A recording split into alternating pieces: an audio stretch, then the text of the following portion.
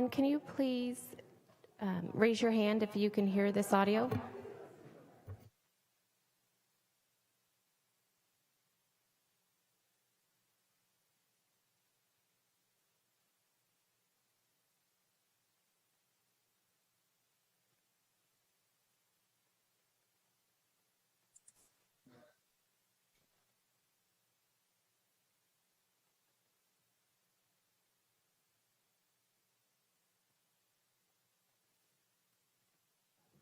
Mic check, mic check.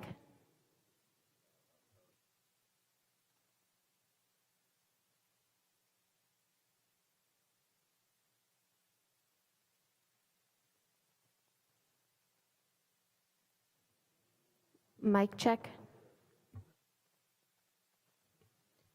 Mr. Alan Alton, can you raise your hand via Zoom to confirm Zoom participants can raise their hand and can hear the audio?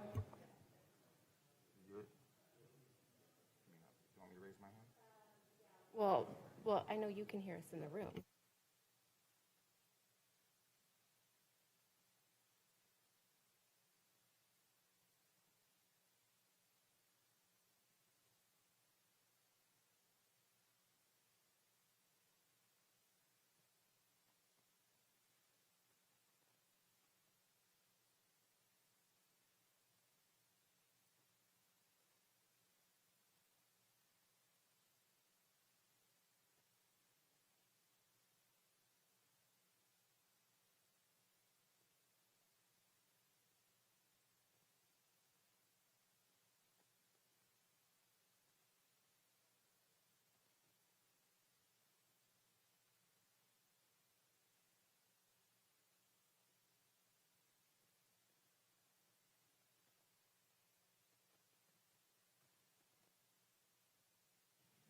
Check.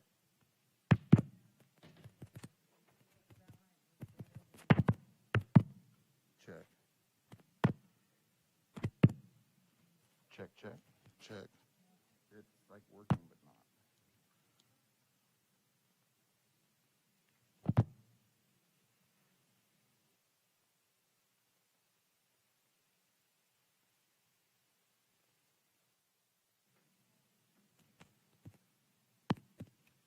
Check 1, 2. Kind of works. 9 volt. You have the handheld?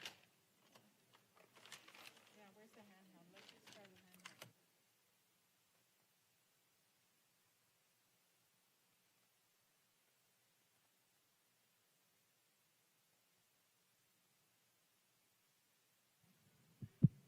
Check 1, 2.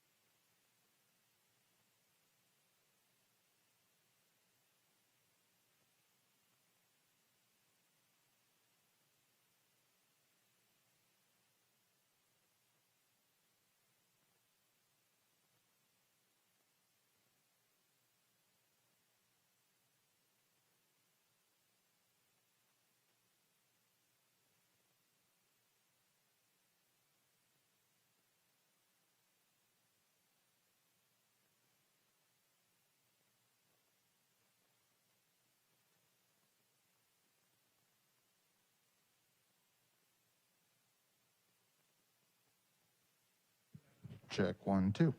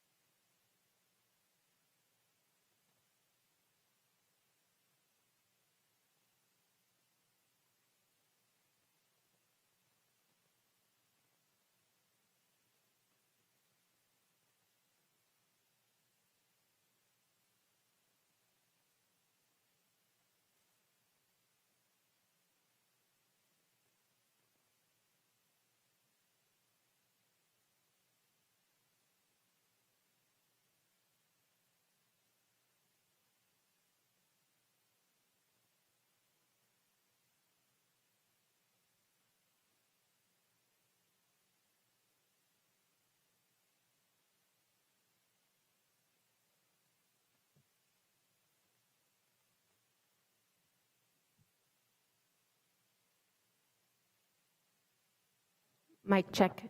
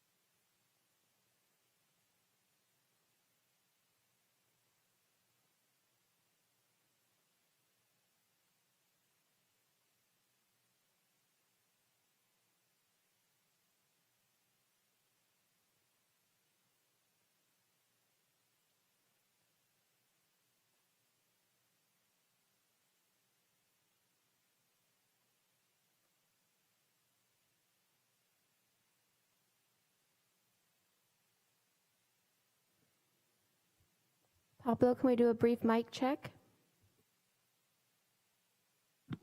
Hello, mic check.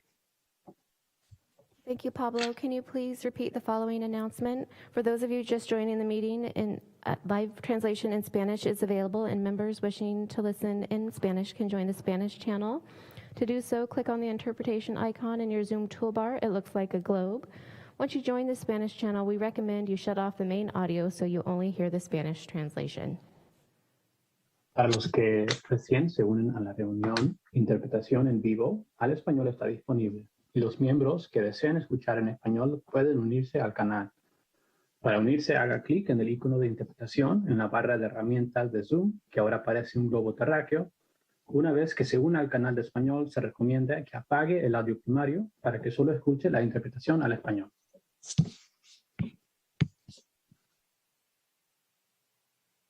Thank you, Pablo. All right, Madam City Clerk, can we go ahead and call the roll? Thank you, Mayor. Councilmember Tibbetts. Councilmember Schwedhelm. Here. Councilmember Sawyer. Here. Councilmember Fleming. Here. Councilmember Alvarez. Present. Vice Mayor Rogers. Present. Mayor Rogers. Here. Councilmember Tibbetts, have you joined us? Okay, let the record show that all council members are present with the exception of Councilmember Tibbetts. All right, thank you. I want to do a really brief one. We are in our second year, and we're about 6 to 7 months since we last met to talk about the city's priorities. What we're really hoping to accomplish today is a check-in with our department heads and with our staff to talk about capacity, and to talk about what the priorities are of the city, and now given our staffing levels and the budget that we adopted just about a month ago, what we can reasonably accomplish to meet those priorities and meet the needs for our community over the coming months.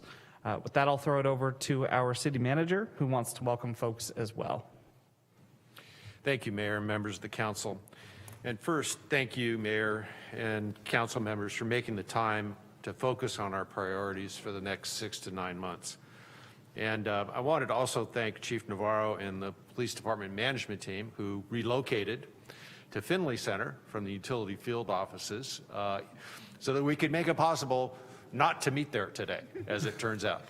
And despite the best efforts of our technology team, they ran the whole thing yesterday.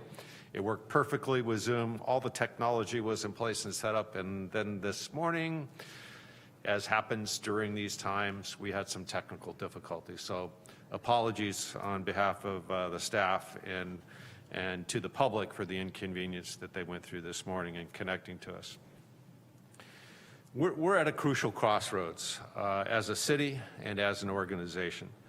We've faced all kinds of natural disasters over the last 4 years and that have been extremely challenging, not only for our city organization, but for our community.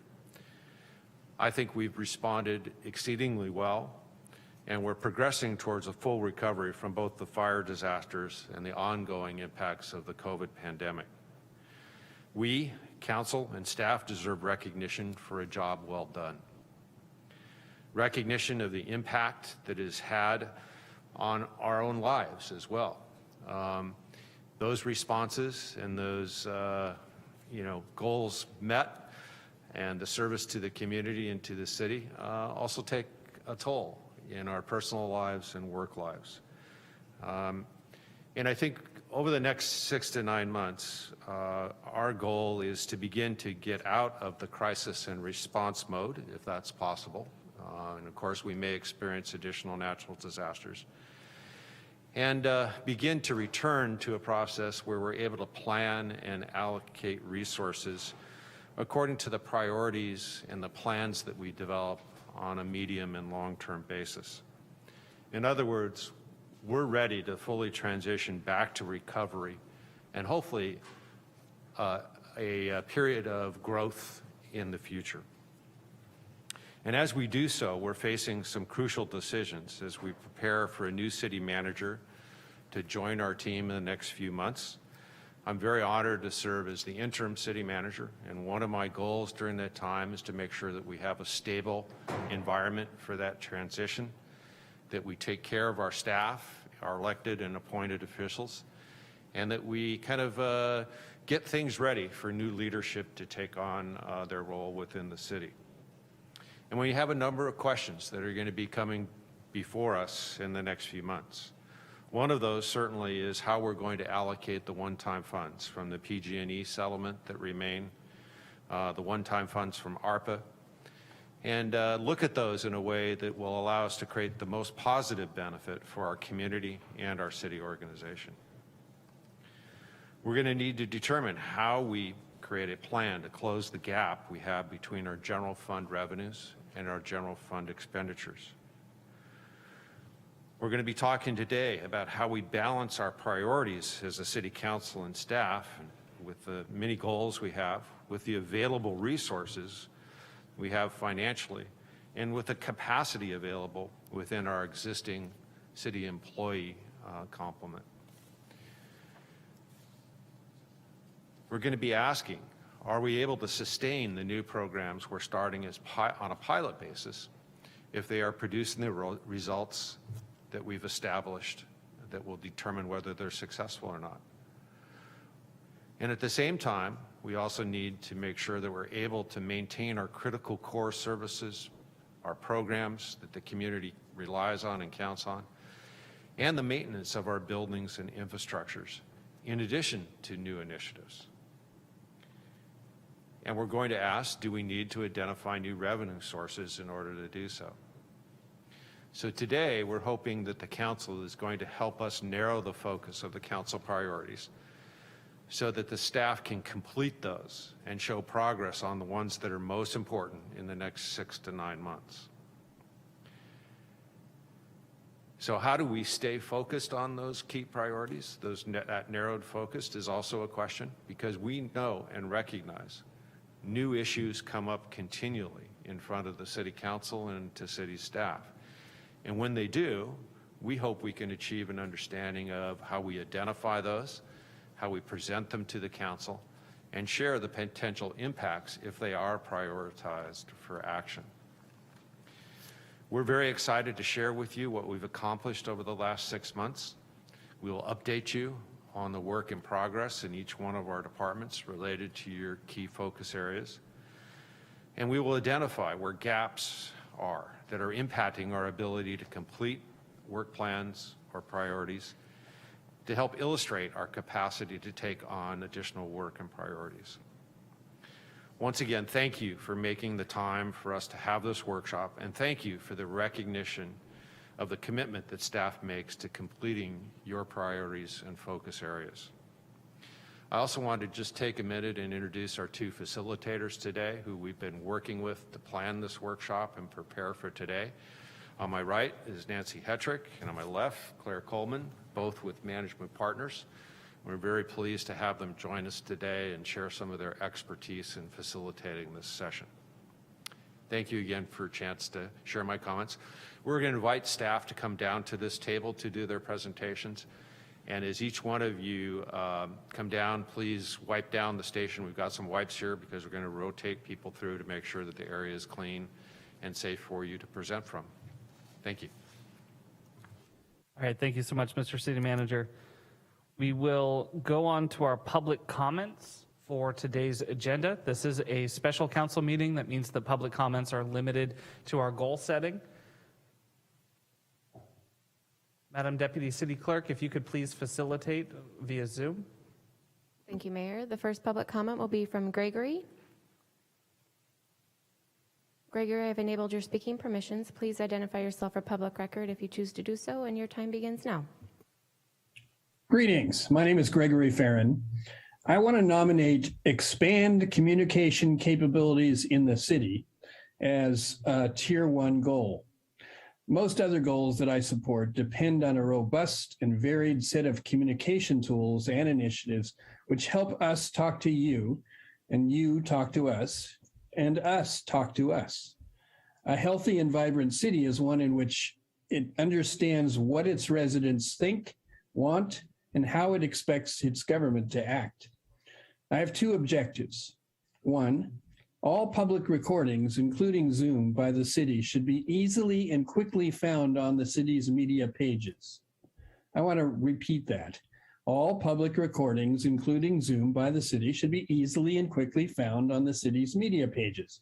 Board of Community Services, CAB, Downtown Subcommittee, Cultural Heritage Board, Zoning Administrator, Bicycle and Pedestrian Advisory Board, and Art and Public Places are sometimes on the city's legislative website and sometimes not.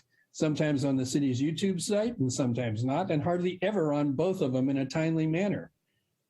Second, a comprehensive redesign of the city's communications tools should be undertaken to upgrade their capabilities, content, and ease of use. This includes access by residents to the Xfinity cable television channels and equipment held by the library under a contract with the city. We need to communicate better. Again, us to you, you to us, and us to us. Let's talk. Thank you. Thank you. The next public comment will be from Jen Close.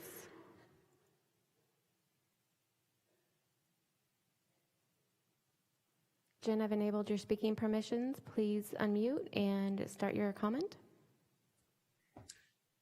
Yes, I apologize. This is actually Stephanie Picard-Bowen with Generation Housing. Good morning, Mr. Mayor, Ms. Vice Mayor, council members, and Mr. City Manager.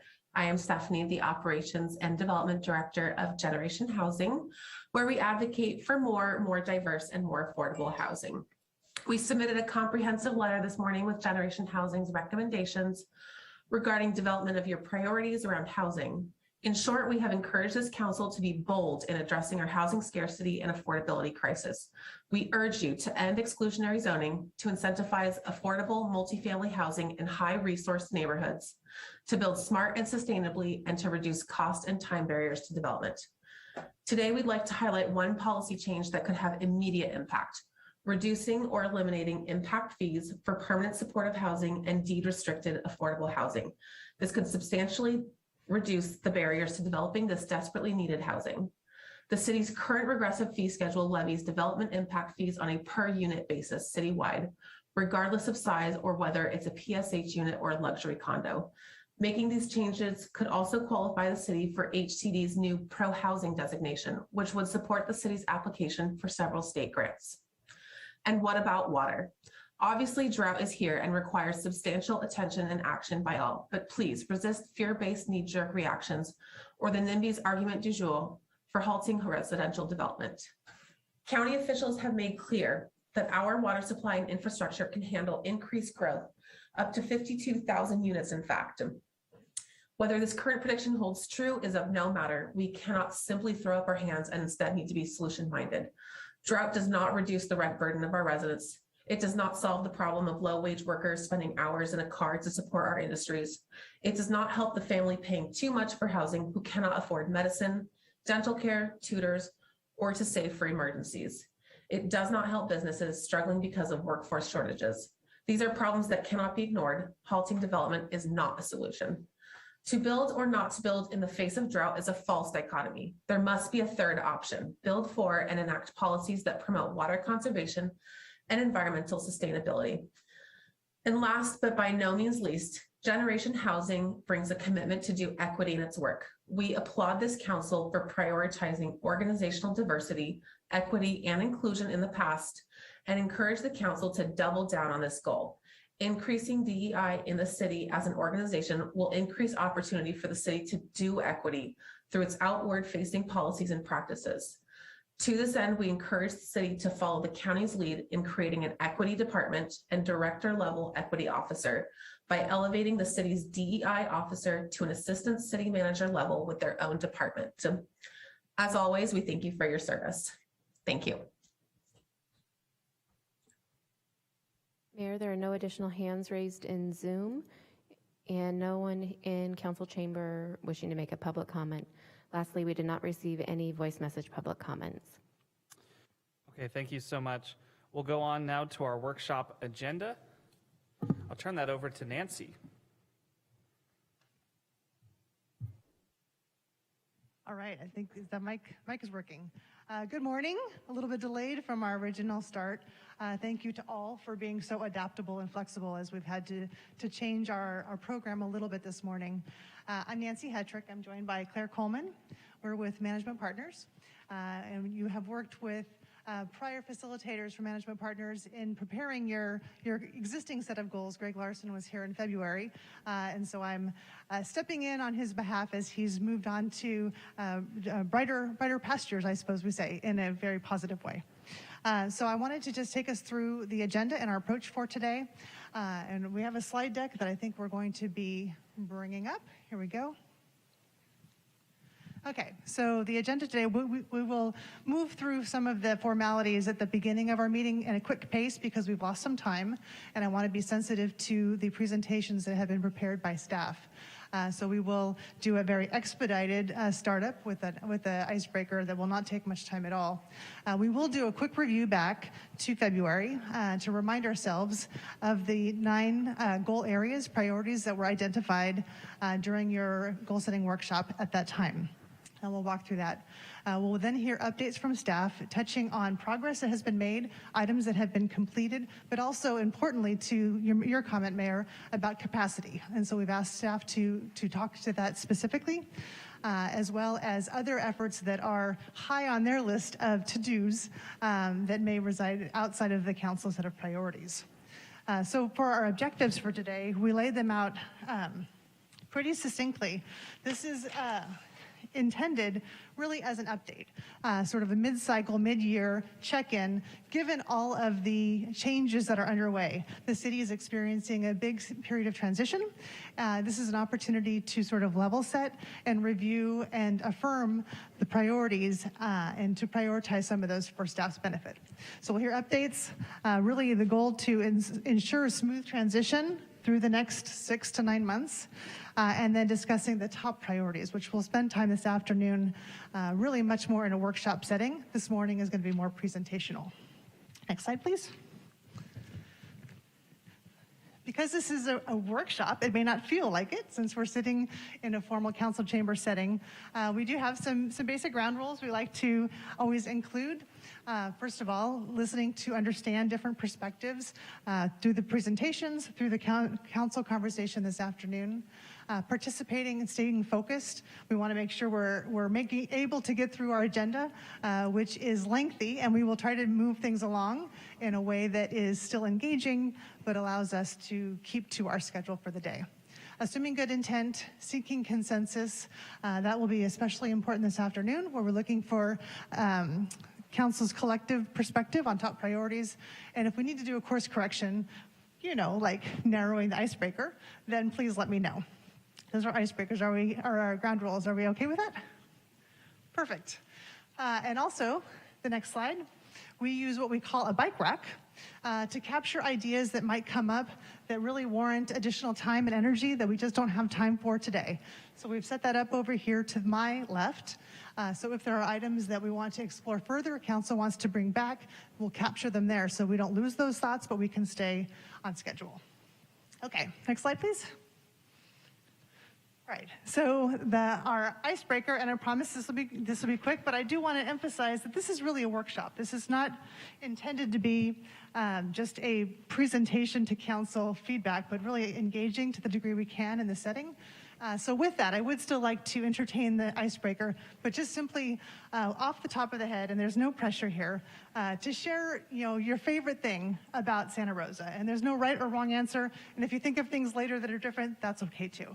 So just quickly, we'll do around the horn, and then we'll come up to our Zoom to share one of your favorite things about Santa Rosa. Mayor, you want to start us off? I'll start off by saying the thing that I like the most about living in Santa Rosa is the pockets of neighborhoods that provide a distinct flavor. Depending on where you're at, you've got a different culture, you've got a different feel to it, and how those roll up into one vibrant city. Thank you. Vice Mayor Rogers. I would say the activities that my families, like the activities my children can get involved in. Terrific. So the opportunities for your kids in the community. Yes. Perfect. Okay. We'll just kind of come around the horn if that's okay. Councilmember Sawyer. Thank you.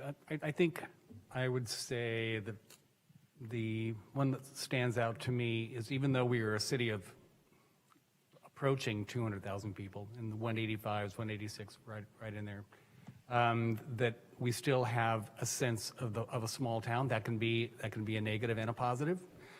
depending on the way you look at it. But I think that's that flavor of a small town that is not the size that we are. And maintaining that can be difficult. And I love the weather. Absolutely. Wonderful. Thank you. My three things, actually, the people, as evidence of after the Tubbs fire, how this community came together. Like, I know others have had to experience it, but it's really incredible when you see it. And then also the diversity in neighborhoods of Santa Rosa. Having been an employee, I really love the difference. Parts of Santa Rosa are different. And then the geographic location, we're in the middle of everything. Sorry, Rays, I missed the step. I missed the comment. Here in the middle of everywhere, whatever that one is, but I love our geographic location. Thank you very much. Councilmember Alvarez. For myself, it's echoing everything that's been said prior. Probably the only thing that I would add to that list is the natural beauty that we have here in Santa Rosa. We have mountains. We have hills. You do indeed. Councilmember Fleming. Yes, thank you. I'll never take for granted again my favorite site, which is the parades of children walking to school in the morning. That is just the coolest thing, and it's really great that they're back at it. Fantastic. Thank you. Do you want to share one too, as City Manager? I really enjoy the resiliency of the community and the staff.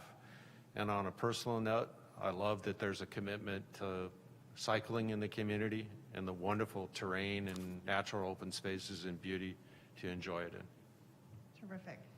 All right, well, thanks. I appreciate that. And there are so many reasons that Santa Rosa is special. I think that's true. In fact, Claire recently relocated up here, so the draw is significant. Nancy, yes. Councilmember Tibbetts is in the meeting if you want to call on him also. Yeah, sorry. Shoot. Is he? I didn't say that word. Sounded like it, I know. I did not. His camera's not activated, but he is showing in the meeting, so he may be calling. Can we hear from you as well? Thanks, Nancy. Yeah, no worries. Everything was said except for me. Familiarity with Santa Rosa. It was where I'm from. It's everybody I know. So that's my reason. Thank you. Thank you so much. Well, I like to do this type of a setup and icebreaker because it reminds us why we're all here, right? And so thank you for sharing, what you love about your community and so many things that come to mind. All right, so that sets our table for the conversation of today. Let's go to our next slide. And we're going to do a quick, we're going back to the slide deck, quick refresh on, pardon me? On the priorities that were set in February. So take your time back, and I know time is of a warp these days, so we're going back to February. I know you've done budgets and you've done a lot of things between then and now. But next slide, please. When you were convened and did a workshop with Greg Larson in February, you came up with 9 priority areas. And we're going to switch the slide. There we go. There we go, and here they are. You all received an advanced copy of the workshop report as a reminder to take you back, which summarizes the focus areas, the priority areas, as well as all of the policy goals as they were identified that support those. That's all contained in there. So this is just the 9 priority areas. You'll see I'm calling them focus areas as topics. These were actually ranked in terms of priority when you were together. And so in February, COVID-19 response was top of mind, and all of these were discussed and prioritized, but they were in sequential order. So we'll want to come back to that later this afternoon when we review it. So here's where we were. I'm going to pause. And I'm going to hand over the mic, so to speak, to staff as we go through the updates. In each of these areas, the work that has been achieved, the work that is underway, capacity limits, and other updates that we'll go through. So we will take a break if we need to as we're going through. After each presentation, if you have short questions or comments, we can take those, but we'll try to move through quickly, so keeping in mind the schedule. And we'll have time for wrap-up before we break for lunch. Sound good? Wonderful.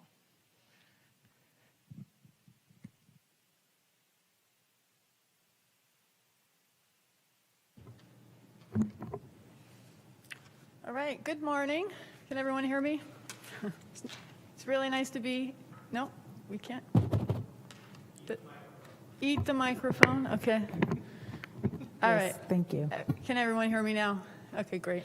Well, good morning, and it's great to be back here in the chambers with you. And I'm glad it's for this occasion because it's very important to go over our priorities on a regular basis because there's a lot of work, particularly in our portfolio, community development and engagement, to support your priorities as well as all the daily operations that are expected by our community, our applicants, and ourselves in terms of managing the city and all the external services that come out of community development and engagement. So just as a reminder, this is a diverse group in this portfolio. We have building, planning, engineering, economic development.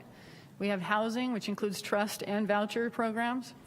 We have community engagement, and we have recreation services. I'll also be presenting on the homelessness division of the city, but that has been elevated to the city manager's office. But I've included it in here because we have done quite a bit of work to support that through my position as the interim assistant city manager. Next slide. So a little disclaimer, I probably have the longest presentation. I will touch on these slides quickly because I want to get into questions and discussion, and also we have a long day. But I'll start off with, and I don't think the other departments will have as long a presentation, so bear with me. This is probably going to be the bulk in terms of the front end of your staff updates. So I'll start with completed priorities. And this portfolio touches 8 out of the 9 priority areas that you just saw.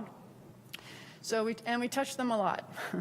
So in terms of COVID response, probably the couple of big shout outs here in terms of what we were successful in the last 6 months since we last met. We've been very successful in our virtual public meetings, as you've witnessed yourself. There's been increased participation, but not just attendance, increase in actually commenting on agenda items, which I think is great, and we'll continue that journey, particularly as we start to head back into hybrid, where we'll have virtual meetings supported with in-person opportunities. We've also created virtual public counters. So 99% of our development applications are turned in and processed electronically now. And we kind of did that at the get-go, and we've really fine-tuned it. The customers really like it, and it makes us more efficient. Now, we do offer in-person appointments because we have to be flexible. Not everyone can participate electronically. Another highlight I'd like to note is our quick response. We did have an outbreak at Sam Jones Hall, and that was recently. And it was really an all-hands approach and also interjurisdictional approach at what to do during that situation. And so I'd like to commend all that were involved in responding quickly, including the flexibility of our team and our facility staff to isolate those that were impacted directly while we waited for the county to open up an alternative care site. It was critical that we all work together and communicate, and so that was a real success to an unfortunate circumstance.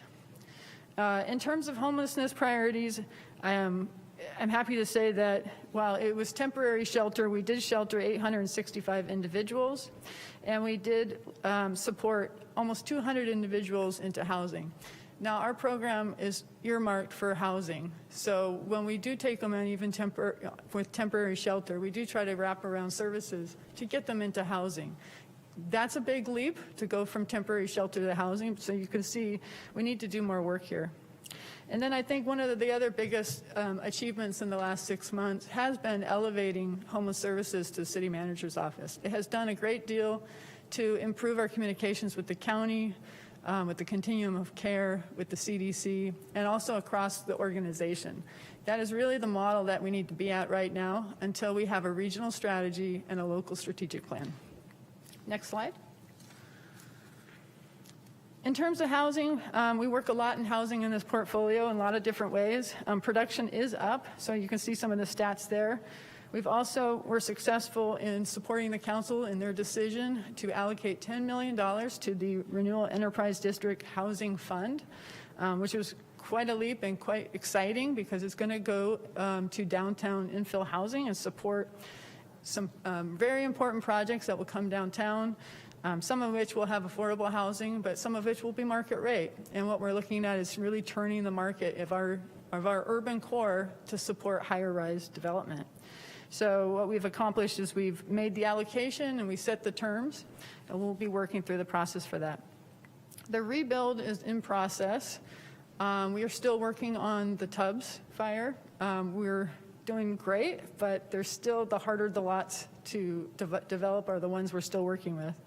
We also have the glass fire rebuild to work on. And then we completed our first phase for the general plan. We did our existing conditions report, and then we brought to you the visioning plan. And I'll talk about next steps with that. Next slide. In terms of economic resiliency, including childcare, I'd like to commend the recreation team, one of the most creative teams I've worked with in the city. They stood up our summer rec programs. They got sports back online. They are nimble, they're quick, they're creative.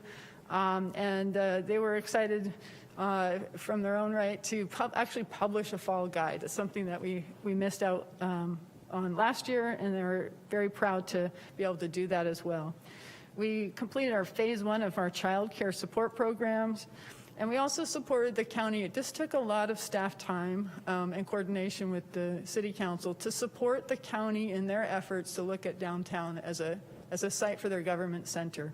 So I think that was one of the successful endeavors in the last 6 months is acknowledging that sometimes you have a timely opportunity there, so we took it. We had to set some work aside so we can put work on that, and that was successful because they were able to look favorably at looking at downtown. In terms of diversity, equity, and inclusion, the Community Empowerment Plan was published and presented to the public, and we've been rolling out on an ongoing basis our Multicultural Roots Project. Next slide. Now, I have 5 slides of in-progress work, and I'm not going to go through all of them, but I do want to say that there's a lot behind every item on this list. And you'll see the other departments have several slides too, with one line. We have so much work to present to you today. I'm glad that you got the packet in advance. So I'm just going to highlight a few things, but just know there's a lot of work behind each of these items, and I'm very proud to work with these employees. So in terms of in progress, we are again, looking at an all-hands interjurisdictional approach, at looking at how we can safely but openly open up our Sam Jones Hall Annex and our shelter again. It's essential that we get it up and running and we balance safety of the residents, but flexibility of having it be in with as few barriers as possible for folks to come in and seek that shelter.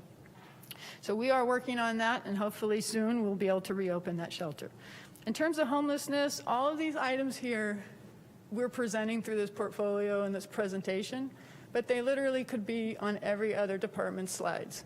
We work across the organization on homelessness. It is time consuming, and there's a lot going on, and it's all timely, so we have made the space to work on this. We are looking and supporting for a regional strategy, but we're being nimble about imminent funding opportunities. I really appreciate the work of the council ad hoc. We're meeting every 2 weeks because there's so much work to do. And then by the end of the year, we hope to have 3 RFPs out. First will be safe parking. The second will be homeless services. That's our RFP that supports a provider that we connect with for Sam Jones Hall and our other facilities. And then I'd like to get started on an RFP for a city strategic plan that will dovetail with the regional strategy that we hope the continuum of care will be successful with. And then next slide. Okay. In progress for housing and affordable housing, you can see that housing is up. We have a lot under construction, 681 units, half of which are downtown. We have a lot more that are in process that we anticipate based on conversations with our applicants that we could have 700 to 1,000 more units under construction in the next 6 months. So there's a lot of work to do to get them up and issued and under construction. But this is what we see as the work ahead of us. You can see there's quite a bit of affordable housing. We have no shortage of affordable housing applications, which is great. There's been a lot of funding available to them. It's a lot of work, though, to process them, and they do expect prioritization and expeditious work, and that has been a challenge. We're getting the RED Housing Funds started up. We're preparing the loan documents, getting the board appointments in order, and we will support, if needed, to support the NOFA, the Notice of Funding Availability, by the end of the year as they desire. I also listed some of the pending entitlements downtown. You can see we're starting to get a lot of investment that's looking at multi-story buildings. So hundreds of units, and at the 5, 6, 7, we even have an 8-story structure that is earmarked for downtown. Next slide. Okay, ongoing, we're into the next phase of the general plan update. We also have a number of housing-oriented and sort of catalytic initiatives. We have Missing Middle. We have the Downtown Historic Surveys, which are specifically looking at catalytic sites downtown that weren't already surveyed. And again, continuing with our rebuild effort. And as you can see on the right, we are doing an awful lot of work supporting funding, which is local, state, or federal, just opportunities to get funding from those sources to projects. So projects that are mixed market with affordable units, projects that are 100% affordable, supportive housing projects. We're also looking at lots of different ways to get vouchers into the hands of people who would like to live in Santa Rosa. We're attaching them to projects. We were lucky enough to get 131 emergency housing vouchers. So now that we have them, we have work to do to get them to the hands of those that need them and to get those folks into housing. Next slide. Economic resiliency. Economic Development Strategic Plan is on order for our division. We're excited about that. That's our city's strategic plan. We're also coordinating with the Sonoma-Mendocino Economic Development District on a regional strategic plan. We've been busy working on phase 2 of the child care support program, and lots of business support, small business support, and also particularly our Latinx needs and supporting Roseland, creation of a Roseland Community Benefit District. We're also working on a long-term policy for our Park Lakes program. It was very successful on an interim basis, and there's a lot to do to make that a permanent option. Next slide. Public safety and reform. So sometimes there's things that just emerge, and this is one of these items, the short-term rental urgency ordinance. It just got to a point where there were so many nuisance factors. We're in the middle of fire season. It's getting quite real. We have a housing crisis that's not going away. And the short-term rentals are essentially exacerbating all our efforts. And so we've come together, and at the recommendation of the Economic Development Subcommittee, we're going to be going forward on short order to the City Council with the urgency ordinance. I think we're targeting October 12th. And again, this is an item that could be on many departments' pages. We're facilitating it, but we require the help of police, we require the help of finance, and water, and we're all on board. But it's one of those items that happens quickly, and then we all rally, and we do end up having to move some items aside to make it happen. Diversity, equity, inclusion. You see a long list here. They're very active. Right now, they've got a lot of different elements in the works. Of particular interest, we're trying to do more collaboration with our city's equity officer. Community engagement is externally facing, so we'd like to couple that effort with what we're doing internally through our equity officer. And there's a lot of opportunity there to work together. There's also been a lot of effort to work with police and the Violence Prevention Partnership to do better about crisis response. Okay, so now next slide, please. So that is all the work that we are engaged in. It's quite a bit, and that's on top of our daily operations. And as I mentioned, a lot of what we do is facilitative, but we rely on all the other departments to help us get the work accomplished. I'm going to talk about now the needs of our particular departments in our portfolio. So for homeless services, I mentioned it. We need a strategic plan. Right now, we are spread thin. We are doing imminent priorities, chasing funding. We are responding to community interest, council interest. We know we're housing first, but we need an action plan. We need to know how to measure success, how to move along, how to feel like we're accomplishing towards our goal of housing first. We know what the end goal is. We need all the steps in between. That's really important, so we're looking at that. And right now we have 2 staff members that are in that facilitating department. We need to evaluate, is that the model that we're looking for in the future, or are we going to have, amend that staffing and program to fit a different model in the future? So those are questions that we have. In terms of recreation, just a acknowledgement that it's not easy, but it is easier to cancel programming and issue refunds than it is to stand up programming and staff up.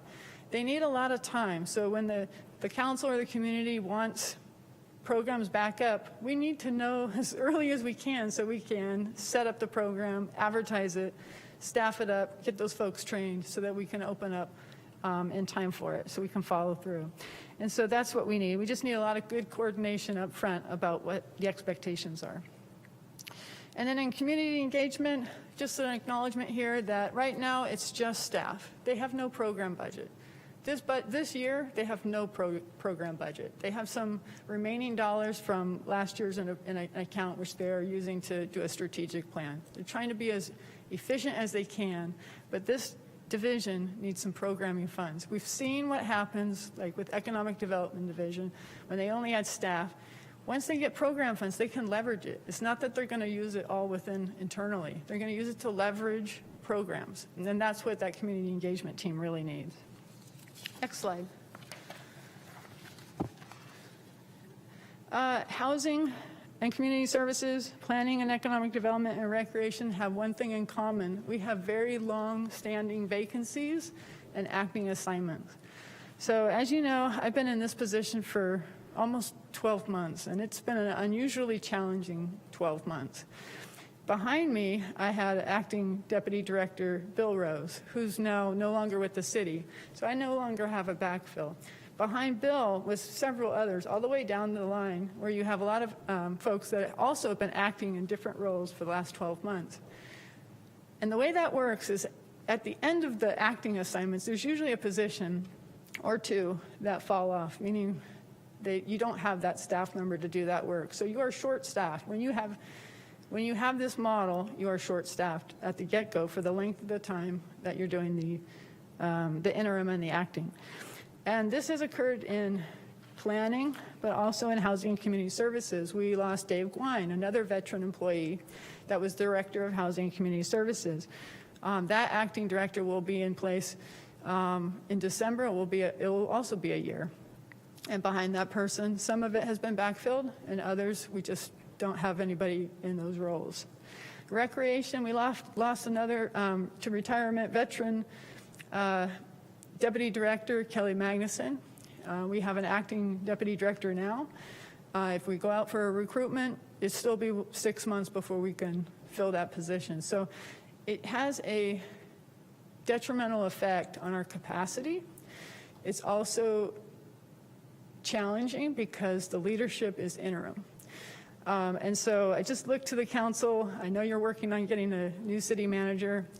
We can't wait for you to do it soon enough because the trickle down is felt pretty specifically in this portfolio because it starts at that interim ACM. If we can get an assistant city manager, we can start figuring out strategy and leading this team. It's a lot of work. To do it for a lengthy amount of time on an interim basis is a challenge. Another thing worth noting with our hybrid meetings, and I know we want to get there, just a state of the state. Pre-COVID, we had one admin that could stand up a public meeting. And we do a lot of public meetings. We do formal board support meetings, and then we do neighborhood meetings, focus group meetings. This portfolio does a lot of meetings. So pre-COVID, we had one admin could stand up a meeting. During COVID, we have virtual meetings. We need 2 admins to stand up a meeting. If we move into hybrid and add in person, which we would love to do, you need a 3rd person to have, because we do actually get a lot of public that wants to come in person. So It's not that you're just offering, that you offer and they will come, and we'll need that third person to manage that. We're budgeted for 1 admin per meeting. So we are really deficient, and as we start ramping up, we're going to feel that. So we will be looking for some help on that. Also, public records. We have probably the highest amount of public record requests are funneled through our portfolio. We did have to make some decisions about budget reductions last spring. And we did lose the position that would have centralized our Public Records Act for our portfolio. But in addition, we were relying on that position. And also, we need some technology to make it streamlined. And that's something that we'll be looking, as we turn the corner, we'll be looking for some assistance on. All right, next slide. And this is my last slide, I believe. Oh, no, I'm sorry, and I'll wrap up. We talked about the permits being up, and again, we're a facilitating department. So if permits are up, you can't just solve it by fixing plan review and inspection at planning and economic development. It's a good start because we could use the help. We are short-staffed. The workload balance, the staffing and workload balance is out of whack. We have too much work. We've doubled our timelines. But you also have to look to fire and water and transportation, the transportation section. We need them just as much as we need ourselves to process these permits. So you will hear today from those divisions that they're likewise feeling that pinch. Now, some of that could be solved with professional services, especially if it's ministerial. But there are exceptions, and I would say planning's an exception because they live in the world of interpretation and discretion. It takes some time. So the ask there would be a limited term city planner to help with the workload, where the other sections could be supported by professional services. And then you can see on the right, there's a long list that we basically goes into our bike rack, things that we get pushed aside because we are working on more timely opportunities, like short-term rentals, like home key, like, you know, all those types of things that sort of come up that you want to jump on and do, which is great, but it does have a consequence. So this is a list of things. And there's items on there that have money attached to them that we could lose, like Mendocino Avenue specific plan. We got $600,000 in grant funding. We need a little more to make something happen with a specific plan. They cost more than $600,000, but we don't have time to even chase that money or manage that project, so it gets set aside. And at some point, we might lose the money altogether. Same thing with cannabis program support. The state has given Santa Rosa, not through anything, dedicated money. If we need it, we can set up a cannabis program support. And it's several hundred, I think it's at least $600,000. But if we can't spend time working on that, we don't get the benefit of it. So those are the kinds of things that happen. Other things have deadlines, like the hazard mitigation plan update just has to get done. I don't have capacity to do it, so I reached out to the organization, and I just want to commend Emergency Services and Brittany Miller. She is stepping up to help us, so while we were working on some more immediate needs, she's going to help us finish that project and get it to council. So that's how we work together to get this work done. It is a lot of work. And there's all these great ideas coming to us. The next slide. And this is my last slide. A lot of great ideas coming to our portfolio because we are engaged with the community, with our residents, our applicants, investors, people who are just creative about how to do community development, how to do housing. And so there's a lot of ideas here that we would love to work on that you may be familiar with some and not so familiar with others. But you know, these are things that are of a great interest to us. And I know you heard today a public comment and might have received some letters regarding supporting supportive housing and affordable housing outside of downtown. Downtown, we have a lot of tools, and people are using them. They're definitely attracting development. But outside of downtown, you know, really putting some effort into figuring out how can we provide a fiscal incentive like we do for ADUs. So whether it's impact fees by square feet, or some other way that we can do it. Reducing impact fees can be challenging, but there are a lot of different ways to support supportive housing, affordable housing. We'd love the opportunity to work on it, but we're so busy with all these other items. So that's what we look for you today, is to help us prioritize our work. It's all exciting work, and we're ready to do it. We just have a lot of it. So thank you. Okay, thank you, Claire.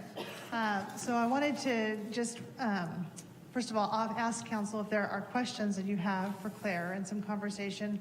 And a reminder, this is really to help us inform and set the table for our conversation this afternoon, where we'll be talking about priorities and the pinch points, if you will. So this is not a budget meeting, but it's really about, capacity, and we'll talk about that more this afternoon. So are there any questions that we have for Claire?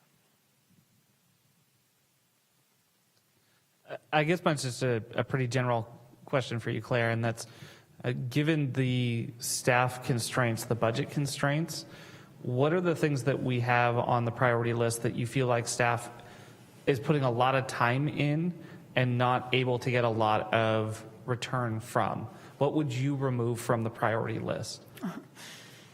Well, that is one heck of a question. Well, you get to go first, so everybody gets to hear it before we ask everyone. I know, but this is like a test. What are the nine items? I know it's Sophie's choice. I know. What are we not getting a return on? Well, I think housing we're doing. Let me start with the positive. I think we could do better with homelessness. We're just unfocused. So I think it's not fair to say we're not getting a lot out of it. I think there's a great potential there. So I wouldn't want to say that we're not getting a lot out of it. We're working hard. We're not necessarily working smart. Housing, I think we're doing really great, but I think there's still room to improve. We've focused on downtown, which has been very effective, extremely effective. If we can be that effective throughout the rest of the cities, not just everywhere, but really in transit-oriented areas, I think in particular, we could be really effective there. So I think those are good returns on investment. I think, well, climate, it's too soon. We really need a climate action plan update. We're just kicking that off. So, you've heard me speak before. I think we will fold that in. So we have had to pull back. We're looking at Jason Nett's portfolio for assistance and even supporting the subcommittee, because we don't have capacity to do that. We'll be there with items, but we've had to pull back. So we've kind of already made some decisions like that, like where should we invest our time, and we have to pivot. So that's one. And I can't remember all of them. This is a test.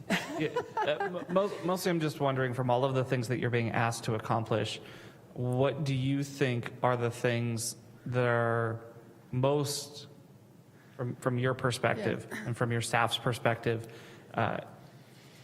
could potentially not be the highest priority, but that the council is prioritizing? Well, so you see what makes it into that, the parking lot list. It's like on slide 23. On slide 23, you see, there's things that we wanted to do, gas station ban ordinance, it's on hold. We want to do a telecommunications ordinance, it's on hold. We would like to pursue our own city's government complex. We need to get started on that at some point. It's on hold. So we do make those decisions to what to pull back, and we will continue to do so as things come up. So the question really is about the next 6 to 9 months, right? How to allocate capacity that's beyond the regular duties of the day, and what actually has to get pushed to perhaps next year or farther along in terms of the bulk of the work. I think is your question, right? Yep. Vice Mayor? Yeah. Were there other questions or comments? Yeah, Councilmember Sawyer. And I think I know the answer to this, but we're going to be discussing other resources and what we might consider as far as raising money, because it sounds like if you had the support staff, that the list of things those things that would be moving along more rapidly would move even more rapidly. And I feel like the conversation about revenue directly affects, of course, your ability to get things done, because we are a service organization and we have less people providing that service than they were before. So to me, it really has to do with funding, and whether we have a conversation about fees, what the businesses, the people in construction and et cetera, what they can absorb as far as fees that help us pay for the expedition of their entitlements, which is really what it's about. So I think it's, for me, I'm wondering if that conversation about your ability to get the job done, and that's going to affect every department in the city, comes down to money and what we are not going to be able to afford, because we're going to move those funds into particular, suggest your department, for instance. So to me, it is a resource issue, clearly a resource issue that we're going to have to tackle one way or another. And I assume that that's correct. Yeah, I think there's opportunities to increase revenue, and I know they're on the list, and I know we'll be coming back to council with the bigger picture of not just revenues that we can consider and look into and plan for, but also budget expenditures, how to be smarter just strategically in the organization. But in terms of revenue, master fee study, yes, we need one. We'd spent a long time since we looked at it. I know we'll hear that, if you raise the rates too high, then it will impede some development. So we'll have to be strategic about what we raise the fees for, but it's the cost of service, and I think that is almost non-negotiable. You need to be able to sponsor the work that you need to process the work, but you need to do it smartly. So we have some responsibility on our end to evaluate that. Cannabis tax, we are on the lower end. There's an opportunity for discussion there, and that's in our control. I think that would help. And the cannabis tax and the program, we were able to staff up because of that, and they did pay for that staff, and that's been a great way to look at it. Short-term rentals still be processing fees, and we're already looking at how we can support implementation and enforcement by when we give you the ordinance, we'll also give you information about how much it costs to stand up that kind of program, and also how much it costs to enforce it. So I think when we bring initiatives, we really do need to think it all the way through, because otherwise we're creating more work, but we don't have the support system that's also sponsored. And so we are starting to really think about that as we bring items to you. Well said. Thank you.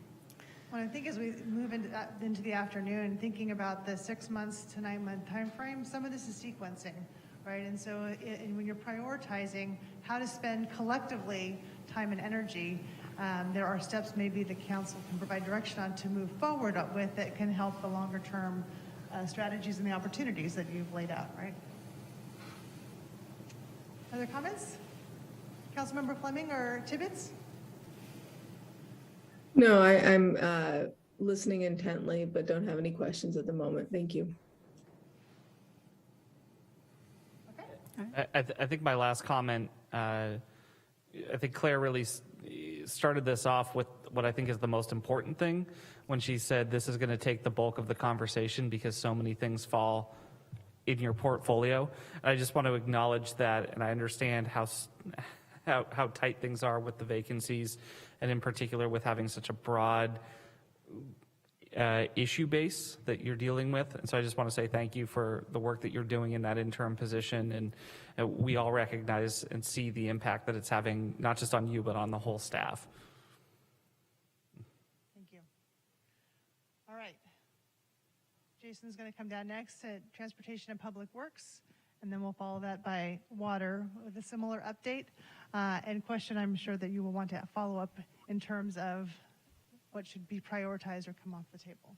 So, quick clean.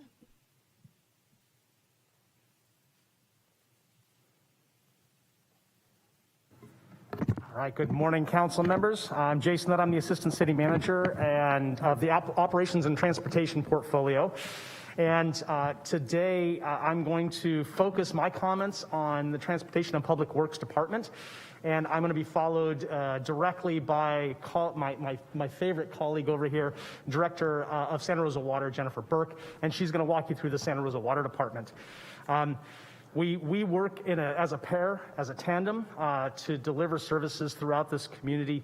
And I think it's important that she has the opportunity, as I do, to be able to talk about the important things that our two departments are trying to focus on during this time. And while we both are working hard to support the council priorities, this list of 9, a majority of the services that we provide to this community are based on maintaining, managing, and improving the $5 billion worth of public infrastructure that this city owns. And that is our focus point. And so you're going to see a lot of similarities, a lot of duplication from what Claire showed. They're at the heart of what you're trying to accomplish with these priorities. We are providing services and support to them throughout the course of their operation. And so between both of our presentations, you're going to see a lot of similar bullet points that are going to carry their way through because we have staff that are in that supporting mode. In looking at the first slide, thinking about some of the priorities, such as homelessness, the Public Works Department supported housing community services, and especially homeless services, in an effort to try to create the Sam Jones Hall Annex. You challenged us, Council, to deliver this in a breakneck pace. There is no building we've ever built in 4.5 months, but we were able to accomplish this with the support of council and allowing us to utilize the design build concept that helped us drill this thing forward. We hired a great contractor, we had a great service team, and we were able to deliver that at the peak at the time when we really needed it most, which was the early December. And we were able to start moving those that needed it out of Sam Jones Hall to start separating our services, but to be able to maintain capacity. And that was a really great feat in working together between the two departments to accomplish this. The other thing we did at the beginning of last year is at the beginning of this year, is we created a debris response team. That was a team where we drew staff from our street and park maintenance programs in an effort to provide services and support in cleaning up debris, not just homeless, but also regular community-oriented debris throughout town to try to improve the aesthetic of our community. You'll see on the slide I show that we collected 1,500 cubic yards during the first 6 months. 6 is a typo. That's actually 4 months, as staff has explained to me. And our 6-month total is just under 2,300 cubic yards. And you compare that to the 2020 timeframe, where we, in total, for a 12-month period, we did 1,900 cubic yards. I would say that team has been incredibly successful. In addition, we've also been able to maintain, more or less, that 24-hour window that we promised the community we would between Monday through Friday. This is a critical component that we put in place. They've been serving and supporting our police, our homeless services, as we do encampment cleanups, as we start to clean up and support the encampments that are currently existing. They are there to provide that service and support for those operations moving forward. In addition, you'll see that we were able to work with Planning and Economic Development and the Attorney's Office in order to get Cornerstone and Lot 2 squared away. We did finalize a DDA, Development and Disposition Agreement with Freebird for 60 low-income housing units that'll go on the site of the former Bennett Valley Senior Center. We're very excited that that's moving forward, and we expect that process to be complete sometime in middle of next year. And so that process is going forward as well. Next slide, please. Climate action is really where you're going to see most of the services that we're providing, and we've been able to do quite a bit. We're looking at our transit team is really taking a leadership role. They've implemented an unlimited ride for K-12 students. Honestly, Rachel shared with me a letter that she received from one classroom that just was a thank you to not just City Bus, but to the council, and saying, thank you for making this happen. This has made our ability to be able to get to and from school so much easier. And these were not high school students. These were elementary level students that were providing this thank you letter. We've also taken a significant initiative on our zero waste ordinance. Council adopted the compostable foodware ordinance in July, and we're in the process of looking at moving into implementation here very soon. It's an exciting time. And while Our ordinance is similar to those around the county.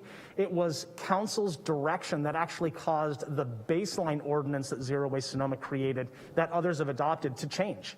You pushed the envelope and you created bullet points, you created initiatives that were above and beyond where they originally started, and Zero Waste Sonoma adopted the program that you put in front of them. And so the team did a great job of bringing this to conclusion, and they're looking forward to getting that implementation underway. I didn't show on here, but we've also initiated the purchase of our first 4 all-electric buses. We're very excited about this. We expect to take receipt of those buses around the new year and get them into service probably next spring. That will be a kick-off into what is likely going to be a significant shift toward electrification of our entire fleet. Our buses are the first 4 that are really going to highlight the work that we're doing, but you're going to start to see is in future slides that we're going to bring forward a more aggressive implementation plan for other fleet programs. Next slide, please. We've got a lot in progress. Again, just a lot in support of the things that are happening in planning and economic development and the community development and engagement portfolio. In addition, we're also trying to get Fremont Park master plan underway. You'll see that we'll be coming forward to council with award of a contract to a design firm.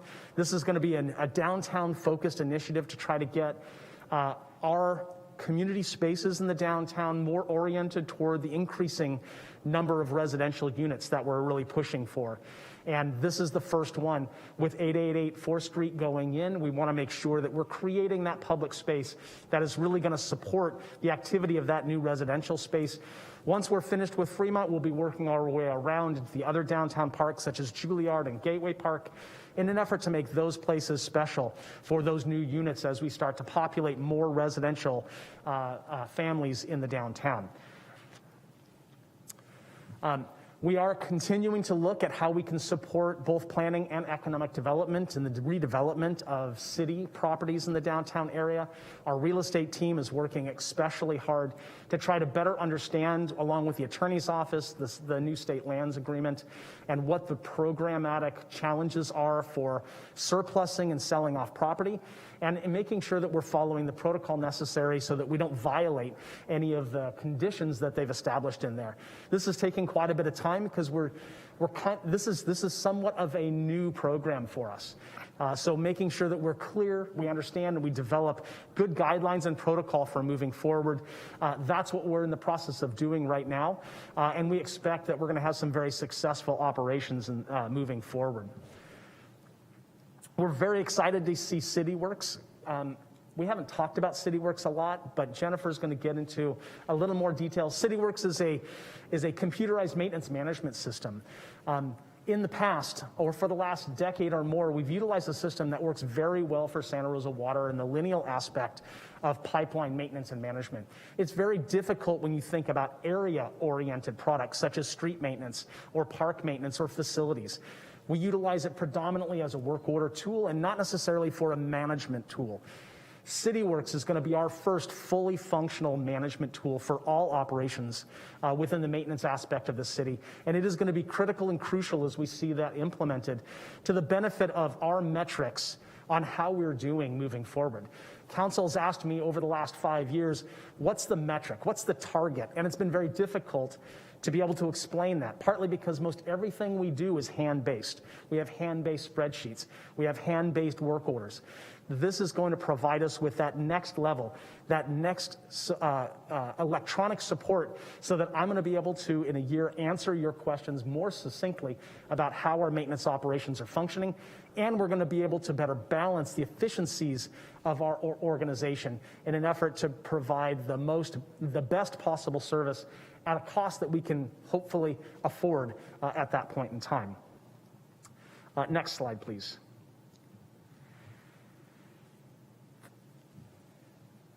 So we're continuing to work through the economic resiliency with work that's supportive of predominantly economic development in the downtown. They've done a fantastic job of creating space through the course of the pandemic. But our team's been in the background helping try to understand what closing a street might look like. How would you implement a parklet program? And that's taken time away from other activities that we've been doing during the course of a regular workday. Absolutely critical and important, and the success story that you've heard from the Planning and Economic Development Department is really well deserved. It's a great initiative, and we've been in the background supporting that to the best of our ability. Our primary aspect here, though, is climate change, and this is where you'll see mostly Public Works stepping into the fray. We're actively working to try to better understand the solid waste arrangements that are coming forward. SB 1383, please take SB 1383 very, very seriously moving forward. This is not just some bill that's moving. This is a bill that is going to dramatically and historically change the way we do business with our solid waste programming. And it is something that is going to kick off new and other initiatives that are going to be very time consuming and costly for the organization moving forward.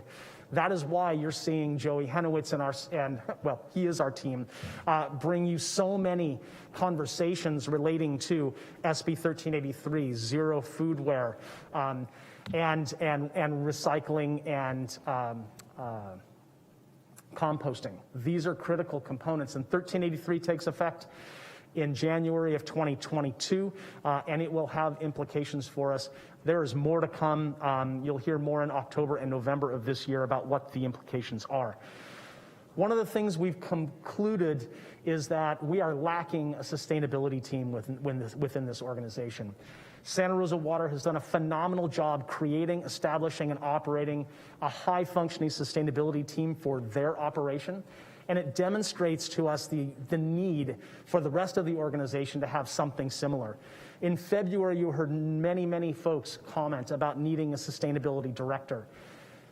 I believe a director isn't necessarily the target, but having a team that's focused in on being able to support, whether it's more PACE program initiatives, whether it's, as Claire mentioned, this climate action plan update, whether it's being able to do consistent tracking of the initiatives and the strategic objectives that we've got in our climate action plan so that you can actively see the progress we're making towards the goals. That is what a sustainability team should and could be able to do, pulling in all of the departments and divisions that are ultimately responsible for that. We don't currently have staffing for that. I'm working with Jennifer to try to identify folks that can help us start to kick some of the programming off. But ultimately, we're going to need to identify a dedicated, specific person to carry the city-wide initiatives forward, not just the Santa Rosa Water initiatives. So you're going to be hearing me bringing some of these components forward over the course of time. In the meantime, we're working collaboratively with our partners in planning to try to create an interim program with staff that we're going to borrow to make this happen moving forward so that we can start to outline what that long-term alignment should be. As I mentioned earlier, we're talking a lot about fleet, right? We know that 40% of our greenhouse gas emissions in this community are caused by passenger vehicles. The first order of business is to lead by example and make sure that our fleet is starting to electrify in a consistent and appropriate way. Our fleet manager is actively working on creating a procurement and phase-out program so that we can bring more electric vehicles into our fleet, so that we can start to tip the needle on things that we have direct access to do, that we're responsible for. And so we're going to be seeing that come forward. Starting in October, we're going to have a draft, and I expect that we'll be coming to council in December, hopefully for at least a study session to talk about whether this type of program actually makes sense. And then our parks team is doing a phenomenal job. They've just got a massive amount of work on their desk. We're very excited that the additional position that's Measure M funded, that council authorized this budget season, is now on the street. We're very much hoping to see that new position come forward, and that's going to help break loose all of the activity that's lined up and ready to go, whether it's new all-weather turf fields over at A Place to Play, whether it's completing the Roseland Creek Community Park Master Plan, whether it's finishing Fremont Park Master Plan, or a multitude of other things out there. There is a ton on that list that is queued up and ready to go. We just need the additional hands to make that happen. Next slide, please.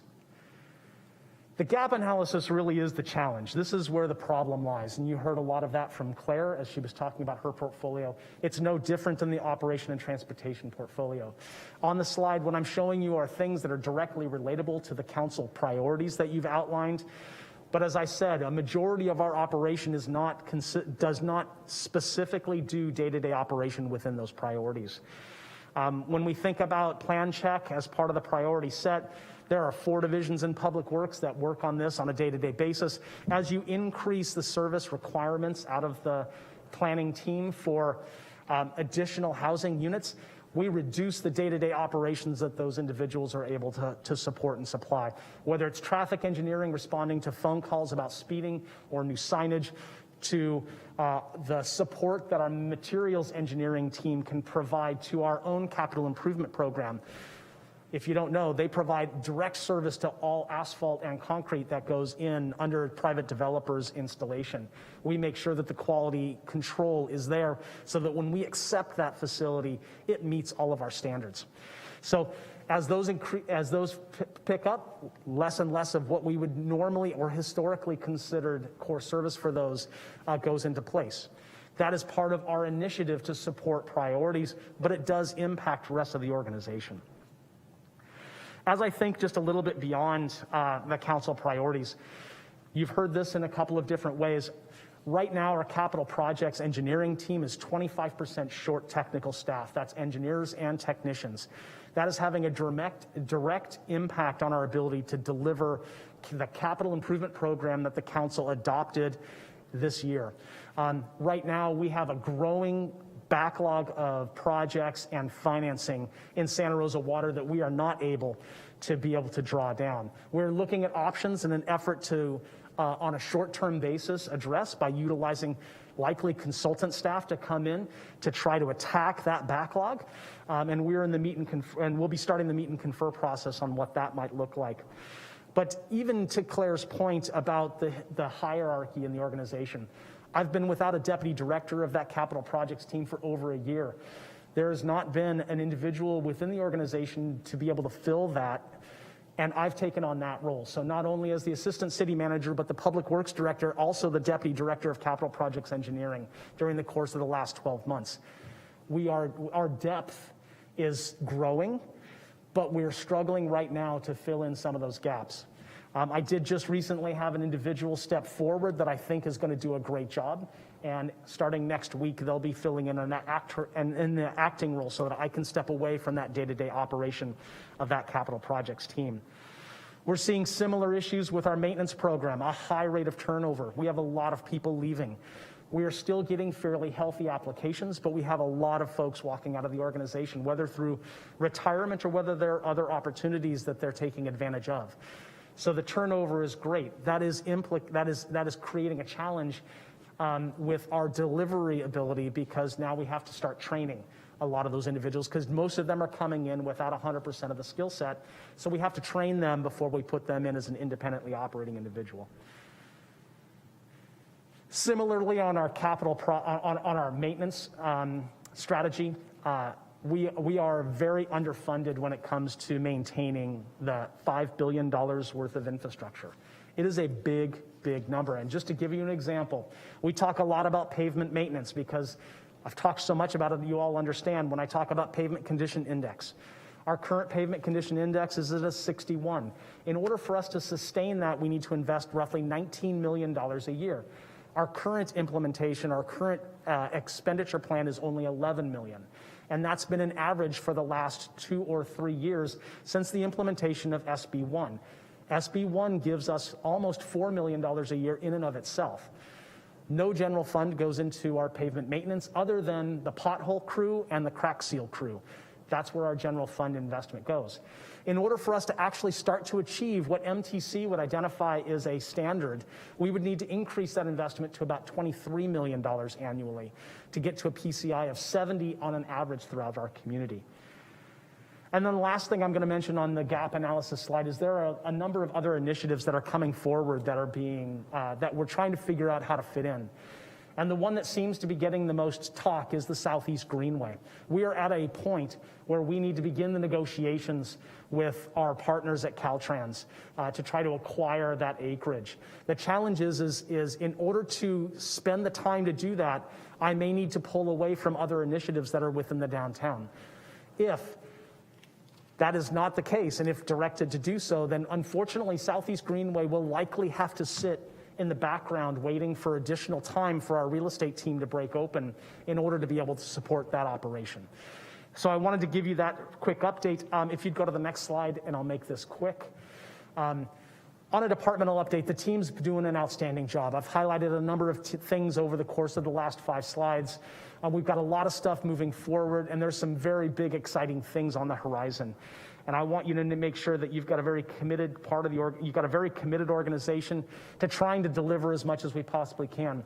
We talk about all of these acronyms up here in the second bullet. The staff has diligently worked to try to bring new money in.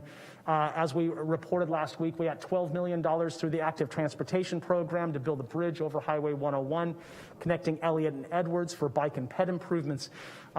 We were part of the team that was instrumental in making sure that the Community Development Block Grant Mitigation Infrastructure money came in. Not just the component that the federal government initially mentioned, but also supporting Congressman Thompson's initiative to increase that amount. There's been a lot of work from the Public Works and Santa Rosa Water team to make that happen, as well as finance and the attorney's office. So a lot of great things on the horizon. We're just in the process of getting ready to work with SCTA on their recent call for projects, which is about a $70 million total. We're looking to hopefully see at least our 34% share that would normally come our way based on population. And then we recently started a conversation with the Federal Highway Administration in an effort to try to bring somewhere between $10 and $14 million into the community for the benefit of fire survivors on our arterial and collector streets in the Coffee Park and Fountain Grove neighborhoods. This is an area we've not had substantial success with FEMA, but the Federal Highway Administrations and Caltrans seem very eager and interested to work with us on this. And so we're taking dramatic steps to try to make that happen, to bring those additional funds in our space. And that concludes the conversation or the presentation that I have for Transportation and Public Works, and happy to answer questions. Okay, so I'll ask for questions. As you can see, there's quite a commitment from staff in all levels in maintaining and working toward the priorities that were established earlier this year. So let me ask if there's questions for Jason, then I'll do a process check on how we're going to move forward. But questions first?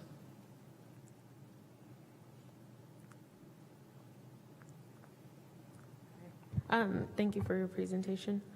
What do we need to do in order to have a more robust engineering to get that department where it needs to be? Yeah, that's a great question, Vice Mayor. I think this is a question that agencies all over California are starting to ask. We are unfortunately not alone. Many agencies are suffering from engineering losses, and it's a function of trying to really evaluate the series and the classification. What is it? What are their job duties? What are they supporting? And do we have the series organized properly? I think we've got very exciting projects, more so than a lot of the smaller cities around us. No offense to our partner cities, but we've got some really big, exciting things. I mean, we've got a $60 million ultraviolet project. I mean that's a career builder just in and of itself. And so why we're not able to attract folks, I'm not exactly sure. What we've learned is of late is folks are not seeing the compensation package adequate to move to our area. And so we are either seeing folks stay in their current positions, or because there's such a drought of engineers, we're seeing employers offer promotions or more money to those individuals to stay in their organization. That is not an area that's easy for a government agency to do. And so we see losses where we can't necessarily make those same type of recommendations for maintaining those staff that some private employers can. I think we need to show them our lists that we came up with at the beginning of this, so they can see why we love being in Santa Rosa. And I think that's why we're going to try to use consulting services to help bridge the gap. We're modeling it after the Permit Center. That was a huge success. The planning team just did an amazing job of getting that set up, and I think that provides us with an image of something that should work for us as well. Yeah, my question was pretty similar, though much more broad than one position. Are some of the cracks that we seeing shared across jurisdictions, or is some of this, or how much of this would you attribute to having interim positions with vacancies behind them, waiting for the new city manager position, and overall staffing and budget levels? I think on the engineering and technical side of the house, I'll stay with the engineering side. I don't think that's an implication of keeping interim positions. I think where the greatest challenge, as you heard from Claire in the interim role, is you've got a significant number of interim positions at your higher, mid to upper management in a particular department or two. I don't necessarily feel that's the case on the public works side of the house. I think for our standpoint, it's being able to draw folks with the appropriate level of compensation to bring them in. I have offered a job, I've offered the deputy job to 2 candidates. Both candidates told me we were significantly under what they were offered by their own employer to stay in their place. And so it's challenges like that. There's just only so much we can do within our organization to be able to attract those folks. And we are trying a number of different active ways, whether it's the remote work policy, whether it's flexible schedules. We're trying a number of ways to try to encourage folks to come our direction. And as someone who works with a lot of organizations in recruitment as well, I can tell you that engineering and certain technical classifications are hard. There's a lot of demand out there, and so that's part of the equation, but it's never as simple as one answer, I'm afraid. I'll say I'll just to add one more piece in. We actually don't have an engineering school within 60 miles of us, so we can't actually grow our own. We have to hope that those students that are going out to engineering college are coming back to our community. And you know, we've been successful in some areas, but it's a very small pool of new engineers that are available to us. Whereas if we had an engineering school in the general vicinity, we would have a higher level of success because we'd be able to partner with that organization to try to grow engineers and bring folks directly into our organization through internships or other junior level entries. It's very difficult when they're not here. Yeah, as you've heard from the first couple presentations, the vacancies and the impacts that has is significant. As we're thinking ahead to this afternoon and the priorities, focus on hiring and the strategies for addressing vacancies might be something that in the near term would be important to prioritize on the staff level and how that can support ultimately the priorities you have in front of you. Okay, thank you, Jason. Any other questions before he steps away? Okay. Great. So my suggestion is let's go through water, Santa Rosa Water, since it's sort of a dovetail to the presentation you just heard, and then we'll pause for lunch and we'll come back and we'll pick up with safety and then the internal departments. Okay?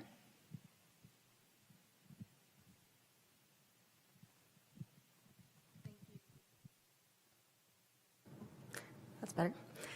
Thank you, and good morning, Mayor Rogers and members of council. I'm Jennifer Burke, the director of Santa Rosa Water, and I'm here to give a short overview of where we fit in with the council priorities for Santa Rosa Water. I think Jason Nutt did a really good job explaining that we do provide more of a support role, and for our department, our main focus is really our core service of providing water, collecting, treating, and reusing wastewater, compliance with our stormwater permit, and then enhancing and maintaining creeks. So you'll see here on this slide a list of a number of the items that we support in terms of the council priorities. And I'll just note a couple in particular. We had a number of big items that we brought forward to the council earlier this year, including completion of our urban water management plan, which has our water supply and demand projections, as well as how we respond during a drought. The adoption of our 4-year water and wastewater rate schedule, and then also updating our water and wastewater demand fee study and fees, which included a new category for the smaller high-rise development. Next slide, please. In terms of the priorities that we support that are in progress, we are continuing to look at a number of different funding solutions for our customers that are experiencing bill arrearages. So looking at not only a number of acronyms, the LIWAP programs, the LIHEAP programs, the ERAP programs, but we're also looking at potential funding coming from the state budget as well.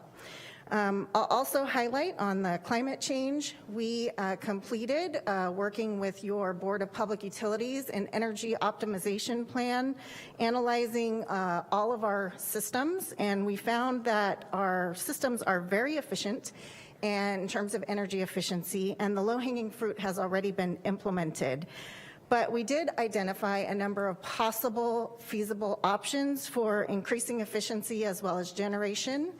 And we are re-evaluating the cost-benefit analysis based on being in the new Evergreen Energy Rate Schedule, and we'll be bringing an update to the Climate Action Subcommittee this fall. I also want to note, not on this slide, but our Stormwater and Creeks team does provide a huge support on the homeless priority. They do a number of different activities, spending about 60 to 70 hours per week on that team, supporting homeless and particularly focusing on creek cleanup activities. If we go to the next slide, please. The gap analysis, so you'll see on this slide, and I think this was covered well by Jason before me, really in focusing on the council priority, our priority that we support where we're seeing the biggest gap is the workload and impact to our team that supports development. And so we are seeing about a 30% increase in workload. It is making it difficult for us to meet turnaround times. We have a small team that's dedicated to that work, but we've also had to bring in professional services as well as ask for help from our engineering team and the asset management team to support this work. I think Jason also covered a number of things very well before, but I will just echo, as you heard actually from Claire and from Jason, and I'm sure you'll hear from others, that we do continue to see quite a bit of turnover in the water department due to retirements and resignations. I think right now we have 22 positions that are vacant that we're actively trying to fill. And we are seeing in some of the more technical positions a lot of difficulty in filling those vacancies, often having to do multiple recruitments to fill those positions. And I think also Jason mentioned the need to invest in our infrastructure. It's no secret that our infrastructure is aging, in particular our treatment plant. And we know that we are under investigating in our infrastructure. Currently, every year we invest $13 million in water, $12 million in wastewater, and we're at $8 million in the regional system. And we should be investing double that amount every year to keep up with the needs of replacing our infrastructure. And right now, we don't have the ability to do that because we don't have the staffing resources in the engineering team to get that work done. And as Jason mentioned, we are looking at options and solutions, but right now we're continuing to maintain the investment at the level it is, hoping that we can find solutions so that when we next bring our rate increase back to you, I'm hoping that we will be able to bring a more investment in our CIP at that time. If we go to the next slide, these are a number of activities that the water department is working on. I think for us, as I mentioned, our core service is really the main focus, and everything related to operating and maintaining a 24/7 highly regulated water, wastewater, stormwater, recycled water systems. So that is our main focus and really takes a lot of time and effort, especially with the challenges that we've been experiencing over the past years, including the pandemic, which for my department, 2/3 of our staff has to come in, day out. So really dealing with the pandemic, keeping them safe. And then also, now that we have the drought layered on top, it has been a real challenge, and we've needed to shift focus for a number of our staff to really focus on ensuring that we get through this current drought. So all the activities that we're doing right now to get to our 20% reduction in water use, and I'm really happy to say, and we'll be coming to the council in the future to let you know that we saw a 22% reduction in the first month, which is great. So our community is doing a fabulous job, and the Santa Rosa Water team has been supporting that effort phenomenally. But we're also looking at what if we have another dry winter and another dry winter after that. So preparing for higher stages of our shortage plan, really working closely with our regional partners on resiliency for our water supply. I think Jason did a good job covering our CityWorks implementation. I will just let you know that that's a really big effort for our asset management team leading the way, but it impacts all departments, and there's a core group of staff throughout the whole city that is working on this implementation. We should see, as Jason mentioned, go live for all of the other departments except water in fall of this year, and then waters go live for CityWorks will be in the fall of 2022. We're also actively working on the UV disinfection replacement project. This will be the largest UV project, I think, in all of the United States, I believe. I could have that wrong, but we're very excited about that replacement. It's needed for our regulatory compliance. And we are working on a new stormwater permit as well as development of a groundwater sustainability plan for our region. That is my update, and I'm happy to answer any questions you may have.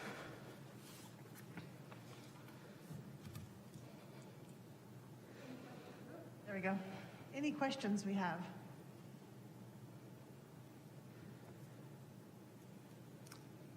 Councilmember Fleming, or do you have any questions or comments? No. Okay. All right. I have no questions, but I did want to say thank you to your team. I went by the drought drop-by event on Saturday, and everybody, it was a smooth operation, even with a little bit of dew on the ground, which was nice to see. So just want to say thank you to your team for everything that you're doing around the drought. Thank you, and thank you for attending. And the good news is we handed out 1,300 kits after all, so that was a great success. So thank you so much. Well, you can hear there are certainly some themes that you start to hear filtering through here. We'll summarize these and come back to them when we begin the discussion about the priorities this afternoon. But it's a little before noon, and I do believe, let's see if I can find Liz here, that we have lunch available. And so maybe we can just take a 30-minute recess for that so people have a chance to get lunch, have something to eat, and then we'll resume. We'll go through the balance of the presentations and then get serious about talking about what does this all mean and get some council input and direction for staff. Does that sound okay? All right. So it's 5 till, so 25 after. We'll reconvene. Great. We'll go ahead and recess this special meeting. We'll be back in a little bit.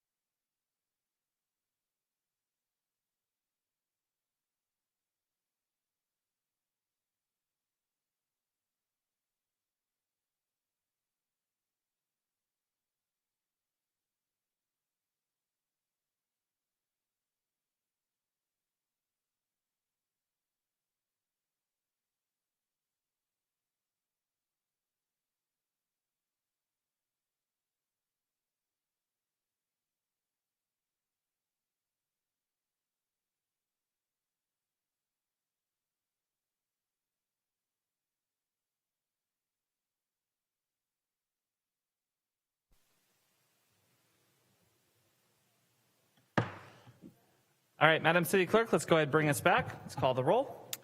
Okay. Councilmember Tibbetts? Councilmember Schwedhelm? Here. Councilmember Sawyer? Here. Councilmember Fleming? Present. Councilmember Alvarez? Present. Vice Mayor Rogers? Present. Mayor Rogers? Here. Councilmember Tibbetts, have you joined us? Here. Thank you. Let the record show that all council members are present. All right, thank you. We're back on. We're going to continue our way through the staff presentations. We'll go through the safety departments, and then we'll come back to the internal support departments. Then we will break, and then we're going to come back to council for discussion. Good afternoon, Mayor Rogers, Vice Mayor Rogers, and members of the council. Scott Westrope, Fire Chief for the City of Santa Rosa.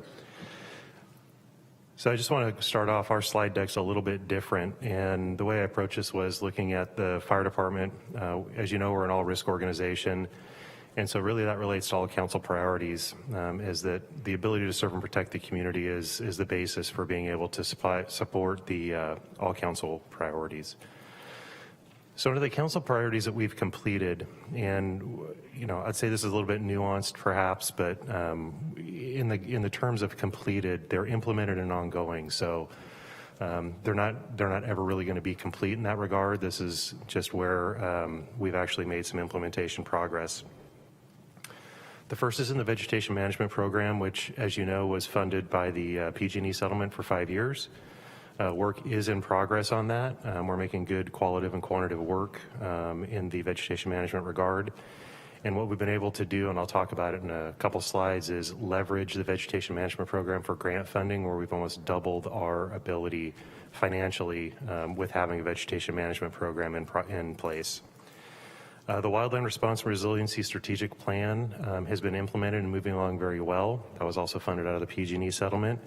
Our first fire engine that we purchased with the PG&E funds is actually due to arrive potentially today, or if not this week. So our first Type 3 engine should be here by the end of the week, and we already have the supplies to put on that fire engine and put it in service immediately. So having the cash on hand was invaluable because we were able to buy a spec engine of the engine we were looking at buying anyway, with all the same provisions and warranties and everything. So and then we were able to buy a second one under that same regard that should be here in January. So all in all, we're making good progress on that plan, and we're making some good improvements there.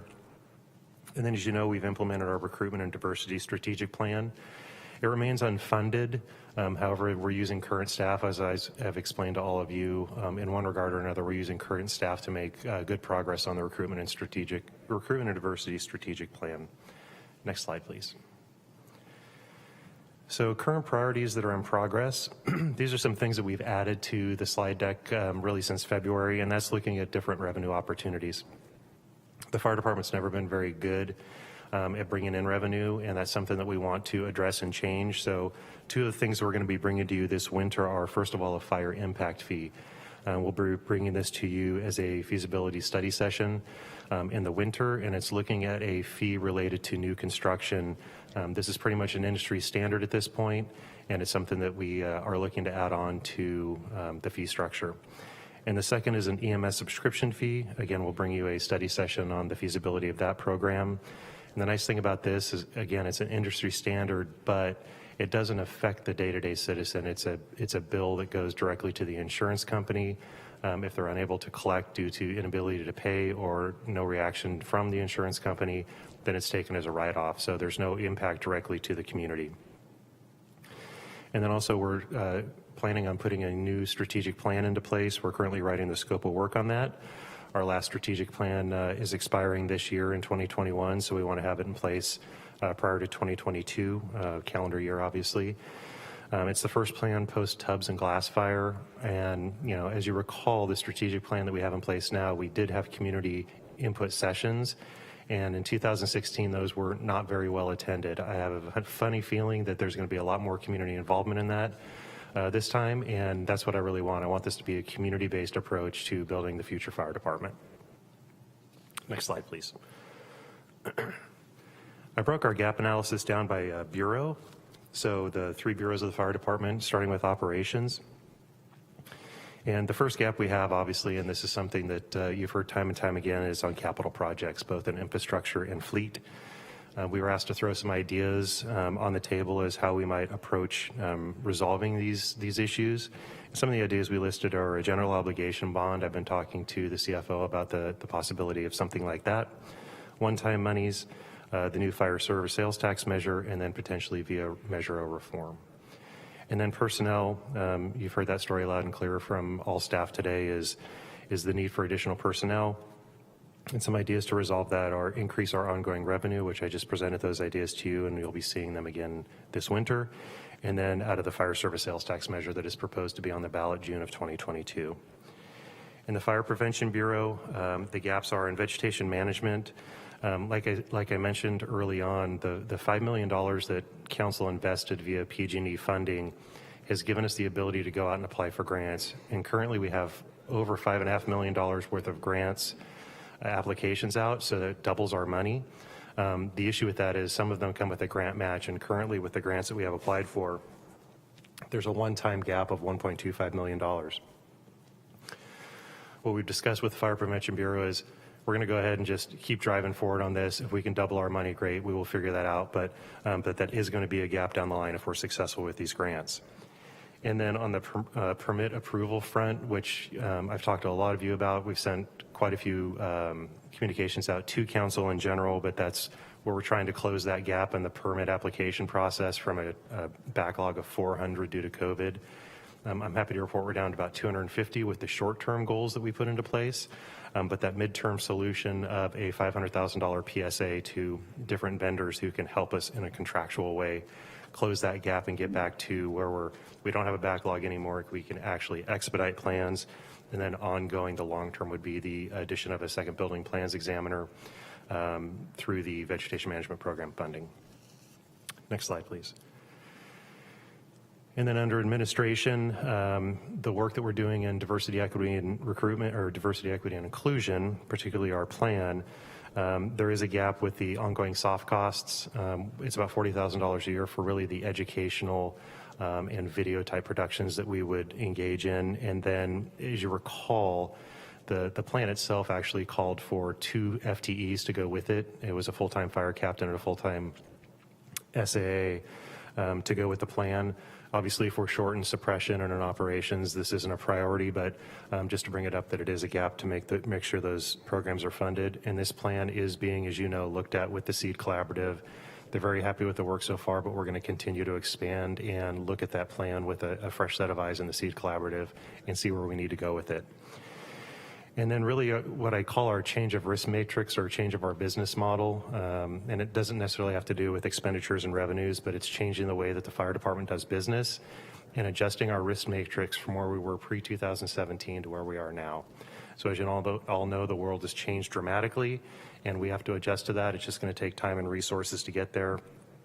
But some of the things we're looking at in that regard are alternative service delivery. Obviously, we're involved in the in-response program with the police department.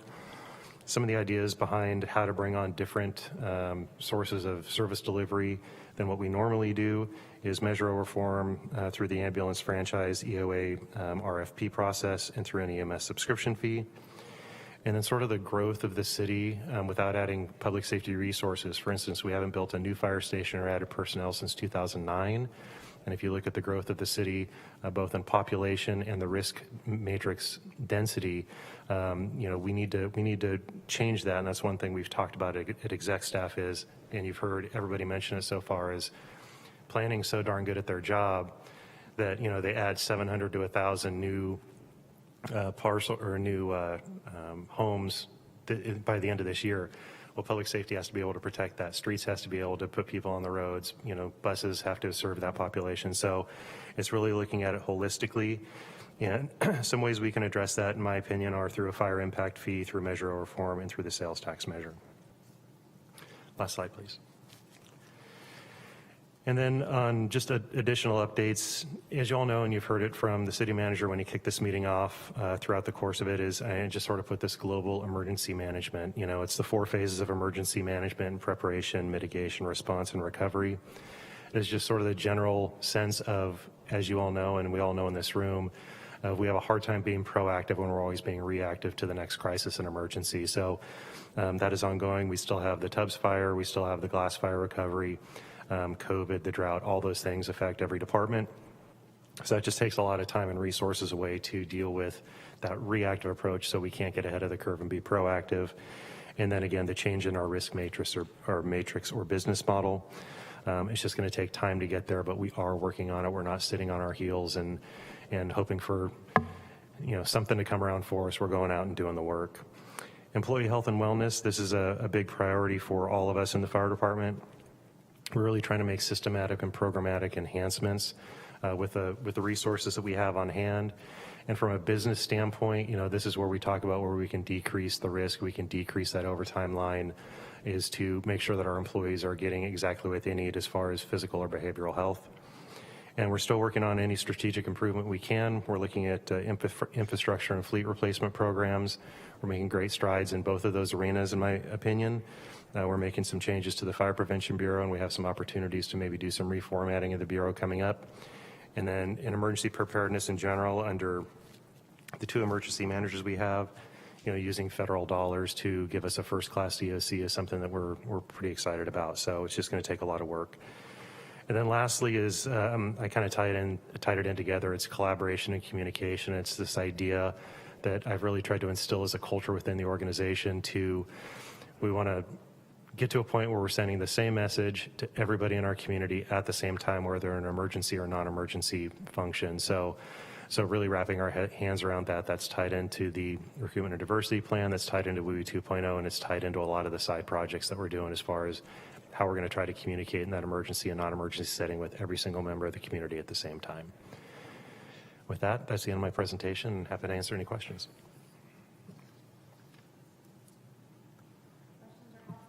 Questions or comments? My only question, Chief, you mentioned the 1.25 million gap for vegetation management.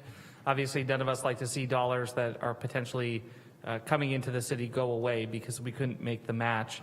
Is that currently being proposed as an option within the one-time funds?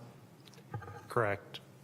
That would be my proposal at this point. And knowing those funds are going to be limited, what I've told the team is, hey, we're going to go after those grant funds, $5.5 million. We can't turn away from that. We're going to go after it, and we're going to have to figure that problem out. So if it doesn't get resolved with one-time funding, or even if we were to hold that 1.25, and if we weren't to get the grants or we found another mechanism, it goes back to council decision, is something we discussed. But it would be proposed under that, just because it was sort of that enhanced vegetation management that was brought up. We had to make some business decisions on how we were going to go about it, but in order to get the work done now and make cumulative and qualitative work done right now, we decided to move forward, and then we'll have to figure out that funding piece on the back end. I guess just as a point of clarification, so when we first discussed the one-time funds, we did put on there some set aside for some additional vegetation management funds just in case the original 5 million wasn't enough. Is this 1.25 in addition to what the council talked about setting aside, or is this on top of that discussion? It would be. So you've got the 5 million that was already allocated. Right. And then when we discussed the one-time funds, we did talk about setting aside, I think it was 2 million for additional vegetation management. It would be tied into that. Okay, it would be part of that 2 million. It's not in addition to. Right. All right. That's helpful. Yeah. Thank you. So the way it was working out was there was a decision to maybe hold some of the 5.25 back in order to have that grant funding match, and we decided that was not the greatest course of business because we want to get the work done. So we shifted to full speed ahead. And then so the additional funding that you discussed in the one-time funding opportunity would be dedicated to the grant match funding. Right. I was just making sure we didn't need an extra 1.25 off of what we were already talking about with the one-time funds. Yeah. Right. We had to invert the process by which we were getting it done. And I'm fine with that. Thank you. Other comments or questions? Yes. Yeah, if I may, through the mayor. Please.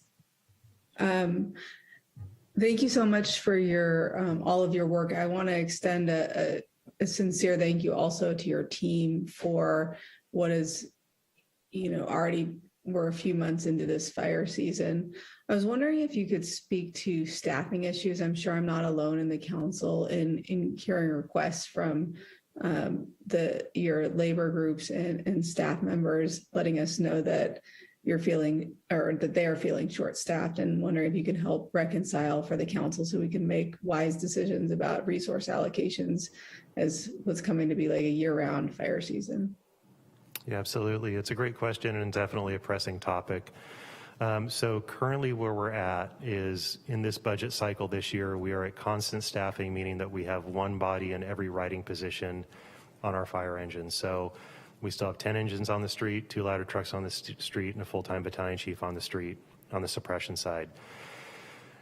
So the positions that we all decided to eliminate out of the budget were those overage positions. So that would provide 2 people per shift over. So that eliminates some of the mandatory overtime and issues that we run into when we send strike teams out or when we have COVID-related issues or industrial issues. So those 2 positions were that slack to take off where people weren't getting force hired into working, 4, 5, 6 days in a row. And those are 24-hour shifts. So, and then we have a staffing plan. We have a staffing study that was completed in 2018, I believe, or 2019. That what they showed was we needed to hire those 5 positions and an additional 14, which is a lot. That eliminates our overtime problem. That gets us well below constant staffing. But so staffing is an issue, and the summers are always hard. This year is no different. You hit the nail on the head. Is we've had at least 2 engines, if not 3 engines, out of the city engaged in the Dixie Fire or the Caldor Fire or the other fires throughout the Western United States for months now. And so that's resources that are people that are gone out of the city. So it gets backfilled by overtime, which is all covered under California Master Mutual Aid, but it weighs heavy on our personnel because they get stuck at work a lot during the summer season, and then you throw in, the pandemic and when we have to put people in quarantine and we're doing contact tracing, things like that, it becomes it just becomes burdensome on our personnel. And then fire prevention's no different. We're short-staffed in fire prevention due to some retirements and some upcoming retirements, and obviously we're really leaning on them for that plan review and making sure that we're getting people into their homes or into their businesses. And again, we actually have, believe it or not, the same problem that you hear out of planning and TPW and water in those technical positions, where we're not getting a lot of response to people coming here and filling the building plans examiner or filling the assistant fire marshal jobs, things like that, where we need them in that development technical phase. We're having struggles with that too. It's just an industry-wide problem. It is a California, statewide problem. So yeah, there's definitely some staffing issues, but as you know, our personnel are always, the first to the fight, and they want to be engaged. But we're just in that phase operationally where our employees are working a lot of hours and working hard and getting kind of beat down by the season. Okay. Well, I hope that you can pass along my sincere gratitude for all the work that they're doing, and that we are working to try to address these problems. It's taken some time, but they're front of mind. Absolutely. I appreciate that. Okay. Anybody else? Yes, please. Thank you, Chief, for the report. In regards to diversity, could you maybe elaborate in regards to any obstacles or successes that you've had recently? Absolutely. I would say there's been no obstacles. We're really moving full steam ahead. And so what we did with our strategic plan in recruitment and diversity, and this is where we've worked with the DEI officer to really expand where we're at with that. So she's been fantastic as far as opening doors for us, making connections. Once a week she's doing an e-introduction between me and somebody in the community, and we're making those connections, which has been great. But we took those strategies and we assigned it to personnel within the organization. So there's a lead and then they have a team to work with. So in regards to really our engagement piece, which is one of our biggest ones, where they're going to be involved in schools, civic programs, civic organizations.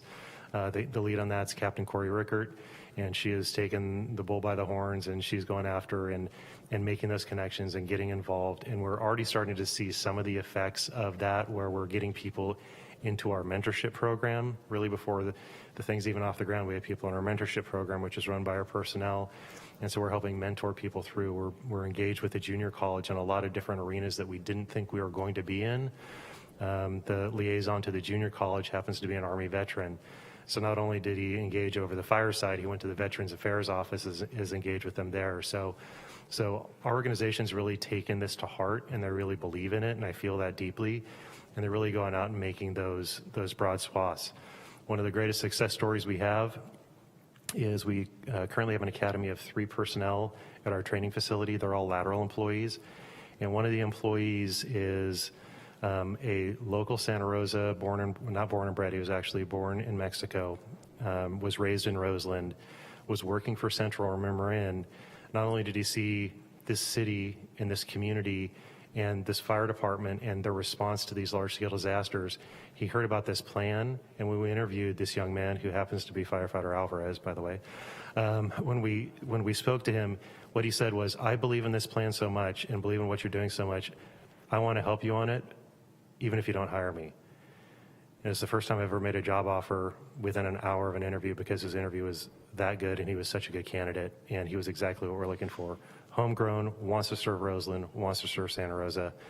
I asked him what his long-term career goals are, and he says, I want to be a captain on Engine 8.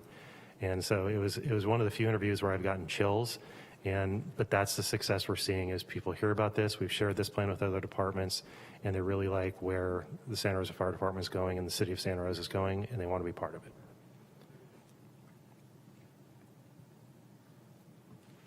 Anyone else? Thank you, Chief.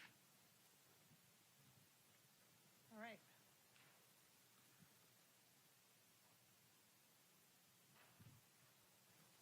Switch gears to police. Thanks.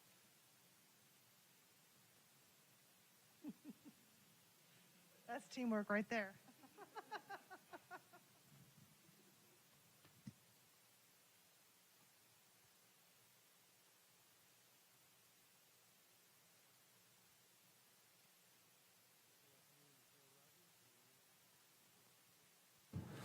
Let's try that again. Good afternoon, Mayor Rogers, members of the City Council, Rainer Navarro, Chief of Police. Thank you for having us here today to discuss what we've been doing over the last several months and where we're going. As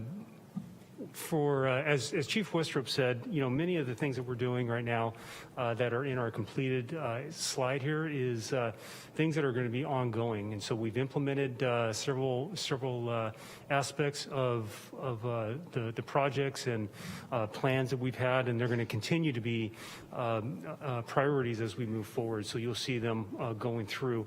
And then several of these, as some of the other speakers, department heads have talked about, these are collaborations between our department and many of the other city departments as we address community engagement, address some of the huge issues such as homelessness within our city, and it definitely is it's a team effort across the city organization.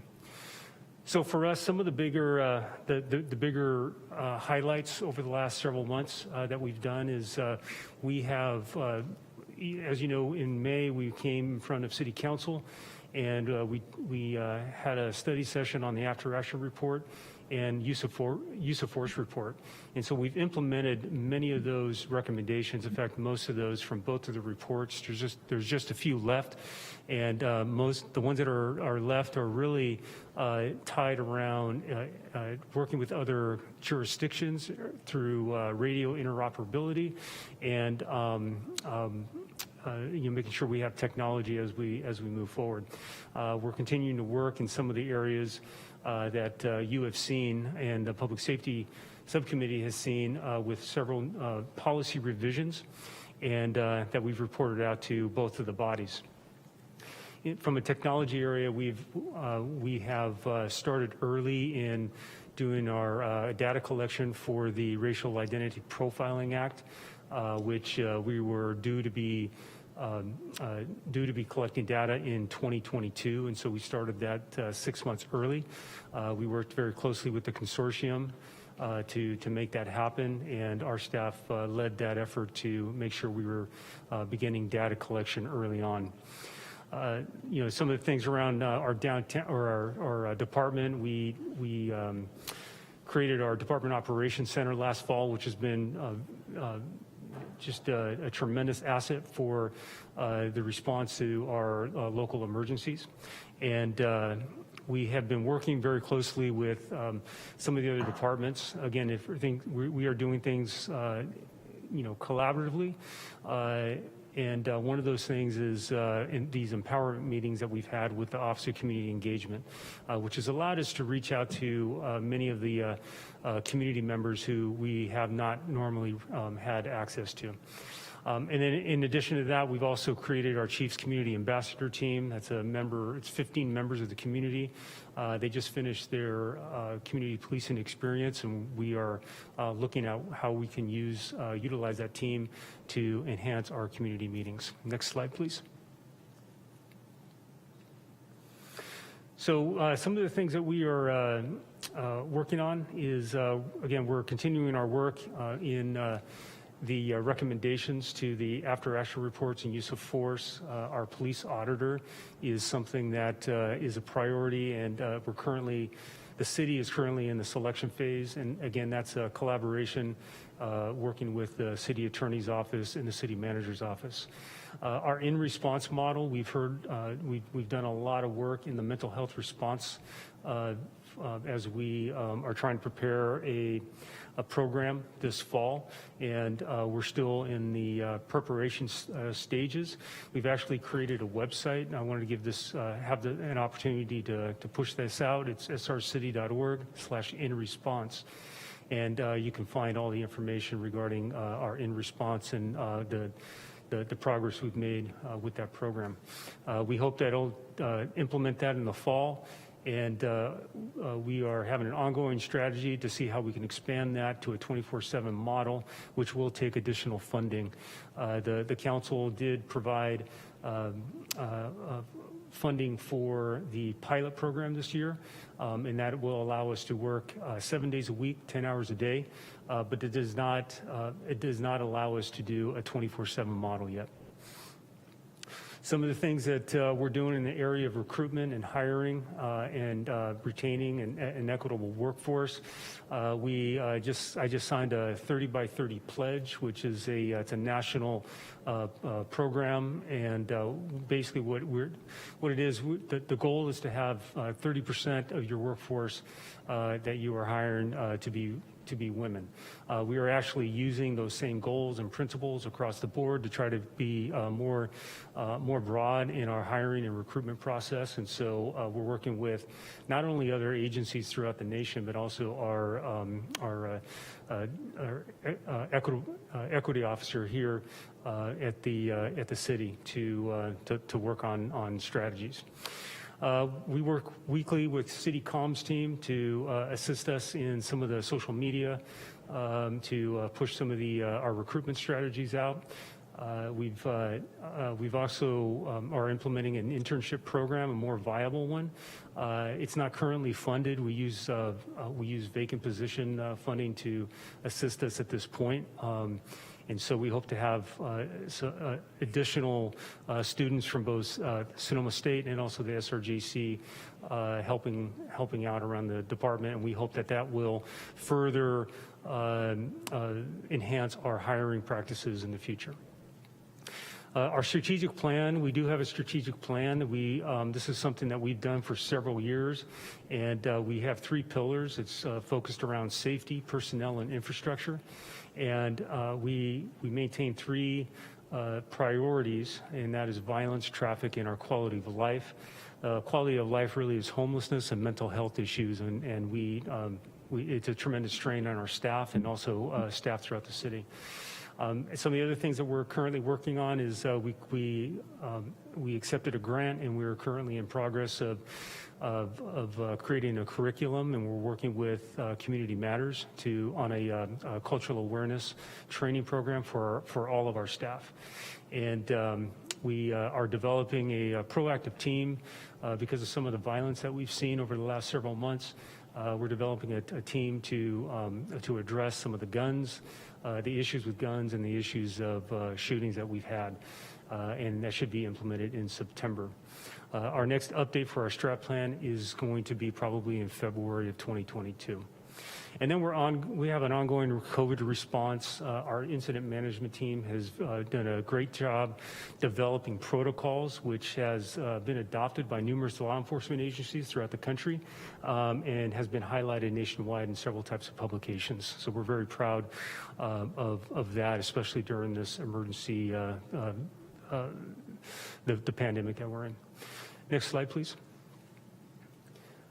As far as gaps go, you've heard it from several of the other department heads. We're also facing issues in the area of recruitment, hiring, and retention.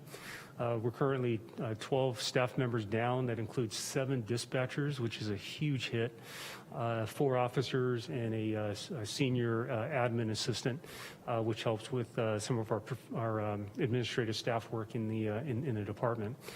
It's important for us, a priority is to have a workforce that can respond to emergencies at any given time, which we have seen throughout the last several years with the fires. Some of the issues that we're seeing are we have a smaller applicant pool for newer officers. So we saw about 88 applicants for trainees, which we used to see in upwards of 500. And then we are also searching for lateral applicants coming from other agencies, but we face trying to dip into a pool that all other agencies are trying to hire from. And what we've seen is we have seen a trickle of laterals coming back to the Santa Rosa, but they tend to be already living in Santa Rosa. So the difficult piece of it is, trying to sustain a move into our city. We expect to have a staffing study completed in early 2022. That's going to assist us as we look at what our allocated and unallocated time for officers are, what our future needs are, and then also we're doing a holistic view of our department, and we're including what our clearance rates are for some of our investigations to see what that looks like. We are, as we have seen some of the budget issues that we've had, we've seen some reduced response time to all of our priority calls, and we are currently in the middle of looking at the types of calls that we're responding to and what that may look like.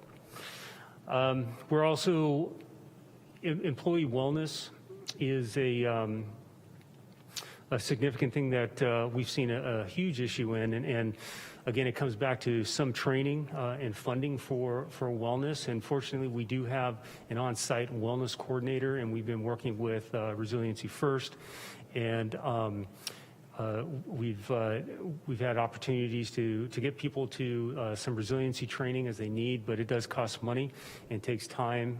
But wellness for our employees is a priority as we continue to work through emergencies. And community engagement, one of the things that we have to balance is having a number of staff available to actually engage with the community, and our priority is to use overtime for emergency needs and not for the community engagement aspect. So when we pull people to doing community engagement, it limits it. We're limited based on how many people we have available for calls for service.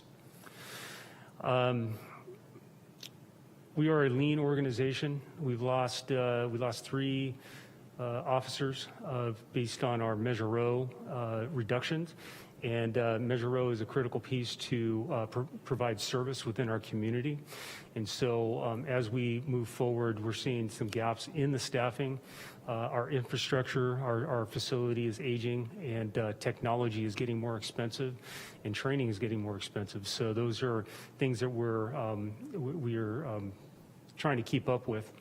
What we are trying to do is seek grants, and those grants will help us with some equipment, maybe some training, but it's hard to find grants for staff because there's usually a match, and then you usually have to sustain that after the grant is over. And so those are difficult to do to maintain a workforce.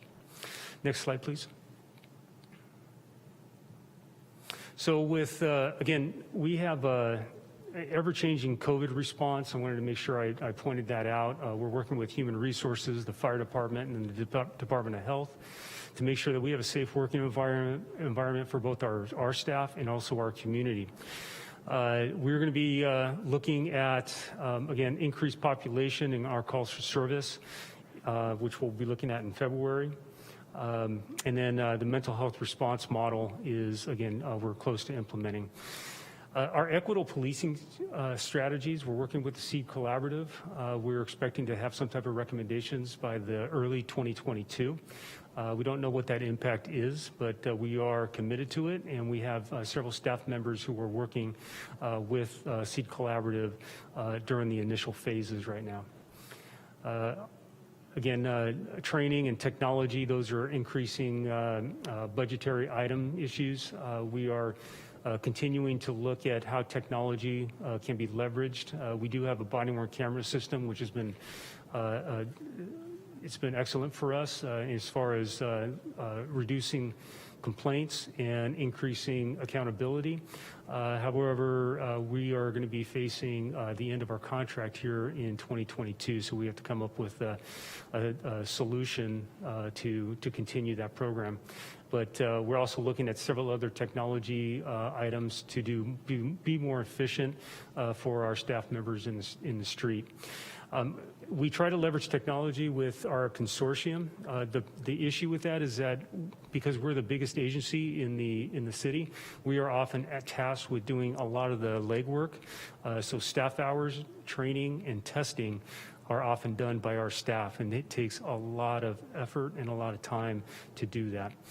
And then in the area of transparency, we're continuing to work on our addressing public records acts. We did create a new admin tech position that you funded earlier this year, and that's going to help us as we continue to get more PRAs for body-worn cameras and some of our other requests. And then we're continuing to have needs in our area of our website, and we currently have a PIO sergeant that helps us, and we work with our comms team for the city to make sure that we're trying to do as much as we can in that particular area. That is all I have for my slides, and I'm happy to answer any questions.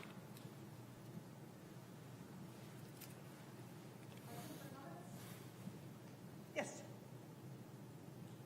Thank you, Chief, for that report. First, I want to commend you on a recent appointment of a sergeant of yours in regards to community outreach and engagement in respect to a project that was performed with a bunch of our youth over at the camp over by the camp or the Yakiyama. Secondly, the same question that I posed to Chief, Fire Chief, is what obstacles and successes have you seen in regards to diversity? Thank you. Yeah, that's a great question. So we've done a lot of work in our recruitment and hiring. One of the things that we did specifically with this 30 by 30 initiative is that we are we have regular meetings with other agencies throughout the nation. It's facilitated by this program, and we're able to talk about some of the recruitment strategies. And we've actually identified several areas. You know, there's a physical attribute to our hiring process. There's report writing, background checks. And so what we created actually was we created some videos for our applicant pool to talk to them about you know, how to be successful, right? So we're working and mentoring with our applicants now to help them be more successful in the testing process. So we have a greater pool at the end. So that's helped out tremendously with some of the with bringing that pool up, because we do lose a lot at the very beginning. We still have some areas that we want to create more opportunities. So instead of just working on our applicants, now what we want to do is maybe utilize the video and social media to push that out to people before they even apply, and then that will even broaden the pool. So those are some of the things and ideas that we've got through this initiative.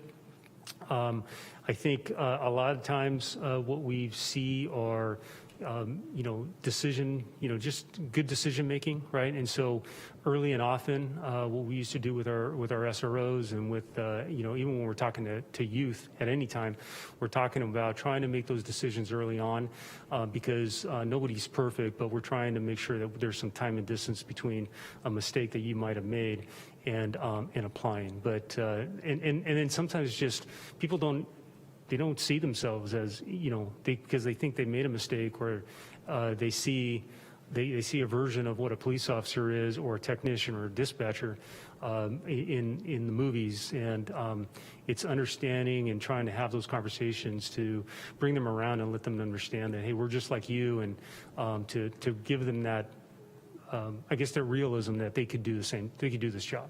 So we're working in those areas. A lot of it is just ongoing communication with individuals as we move forward.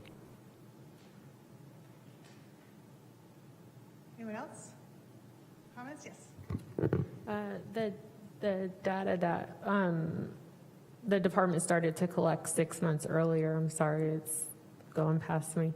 How will that be available to the public, and exactly who is collecting that data, and how are you going to continue to collect that data forward?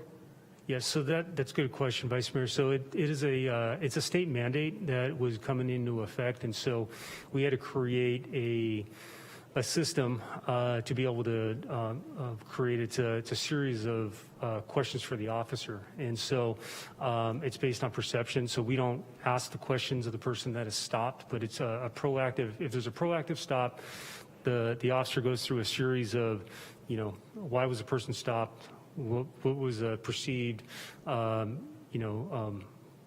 Different perceptions, and then that is put into our records management system. And then we've worked with the consortium, the county consortium, to work with our vendor to make sure that information is reported to the state. And so the state will have the access every year. We have to report back at the end of the year. And so we're continuing. Part of the reason to start early was to make sure that we're working all the bugs out, make sure our equipment's working. There has been some bugs with, the marrying up, all of the technology to do this. And so those are some of the things that we're working on. But by the end of the year, we should have the data collected, and there should be a report out by the DOJ. They're the ones that they'll hold all the information. I think part of the reason why I asked that question is, one, to see if the public would have that information probably more frequently than annually, but also because one of the meetings that we had, we were talking about the in-response team. Someone had made a comment to see how often the in-response team would be sent out to what calls. Sure. And I was wondering how we would keep track of that also. And so to me, those kind of went, I know it's two different programs, but kind of hand in hand. No, how do we keep track of that? Yeah. Well, how would we be able to keep track of that? And thinking that we ask for a lot, but how do we keep track of all the data? And then how do we get it out to the public to say this is what we're doing? That's a very good question. And again, that comes back to staff time. So what we're trying to set up is an automated system where that information is being collected and moved, and it's there. And there's certain things that have to be done by law.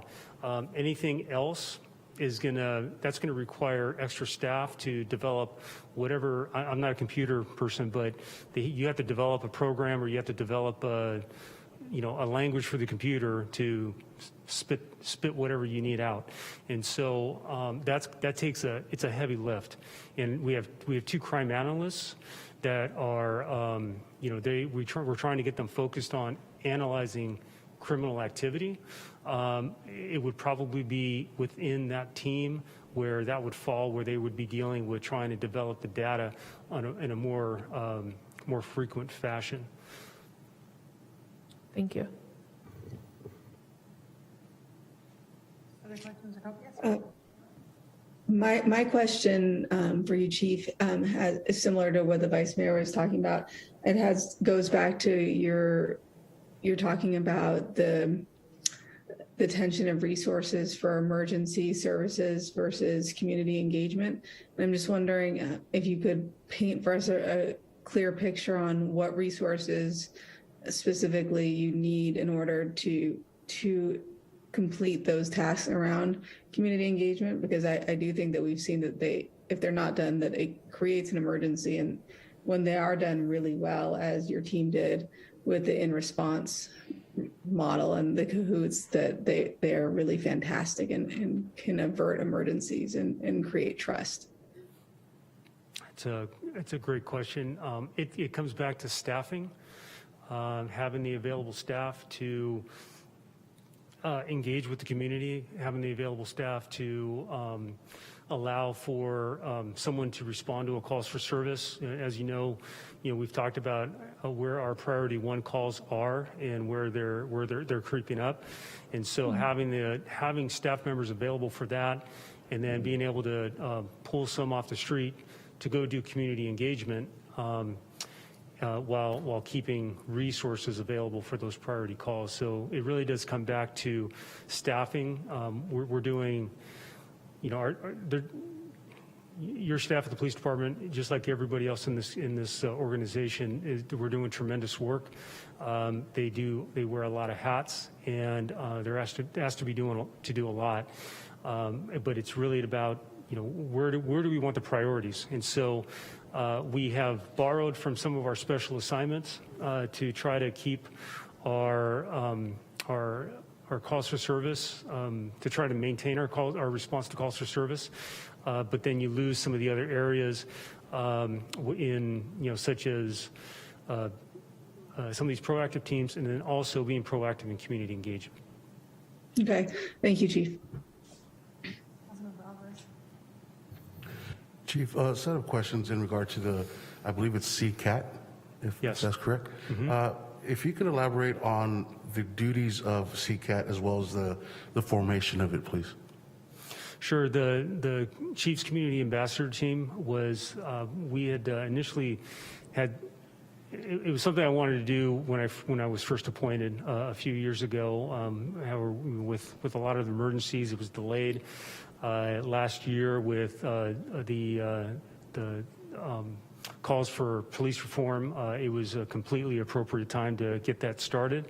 So I enlisted the Office of Community Engagement and several nonprofit partners to push out information to let them know that we're looking for people to provide feedback to me on what we're doing, how we're doing it, and where we need to be in the future. So I think we received 44 applications from throughout the community. We needed to be a manageable group, and so I had a interview process. We selected 15 community members, and we provided that information to the Public Safety Subcommittee at our last meeting. It's a diverse group of individuals throughout, and there is somebody from each of your council districts. They've gone through the Community Police Experience Program, which was a 7-week virtual program where they learned more about the department. That way, they're a little bit more aware of what we do, and helps them make more. It'll help them make more educated, provide educated questions to us, and help us as we move forward. So the next step is I have a meeting actually this week with them, and we're going to talk a little bit about, we talk about policies, we talk about community engagement, we talk about, I'm going to ask them how can I leverage their help in future community meetings. Chief Westrop mentioned he had community meetings where not a lot of people showed up. In 2019, we tried the same thing. A very limited amount of people showed up, and we had 5 of them. So I'm hoping that utilizing this team, going to their groups, the networks that they have, will provide us immediate groups that we can talk to, They can help facilitate, they can help provide questions. So I'm really excited about it, and I think it's just another opportunity or venue to get that feedback. And they have access, the community can go to our website, they can go to srpdinfo.org, ask a question. That information will go over to our CCAT team and will be disseminated out to them for the next meeting that we have if there's a community member who has a question. And a follow-up question, we spoke of the future. How do you envision the CCAT or those energies efforts moving forward in regards to the police auditor or SEED collaborative, if there's a correlation that you see or something of that nature? Sure. So the police auditor, again, it's in the final phases of selecting that position. The CCAT team will have, we're going to ask the auditor to be accessible for the CCAT team. They will, again, they provide information to me and feedback to me.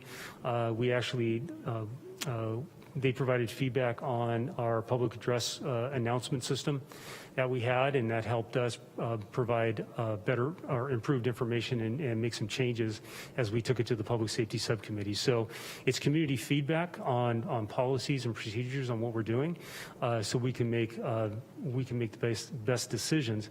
And again, the auditor will have that opportunity to speak with them, and that'll be another way to be able to there'll be that accountability and transparency through the auditor. The SEED Collaborative is an equitable policing program, and we're still waiting on what those recommendations might look like, but I fully assume it's going to be incorporating some of our community engagement strategies and the police auditor as we go into the future. Okay. Any other questions or comments? Okay. Seeing none, thank you very much, Chief. So we're going to shift gears now and listen to sort of the internally facing departments. Do we need to take a quick break, or we'll keep going? All right, just wanted to double check in case there was a need. All right, we're going to shift over to the city attorney now.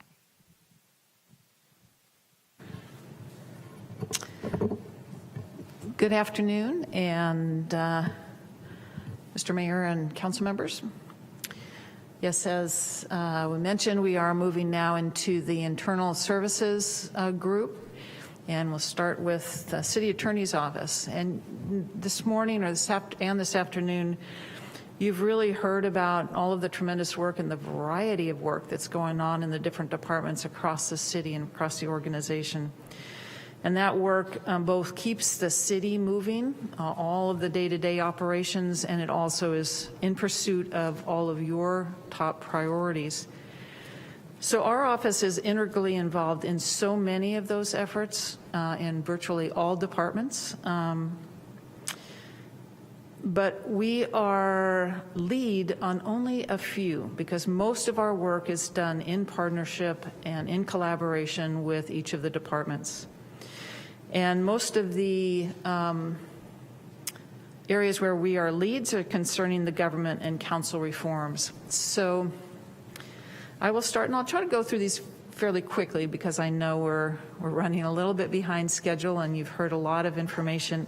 And again, so much of our work was in support of the departments. With respect to government and council reform, what have we completed thus far? We have initiated the charter review, as you know, and we'll talk a little bit more about that on the next slide. We have initiated the process for redistricting, working closely with the city clerk's office. And we have had the initial 6 months of implementation of the open government ordinance. And of course, we came back to you with some revisions and refinements to that ordinance, and that continues to move forward. The other element that's not listed on here is we are one of the leads on the Open Government Task Force, or the Open Government Subcommittee, and there are a couple of new initiatives that are coming out of that after our meeting last evening, including a look at our lobbying ordinance and campaign financing. And as I mentioned, we are providing legal support for the key departmental initiatives, and just to highlight a couple of those: COVID-19 response. I'm sure you'll hear more of this from Human Resources Department. Our team, members of our team, have been very involved in that. We were also very involved in the reports and the litigation that arose out of the protests last May and June, and that includes the After Action Report, the Use of Force, and the Human Rights Commission reports. We are very involved, as is almost every department, in homelessness policies, programs, and of course we're the lead on the homeless litigation. And then in the housing, we also worked closely with the teams on the Cornerstone Purchase and Sales Agreement, the Red Housing Fund, and a whole variety of planning initiatives. Next slide. So things continue in progress. The Charter Review Committee will begin its work in September. The council has identified 12 areas for us to review, research, and potentially draft charter amendments. We do anticipate that that will result in ballot measures for the council's consideration next spring. With respect to redistricting, we have selected the demographer, and that process will begin next month, and that will be quite a few months of work, with final maps will have to be completed by in the spring next year in order to be in place for our November 22 election. And then, of course, we have the continued implementation of the Open Government Ordinance, a couple of different elements of that, the appeals and enforcement, some of the public records elements, the open data portal, quite a few more elements to implement on that.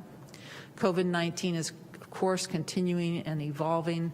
Just as we thought we were nearing the end, we are ramping back up. So, next slide.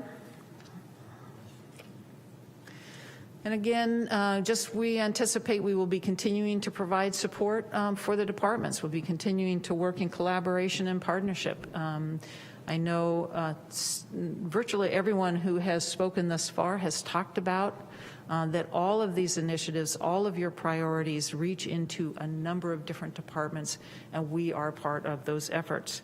That includes homeless, of course, housing, real estate transactions are really ramping up, so we're devoting significant time to that.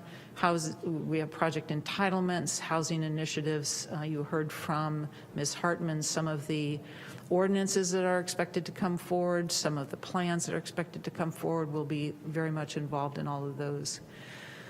The police chief mentioned the police auditor. We have been involved in that process as well. And of course, economic resiliency, looking at the EIFD, the exclusive negotiating agreements, disposition and development agreements, all of those efforts, climate change as well.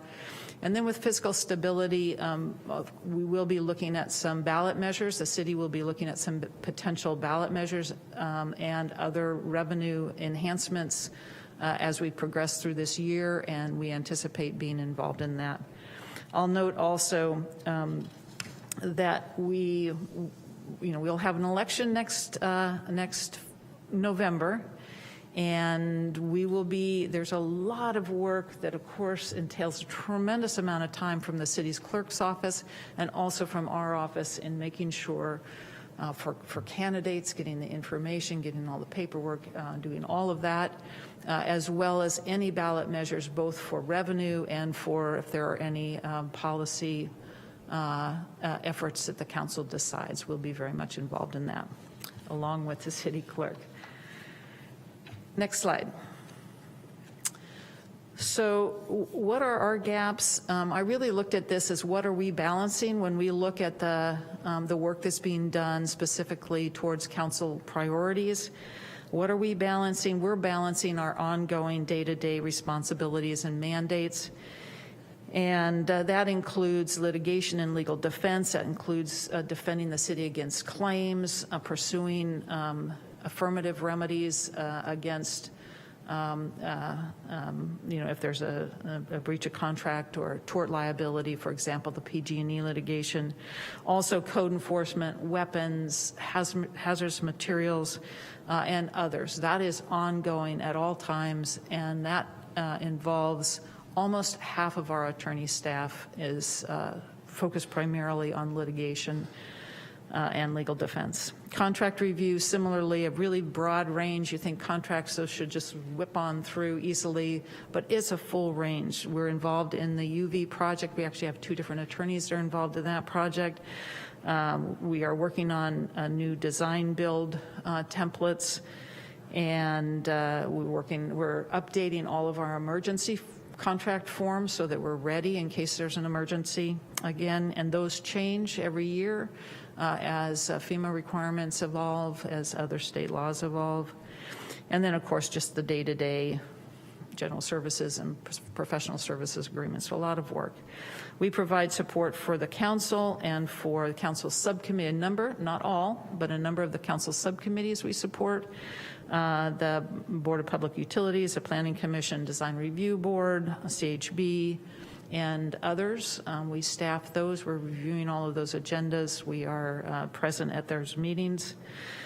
Of course, the general department support and partnership really is probably the bulk of our work.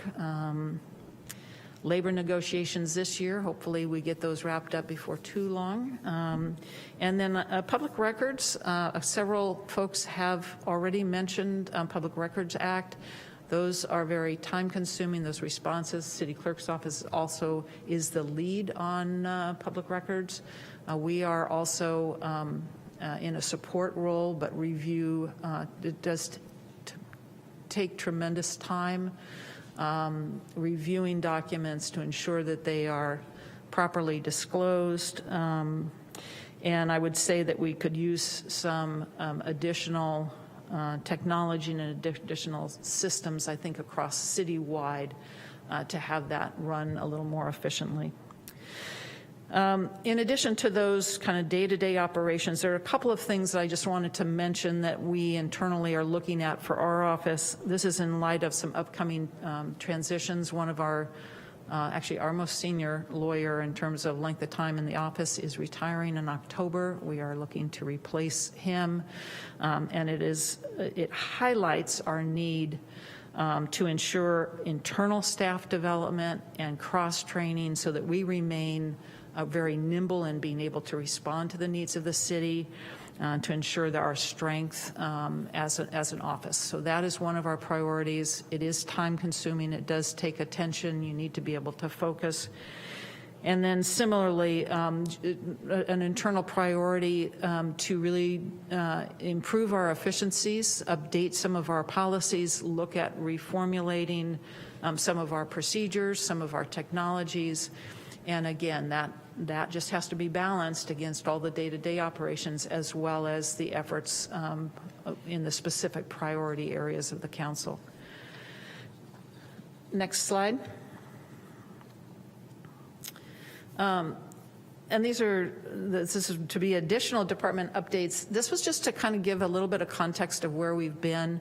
This has been a really challenging year, and I think a couple of the folks that have spoken before me have mentioned it, but it really has impacted the entire city, as I know it's impacted all of you individually as well. And you've seen a great response. We and other departments have shifted into electronic processing.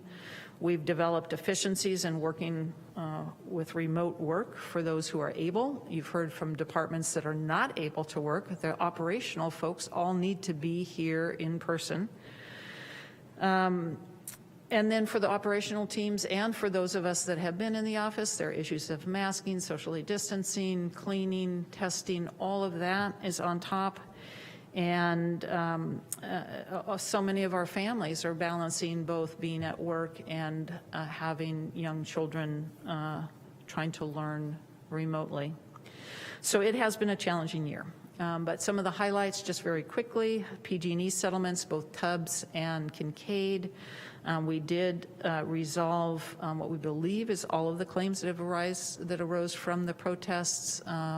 Successful defense of the all-electric reach ordinance. We've already talked about council reforms, emergency response, and then, as I say, the ongoing solution-focused partnership with the departments, with the boards and commissions, and it's really been an impressive year, particularly given the challenges that we've faced. And I mean that not just for our department, but for all of the departments across the city. So, thanks. Thank you very much. Any questions for the city attorney, or should we continue on and work our way through all of the internal? Maybe we can go through all those departments and then we can wrap up if there are questions in these areas. Terrific. All right, so we have next up communication.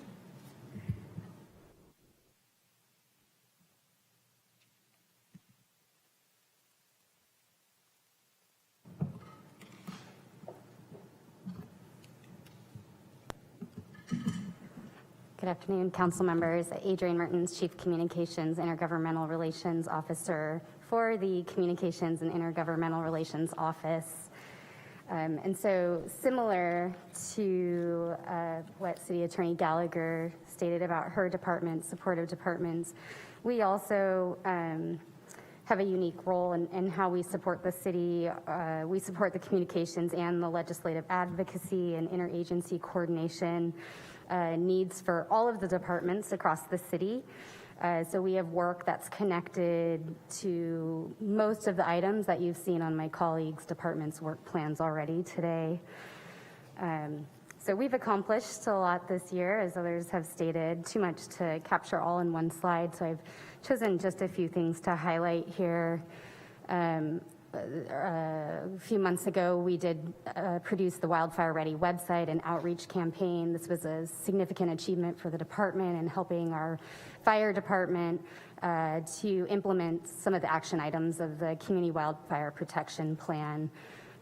We have a new centralized site where homeowners can go to get resources and guidance on how to better protect their properties, specifically those that live in the wildland urban interface. And we do have an ongoing outreach campaign as part of that. We also implemented the NOAA weather radio distribution and outreach campaign associated with that. That was an important step in the Community Wildfire Protection Plan as well, expanding on our emergency alerting systems throughout the city. And we got just about 12,000 weather radios into the hands of our residents, which expands our alerting capabilities, gives them another tool in their toolbox and ours in the event of an emergency. As part of that, we also were able to do a citywide mailing that included an emergency preparedness guide, a 9-page bilingual booklet, something we never would have been able to do without the funds from that FEMA grant. And then we have established a drought website and a mandatory conservation kickoff campaign. A drought emergency requires significant communications, and certainly this is not totally completed priority. Getting the website stood up was quite a feat. It's another centralized resource center for residents to get ongoing information about the drought and also on ways that they can conserve water. And then campaign efforts are ongoing. We've also stood up an Equity Santa Rosa website. This was in collaboration with our Human Resources Department, our Diversity, Equity, and Inclusion Officer. And this is really just the start of our outreach and communications around those in our diversity, equity, and inclusion efforts within the city, and both internal and external communications around that. And then, of course, water rate setting and Prop 218 noticing is a very big deal. It's a complex communication. And involves multiple elements to that outreach campaign, and that was completed earlier this spring. Next slide, please. So supporting for our ongoing priorities now and in the next 6 to 9 months, COVID-19 communication support, and that says public information needs, but it's really also internal communications. This will remain our highest priority.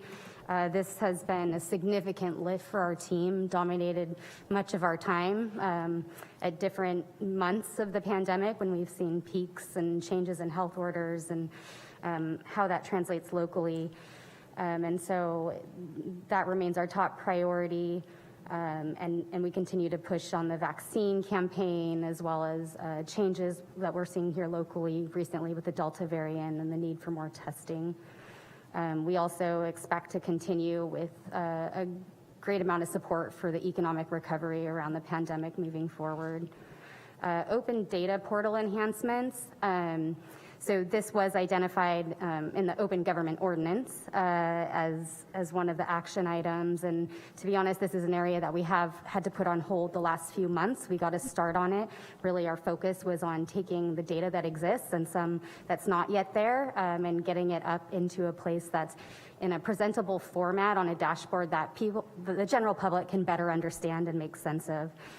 So that is something that we have on our work plan, but again, has kind of fallen more recently just with competing priorities.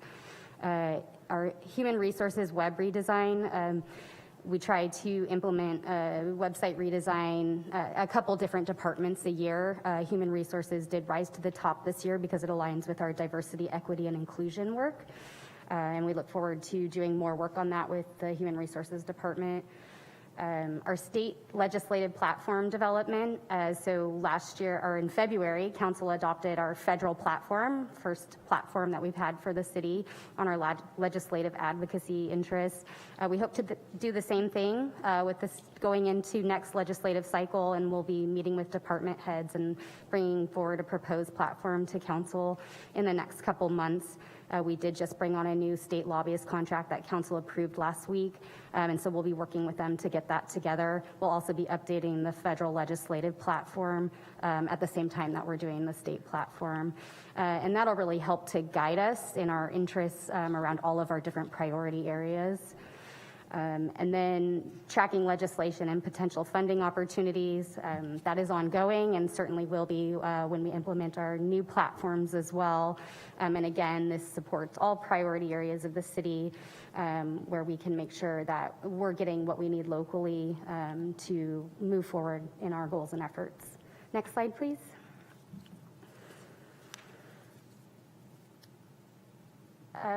So as I mentioned, we pretty much touch most things that have a communications need in the city. And so this list, while not comprehensive, it really captures the biggest items that we intend to be working on over the next 6 to 9 months.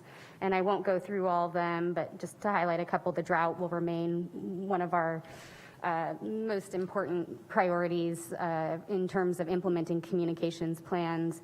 I did want to touch on the zero waste foodware ordinance. In the work plan, that's the staff work with council to complete that item is certainly done, but we're actually just getting going with the communications need behind that.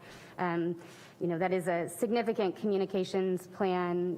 It's a behavior change and a business operation change for our food service providers in Santa Rosa, and so we're gearing up for that, and we'll be working with outside support to help supplement our efforts in that area. And then other big ticket items, redistricting process. There'll be a huge public information need in that area, along with charter review, and we'll be working closely with community engagement, the city attorney, and the city clerk's office on both those items. The safe parking program rollout, and really all of our homeless initiatives require significant communication support. I'll say just in our recent COVID response efforts around the outbreak at Sam Jones Hall, that's been a great deal of time and energy spent there, just making sure that we are able to provide updates to the community and remain transparent in what's happening there, communicating with our media partners as well. Next slide, please. So for additional department updates, these are other things when I was looking at the work plan, they didn't quite fit anywhere else, but I think they're important to capture because they're things that are ongoing in our department. Fire recovery is one of those. We still, and it's Rinkin Ridge up there, it should actually say Fur Ridge Park, I apologize for that, but that's one park where we are still doing recovery work, and there is public information needs around input and updates on that project. That's a park located in the Fountain Grove area. And then we are actually just initiating the debris removal insurance collection outreach for the glass fire. And while we have a small number of households that went through that process, we still want to provide them the same level of support we have for other fire survivors and make sure that they are able to get through the recovery process. And then the PG&E felled tree removal advocacy and also outreach around that. That's an ongoing effort, and we are working in partnership with the county to ensure that fire survivors have the information they need if they are in fact eligible for the PG&E felled tree removal program. And then 2021 fire season, PSPS, forecasted weather events. We're all familiar with these things. They have a significant impact on our department. Even a single weather event sometimes, you know, where we're getting information from PG&E that there may be potential PSPS, where we've got a red flag warning or significant, you know, multiple weather events forecast over a week. Those are definitely kind of drop everything and get the immediate messaging done for that. So they can be an interruption to the work that we do. And I wanted to note it on here because during, you know, the July to November timeframe, we do have a lot of interruptions. Over the last few years, we've come to know that. The PET website redesign, so we are working with the Planning and Economic Development Department to redesign their website. While it's not a specific priority on the list, it's actually really important and helpful to that department being able to achieve their priorities. It will help them to provide better efficiencies in customer service with some of the work that we're trying to do there to create more of a virtual permitting counter experience.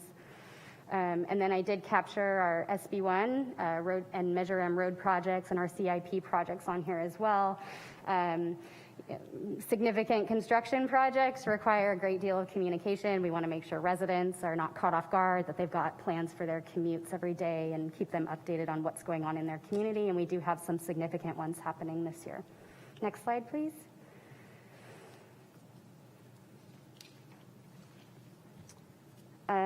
So recreation program marketing, we've heard from Assistant City Manager Hartman that programs are ramping back up. It's great, and we've been supporting the recreation department through that.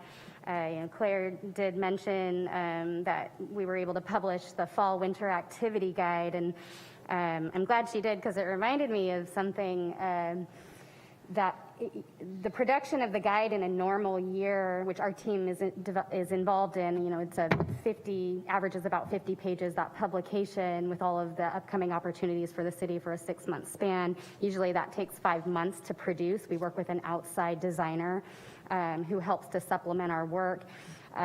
We didn't have the luxury of time this year because of COVID. We didn't know what programs were going to be offered. The recreation team, as Claire described, was kind of working last minute to figure that out as things were changing.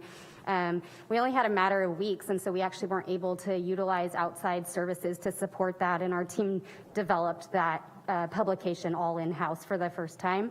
And we have a 40-page digital booklet online, and we're looking like we'll probably be doing that for the spring, summer as well. That is not something we want to continue doing forever, but that's the environment we're in right now, and it does add a significant demand on our team's time. And so it's just something to be aware of, and we're working through it, and I'm really proud of our team for being able to get that accomplished, and we'll do it again. But that definitely has had a strain on the communication side too. And then we've been helping HR with job recruitments, including significant major recruitments like the city manager. I wanted to add merit awards on here. We did not have a merit awards last year because of current conditions in the community. We're not going to be doing an in-person event. It doesn't look like at this time, but we are trying to figure out a way to still honor those in our community that are doing great work as volunteers on their own time. And so we are working with the Merit Awards Committee to figure out how to make that happen in a digital environment. And then internal communications has become really critical to the work that we do. We're supporting the city manager each week with ongoing internal communications needs. There's been so many changes during the pandemic, but just with other stuff happening in the city, that will continue.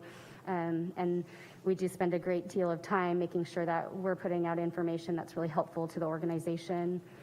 And then lastly, I wanted to mention, we're on the communications side of the house. The team is a group of 7 communication staff who used to support 5 different departments exclusively in the city.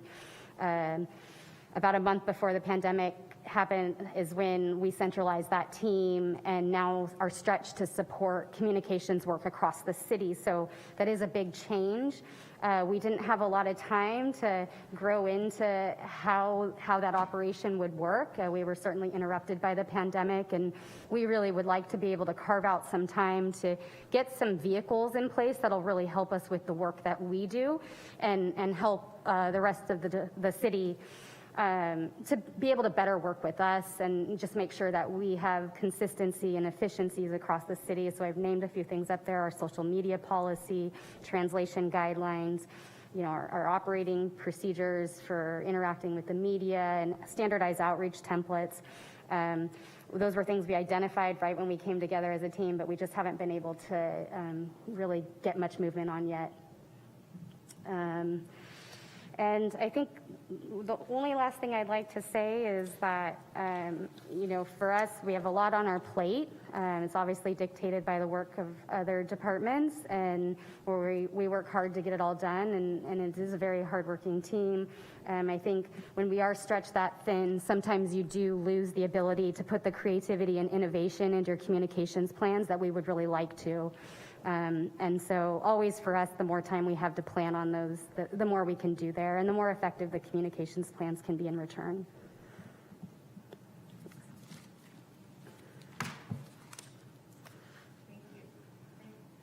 Thank you. All right, we're going to keep going, and then we'll come back if there are questions on any of the internal, but just to kind of keep the momentum going, I'm going to invite Amy to come down to talk about HR.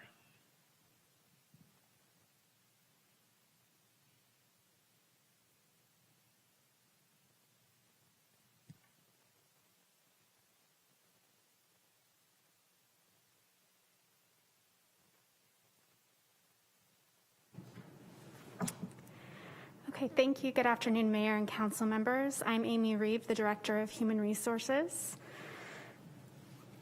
Before we get started, I wanted to give just a brief overview of the multiple divisions and responsibilities that Human Resources is responsible for, and that includes recruitment and selection, training and development, diversity, equity, and inclusion, including equal employment opportunity initiatives, employee relations, leave administration, risk management, benefits administration,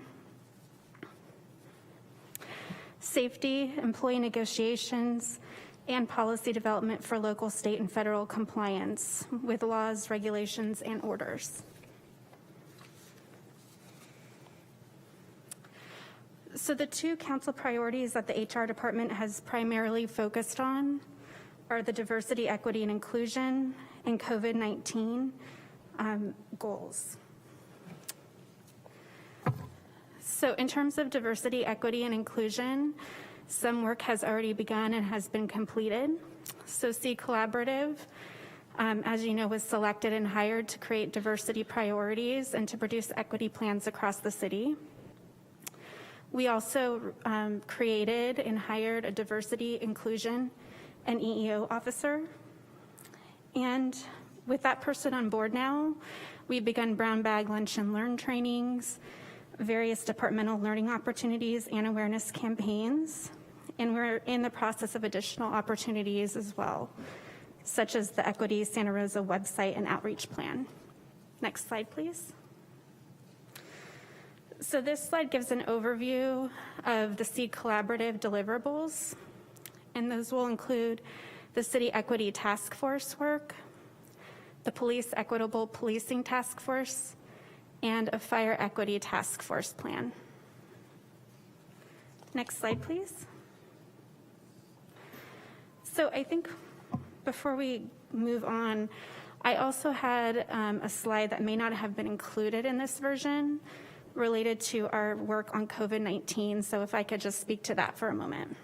So as Adrian's team mentioned, the COVID-19 response has created quite a significant workload in human resources.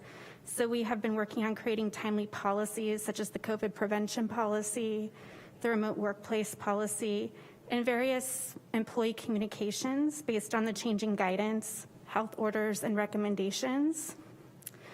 We've received those from Cal OSHA, the CDC, and Sonoma County Health Office.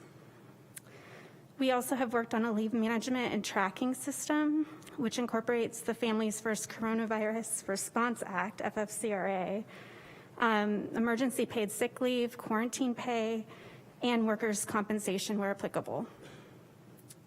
Since the start of the pandemic, we have also worked to establish and communicate various cleaning protocols, enforce personal protective equipment like masking, and established safety protocols across the city.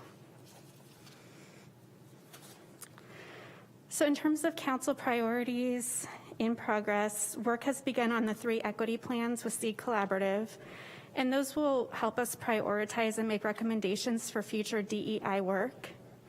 Interviews and focus groups have been conducted with staff and community members and various stakeholders.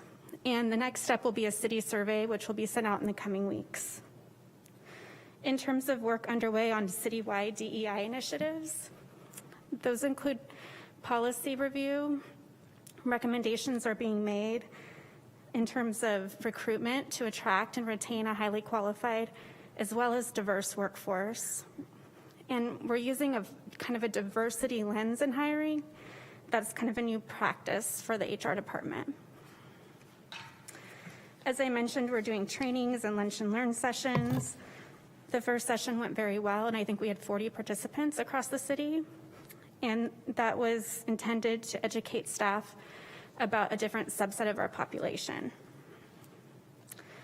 Communications and presentations on DEI work across departments are ongoing. And we've been coordinating with community engagement on DEI initiatives. This work will influence current practices and procedures and include an equity lens in a lot of the work that we're doing across the city amongst multiple departments. Next slide, please. In terms of our departmental gap analysis with the Seed Collaborative work underway, we will need to come back to council to request funding at a later date once strategic priorities are identified and work is ready to begin. That will likely include additional DEI initiatives, programs, and projects, and right now we're not at the implementation phase there. As I mentioned, we're currently working closely with the community engagement team to support complementary DEI work. Community engagement, as Claire mentioned, focuses on outward-facing initiatives, and the HR department focuses on internal DEI work, including the Seed Collaborative recommendations, policy development, and training opportunities. It's important to note that we are being strategic in our rollout of priorities and that we need to manage expectations in terms of the time it takes to really make an organizational change. So our organizational culture didn't occur overnight, and so we won't be able to change it overnight. Next slide, please.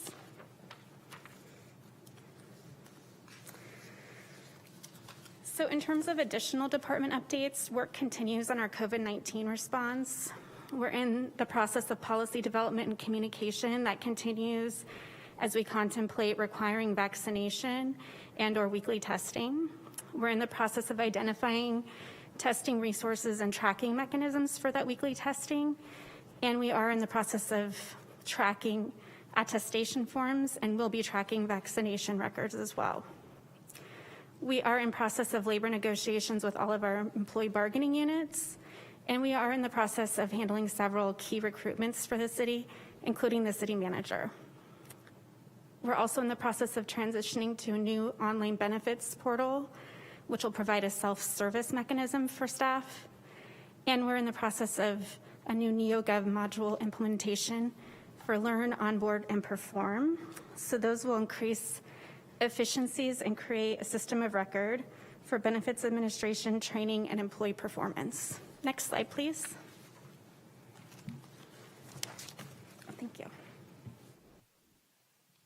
Okay, thanks, Amy. All right, so we're going to go on to information technology. Eric is joining us virtually. Okay, Eric, are you there? He's just being promoted. Perfect, thank you. Yes. Yes, I'm here. Can you guys hear me okay now?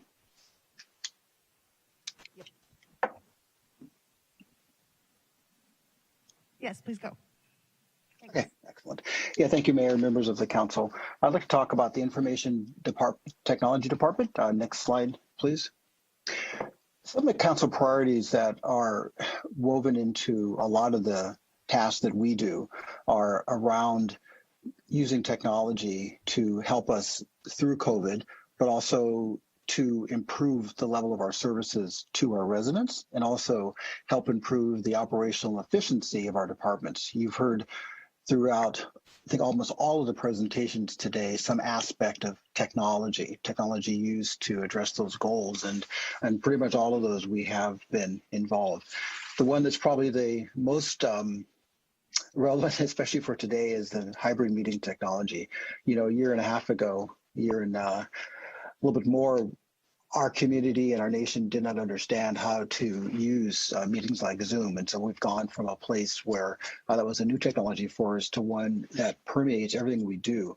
So I was looking at some data the other day, and our city, just our city, holds roughly 500 Zoom meetings a month. That's 500 a month. And that does not count the number of meetings that are done over our internal communication platform, Microsoft Teams. And so the addition of this hybrid technology has been a significant body of work for the information technology department, working with the city clerk and other departments, but we're very pleased with, and we hope you are as well. The second bullet is about the technology solutions that support the key community initiatives. And I have a list which I did not put on the slides, but you've heard a lot of them already today. Each one of these had a heavy involvement and or a project lead by the IT department.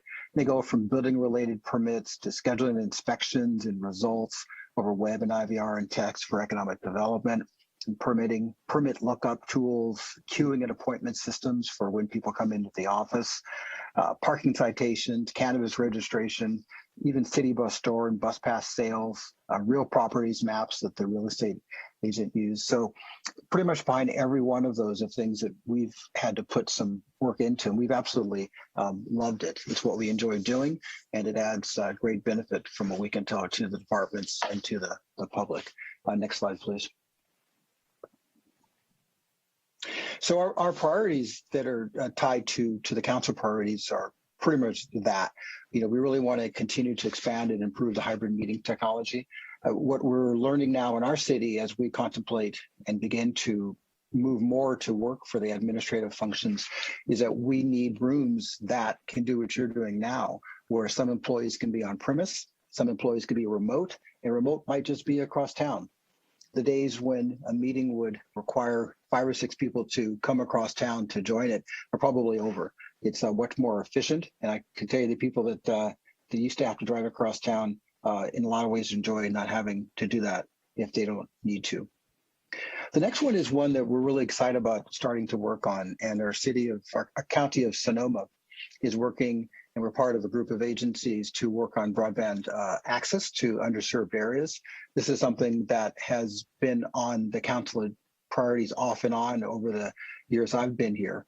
We're really happy now that it looks like there may be an opportunity to make some material progress. The federal dollars have been, the promise of federal dollars have been something that's made this possible. Also, the county's shift and our shift to redefining underserved areas. It used to be that underserved meant you didn't have enough to do internet, 10 megabits per second. Now, as we've learned through COVID, so many people in our community, just to do their basic schoolwork, need more connectivity and need it at a price that they can afford. So we're really happy to be partnering with the county to hopefully move something forward. Next slide, please. When we look inward at the IT department, as I mentioned earlier, we're really happy with the work that's gone on. It's been in our wheelhouse, and we've really enjoyed helping out.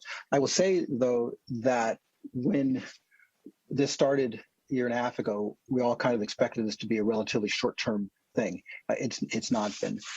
So our gaps are that more and more people are asking us to do more technology work, support for hybrid meeting rooms configuration, just support for our employees and to some extent the public and some of our governing bodies, elected bodies, to work with the with remote meetings and documenting it and making sure that it's included in the public record. And the help desk and field technician support, what we're seeing is that as people return to work or they've already been at work, they really often have two configurations that we need to help support. You have the configuration in their office, which we've always done for our 1,200 or so employees, but they also have a configuration at home that is one that's very personalized. From an IT perspective, a support perspective, we don't have very good visibility into how it works, or we can't control it remotely. And so it's been a bit of a challenge for us to help people support those two systems and do it in a way that's secure. I'll talk about cybersecurity in the following slide. But this dual system support has been something that we think is here for the stay, and something we have to somehow be able to cope a little better with as our employees return to work and to help manage their expectations of our ability to support. Next slide, please. And again, remote work. Again, this is a really big thing for us. You know, we sort of had all geared up like other city departments did for something that was probably going to be short-term, temporary. Now it's clear that this is a model that will continue to exist, and it requires an unprecedented level of support. And that's not just in computer support, but it's also helping to deploy more technology solutions to help our public, to help our departments, the things you've heard in the last 3 hours or so. On top of that, of course, is cybersecurity. I think that every member of the public and the council has heard of at least one or two cybersecurity attacks, not just on large companies, but on cities our size and smaller, that have had a significant impact to either personal privacy or impact on ability to deliver services, or even in some cases, a significant financial impact. And so one of the things that our city has done, and we generally don't talk about this a lot in open discussion, but we've put a lot of effort into trying to protect our network and protect our infrastructure from cybersecurity threats. A lot of them come from our employees who unwittingly click on certain things, and that exposes their credentials, which becomes the next step for a successful attack.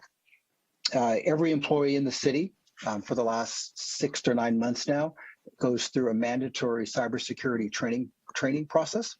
It's mandatory, and they get tests delivered to them. And if they fail the test, they get to do some more education around cybersecurity, and then they get to take another retest. It's almost like a certification. I'm pleased to say that we're getting better, but there's still a fair bit of work to do to make sure our employees understand not to click on certain items or to request help or assistance. So that's it in a summary for the Information Technology Department. So I'll hand it back to the moderator. Okay. And so next slide, yeah. Thank you, Eric. Yes. Demonstrating the remote opportunities that are available. All right, so our last, but not least by any means, very important, Department of Finance.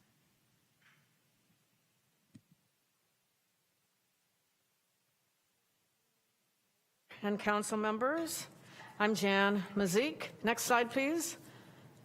Thanks. So in terms of priorities, when I joined the organization back in January this year, the budget process was underway, and these were the deliverables during that time period. What I might add is that concurrently, understanding a budget also fundamentally means understanding the businesses that drive the budget. So a lot of what the finance department does, obviously, in addition, being an internal services provider, is also deliverables to those departments.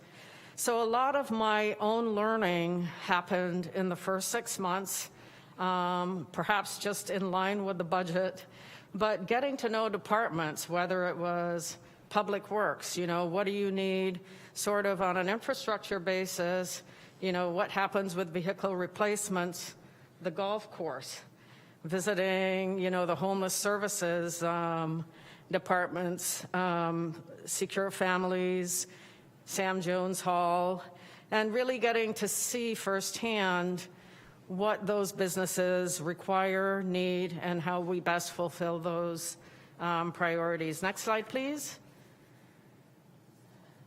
So one of the early requests I know from the Long-Term Planning Committee was, how can we better deliver communication about the budget? A lot of it is delivered in financial speak. How do you take that and translate it into what I call management information?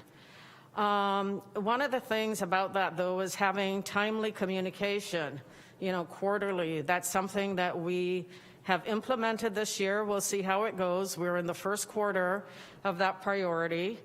I think from a budget strategy basis overall, there are lots of things that are churning currently.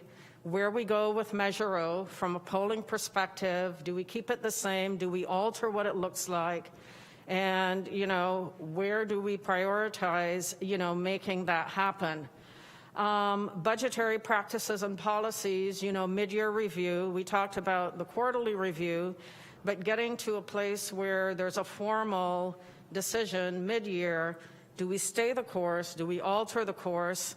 And what does that mean for an upcoming year and resulting fund balance? With a budget deficit, I think all things ought to be on the table, what we look at, but that also means how do we spend money? How do we fund projects? We're sort of a cash fund, pay-as-you-go process only, and perhaps some diversification of that strategy would serve the organization well. So part of what we're looking at is whether or not perhaps one of the most costly expenses we have, secondary to salaries, is an unfunded liability related to CalPERS. It's $400 million. How do we do that effectively? And we'll be coming back to the City Council with that in mid-September. Similarly, with one-time monies, there are more requests than there are one-time funds.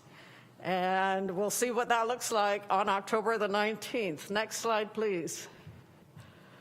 So I don't spend a lot of time talking about or thinking about what gaps are, but just the gaps, I would say, are largely technology and time.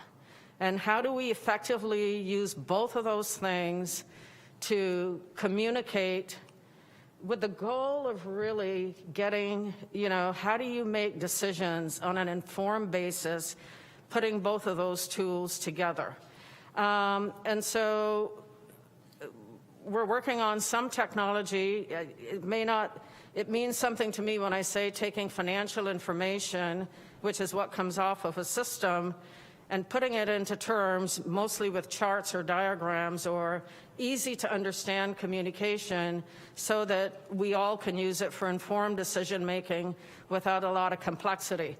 So we're giving that a try. We'll see what that looks like, and hopefully have that underway soon. Next slide, please.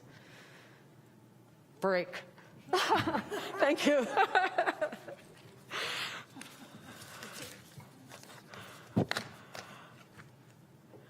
Thanks, Jan. Okay. All right, break.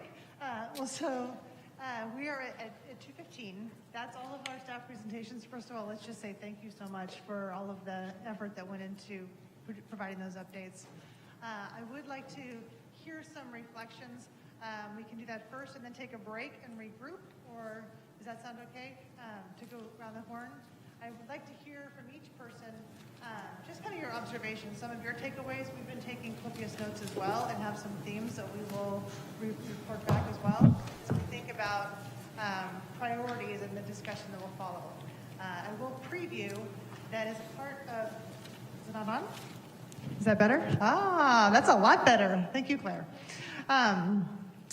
We have a preview of the recommended work plan that staff has prepared. It's still a lot, and so we'll want to have a conversation about that, and then in light of the additional updates that you have heard today. But before we take a break and before we get there, we'll just do a quick around the horn on your takeaways from the staff presentations, and Claire will take us some notes. Let's see, who would like to volunteer to go first? Please, Vice Mayor Rogers. All right. I just would like to thank all the staff. I think that is something that really stood out to me, is the hard work that everyone is doing, and that all the departments are doing a lot more with less. And so I just like to thank everyone for that. And what was the second question? Coffee is still on my thing. I just see coffee right here. It was just your takeaway, your observations from the staff presentations. Oh, my takeaway is that we need to figure this out, because everyone is doing a lot with less. They're doing a lot more with less, and so we do strategically need to figure it out in a budgetary sound way. Okay, thank you. We'll just come around this way. Is that okay? Councilmember Sawyer? Sure, thank you. Well, you said it when you talked about priorities. We have a plate that is full and a checking account that is not. And so hold on to your hats. We have some really major discussions, major decisions to make. Here we are in mid-year and past that. So it's, it isn't easy, of course, but that's where we are. And it's going to be some tough decisions. We're going to have to make some major concessions, and I think it's, for those that have been through it before, it doesn't get any easier. I mean, just because we've done it before, it doesn't mean that it is not difficult, and lots of compromise on the horizon, but it's important work, and I'm glad we're doing it. It's just not fun. Thank you. Yeah, and this is going to be a balancing between the short term and the long term, right? And how to bridge that. I think that's an important visual, bridging to the future. Yeah. So for me, it's almost like deja vu all over again, because every time we do this, we realize the tremendous amount of work that our staff is doing. And I also don't want to ignore the tremendous amount of work that our council is doing, because I know I'm as busy. I thought things would calm down a little bit for me after becoming mayor, and I'm sure Mr. Rogers is experiencing that now, but it doesn't, because there's so much going on. And I heard several of the presentations mention about regional approach. And so it's not just our priorities, it's the region's priorities that intersect and collaborate with what we're trying to do. And balancing that is a big challenge. And one thing that I would really like to see, and I know we had done this a couple of years ago where we get the SMART goals, because I think that's a language we can talk about. So I know we don't have the specificity here, but if we're going to do A, council says this is our new, we really want to prioritize, then tell me what the impact with specific dates. We're not going to be able to get this done until 2024.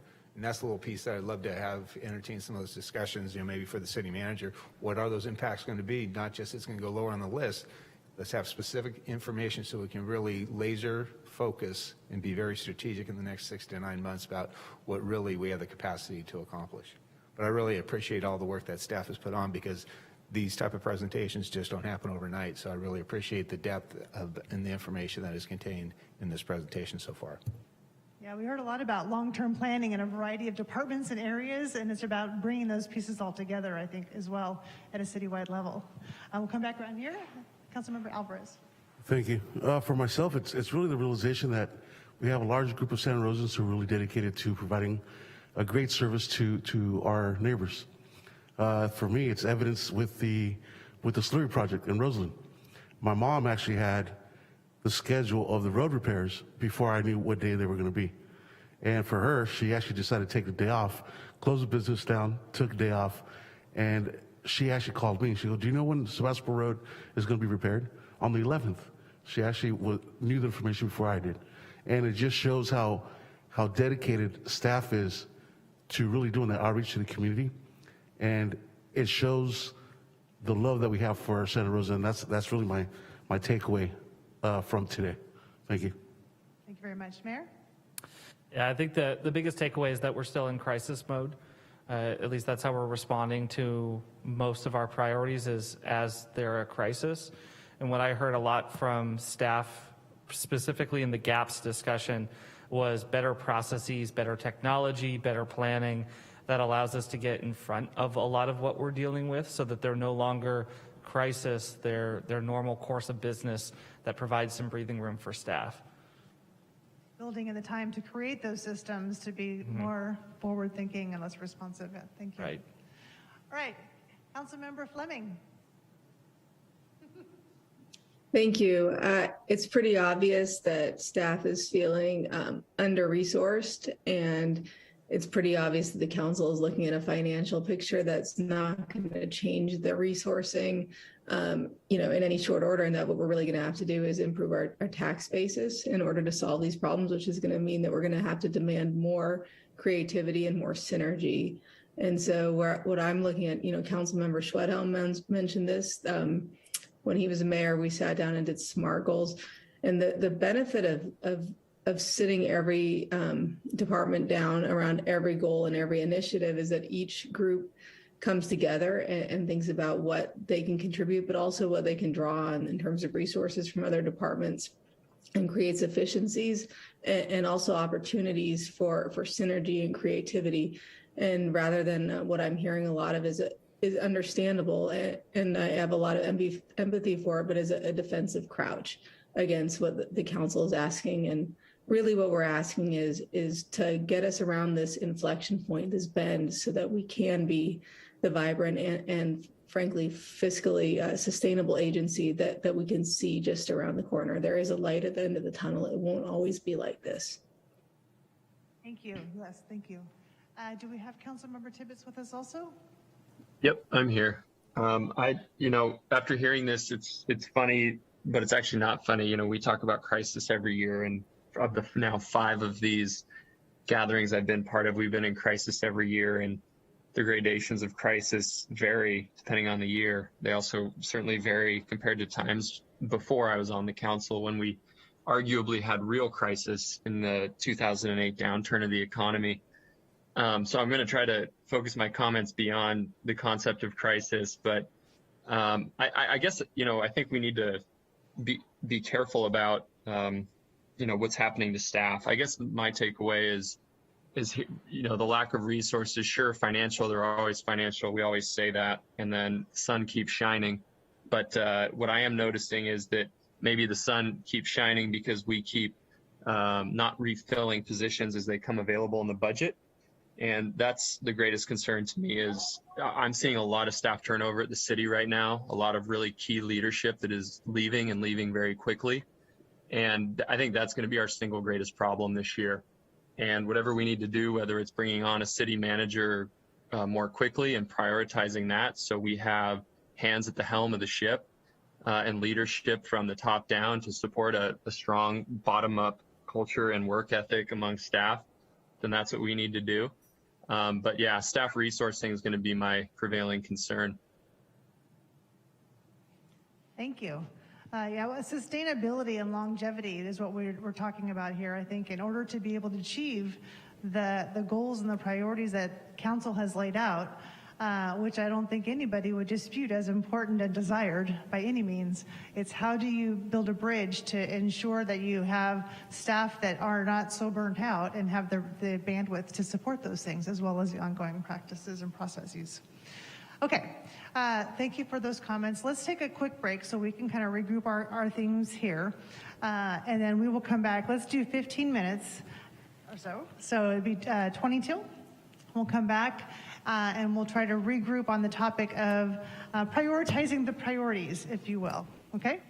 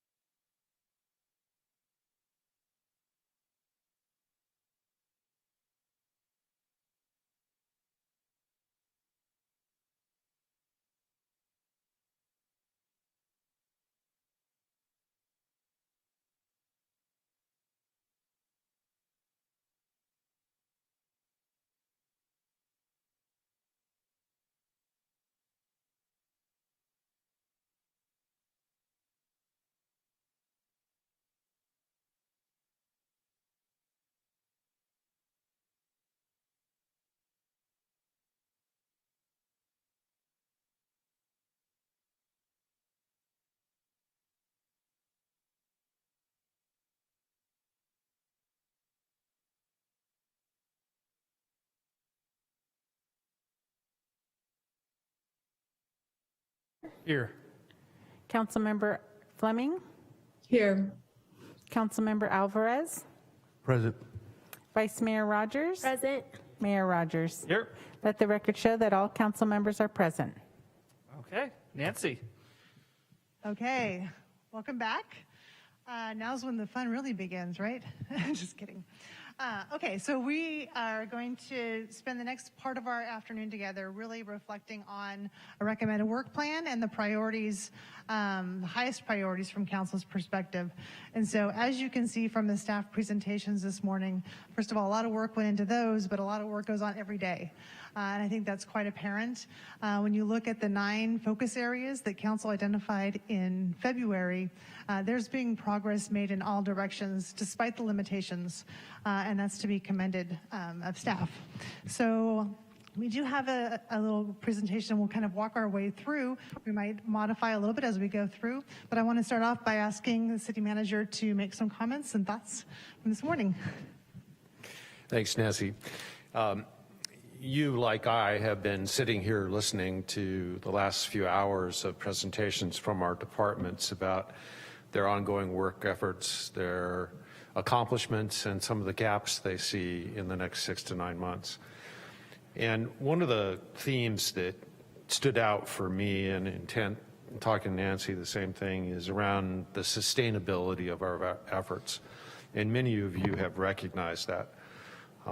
You heard almost universally from our departments that they are facing a surplus of work and priorities and projects and a shortage of staff resources. And so that means there's a concern about the ability to sustain that for a long period of time and a need to look at some alternatives, things like professional service contracts, maybe limited term positions, and making sure that we're being responsive and providing an environment that both recognizes their contributions and their challenges, but starts to provide solutions for them so that they see that we are responding to what we're hearing.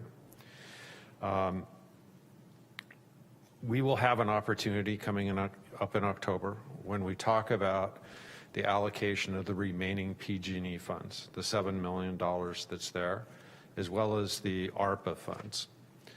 The reason I say that's an opportunity is the PG&E funds are very flexible. They don't have a lot of restrictions on their use, and they may allow us an opportunity to create some of those bridges that Nancy talked about. It may allow us to allocate some additional resources to reduce the backlog in our permitting and plan checking operations. It may allow us to bring in some limited term staff to bridge the next couple of years as we look at longer term revenue opportunities and ways to streamline our operations. So I just wanted to highlight that for you, kind of get it front of mind as we're preparing to look at those recommendations and options for use of those funds. I also think we heard a theme around investing in our infrastructure. It's not something we talk about often enough or frequently enough, and it's not front of mind in many cases as we deal with, one urgent item or one urgent policy item after another. But as our assistant city manager mentioned, we have $5 billion worth of infrastructure that this city is responsible for, and our community counts on us to deliver to them for things like water and sewer and transportation. We need to pay attention to that investment. We need to do a better job of identifying how we're going to provide adequate resources to maintain it and to make sure it stays up to standard. I talked a little bit about those core services. We have started a number of new initiatives over the last couple of years, things like community engagement, DEI, a communications team, a whole host of other programmatic things that are very important to the community in addressing the changing dynamics and makeup of our community and the needs of our community. And yet we have all of these core services that our community also depends on us delivering well and consistently. And so we need to find the correct balance between those things. And as we move forward, we need to recognize that we need to maintain our capabilities around emergency response and public safety.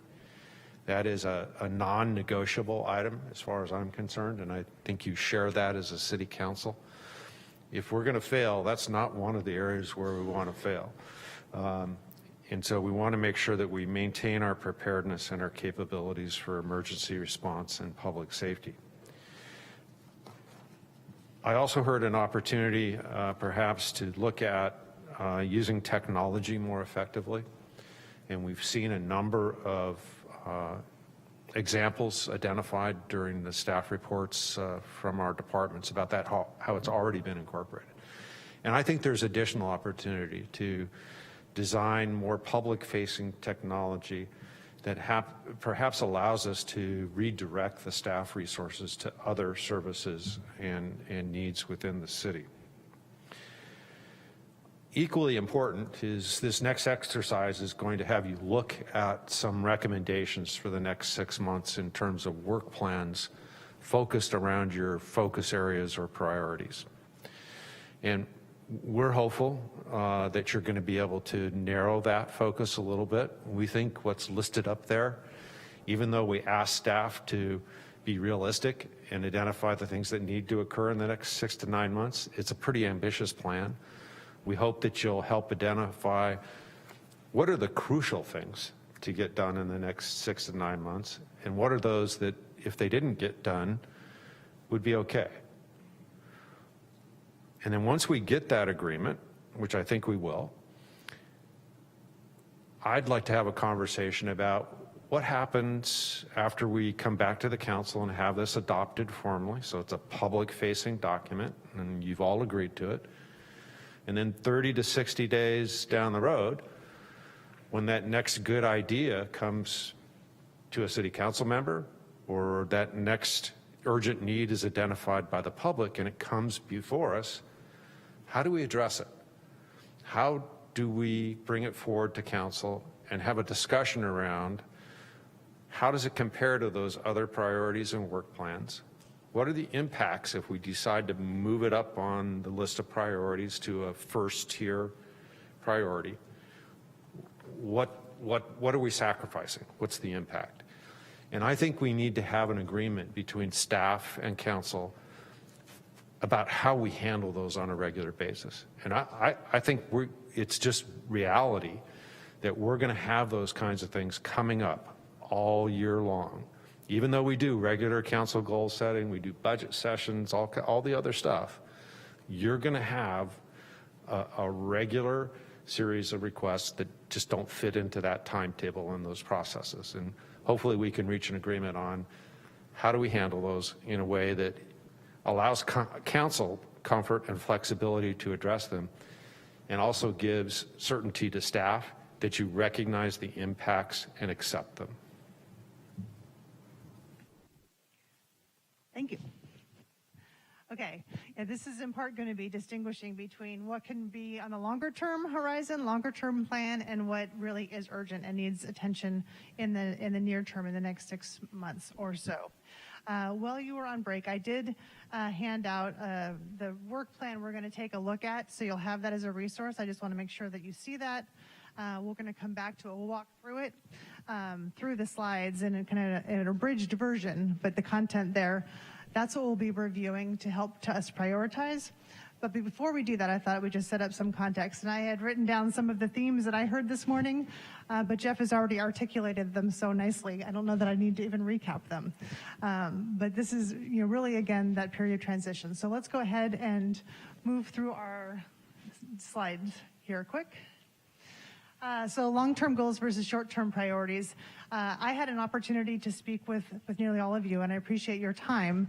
And one of the things that I heard consistently was an appreciation for the ambitious nature of the 9 priority areas. Some of them are by their very nature long-term. Unfortunately, we're not going to be able to solve climate change in 6 months as much as we would like to do that. But certainly making progress in that direction is critical and important. And you'll see each of your goals are reflected in the work plan that has been brought to you before. So to some of the specific guiding principles, if you will, for our discussion today is, first of all, ensuring a smooth transition through this transition period until you have a new city manager permanently in place and the staff that comes with that. And so additional leadership positions that are currently vacant. So the transition to that point. And maintaining organizational stability within that time period. Organizational sustainability generally was quite a solid theme, I thought, this morning, whether it be with staffing, and that includes developing a plan for filling those vacancies or addressing staffing capacity needs, but also the care and feeding of city employees. So the staff, organizational sustainability in terms of resources and understanding what the roadmap is to either identify new revenues or address opportunities for doing things differently. That's part of organizational sustainability. Infrastructure, looking at the investments that you have made in the city and ensuring that you don't have some crisis down the road that could be avoided by investing perhaps one-time funds or other resources in that direction. So this is kind of some context in terms of thinking long-term and then looking at the short-term priorities. So next slide. These are some of the themes that I heard when we had a chance to meet ahead of our workshop. This is similar to what we've covered already today, but I'll hit some of the highlights. First of all, there was a recognition, I think universally, that the city is in a period of transition, and there's a real strong commitment and support of staff and providing stability. That came through clear in all of the interviews we had, and I think it's important for everybody to understand and to hear that, because that's part of why we're here, and so that we can ensure that going forward. Prioritizing mandated work or things that you are required to do, core services, mandated work, including response to emergencies, of which there are many. I'm sad to say today, we have a drought, we have a pandemic, we have a wildfire season, all of which are pressing and urgent, and so that requires attention.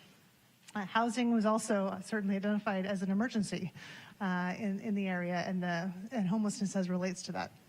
Concern about staff capacity and morale, fear of turnover. We've already covered this. We've heard a lot about it. We've reflected on that, I think, already.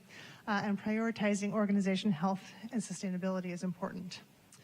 Agreement that the set of priorities that were identified in February will take time, and that's okay. And so this is really about setting the timeline on some of these things, and so that you can continue to make progress and also prioritize the items that are most urgent to focus on. There's also a specific interest expressed about making sure that you have a clear work plan. Council wants to see what do the priorities look like in the form of a work plan. What you have before you today is a starting point. It probably requires additional information, but it kind of frames the items into a document that identifies who's responsible, sets the priority for you, and provides some action items on there. And lastly, you were interested to hear the pinch points that are being experienced, and I think you've heard that through the staff presentations this morning. Recommended solutions were also requested, and I think that some of those have been introduced. Some of them just will take time to put into place, staffing and funding resources in particular. So those are some of the themes from the council interviews. If we go to the next slide. And this was really more for discussion. I don't know, we need to belabor it today, but I will still make mention of it. When I was meeting with the executive team and we were talking about the council priorities, there was some confusion simply on naming. What's a goal? What's a priority? How do they fit together? And so this is a little bit of a construct, and I will leave you only with the observation that as you're planning forward and thinking of doing SMART goals or thinking about a long-term strategic plan of some sort, that there may be some construct that bridges between the topic, COVID response, and the action items that you're going to be doing, which you'll be reviewing today. So right now, you don't have what are we trying to accomplish in between those pieces. Priorities level of urgency is what a priority is, what you place on that. And that can be at the focus level, that can be at the strategy level. Today, we're going to talk about it more at the action strategy level. Okay, next slide. Okay, so the recommended work plan, which is what you have in front of you, identifies short-term priorities that have been identified by staff. Now, these are focused around your council focus areas, the priorities from February, so it does not include additional items that you may have heard about today that are underway or that are sort of off that radar. So they're organized by those focus areas. They include the action items and the strategies that reflect council direction. So where you've had some input of what you'd like to see, they're reflected in the work plan. It's identified and organized by department so you can see how that plays out. Recognize, please, though, that many of these large priorities touch many departments, and you heard that this morning. If one department has primary responsibility, it doesn't mean that it does not involve others as well. This work plan that was drafted assumed a 6 to 9 month horizon. So we're going to keep that time frame in mind. And I will also note, as you can see, it's still quite long. So these are just the priorities. There's a lot that's still on there. And so our task today is to reflect on these and to ask questions about what can be pushed out a little bit farther, not removed, but pushed out a little bit farther, and what are the things that have momentum, our opportunity, or just our critical path priority. And so we're going to walk through each of these sections, and what I will do is I'll give kind of an overview, but then I'll ask for comments if there are observations within that priority of things that maybe are a longer horizon, not as urgent, and the opposite. If there's something that is on your mind where you're like, we have to really focus on this, that would be helpful for staff to hear as well. Okay? Does that make sense as to process and what we're going to do? Awesome. All right, so let's go to the first one then. COVID response. And so these are organized in the order that you had prioritized them in February. Just for a point of reference, that could have changed, but that's the way we're going to walk through these. So COVID-19 on a lot of people's mind then, on a lot of people's mind today. Thank you, Delta variant. So here are the items that were identified by staff, and you can see in your work plan the departments that have responsibility on these specific items that for the next 6 to 9 months. And so I'll let you maybe take a quick review. I don't need to read every line because that would be tedious. You can take a moment to reflect on it, and then I'll ask for comment. Nancy, if I can ask a question, is this slideshow available to us somewhere? It should be. The slideshow, you said. It is the same information, but here's that. Here. This might be helpful.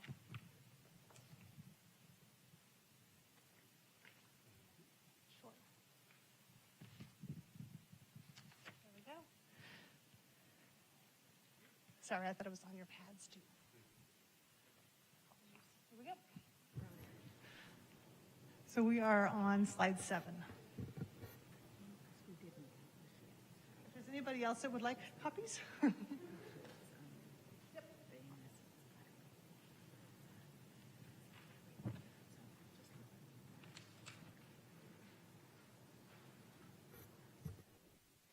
And while we're not in the interest of trying to add a lot of things to these things, if there's work underway or areas that we need to make an observation about that should be listed, we'd love to hear those too, and we can add them to the priority list. So this is open discussion currently around COVID-19 response and the priorities for the next 6 to 9 months on the outside. And I do think it'd be helpful for me. I know we just went through each of the sections as well. It's obviously a lot of information, but if the city manager, if there's anything major that was left off the list that you know has been a council priority or has been a focus up to this point, but was left off due to capacity, I think it'd be helpful for us to hear that as well.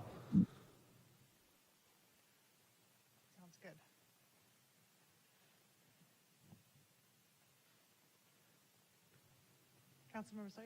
Thank you. Point of clarification, excuse me. When I look at this, this is a work plan. I don't believe, well, correct me if I'm wrong, that the council moved into this kind of specificity when it came, and we didn't develop the work plan. That was done by staff. And what concerns me about us starting to take pieces out of a work plan as opposed to the putting, I assume these dots are going to be used ultimately. Okay, so COVID-19 response, and someone puts a dot. Well, does that dot, is that going to include all 6 items on the work plan?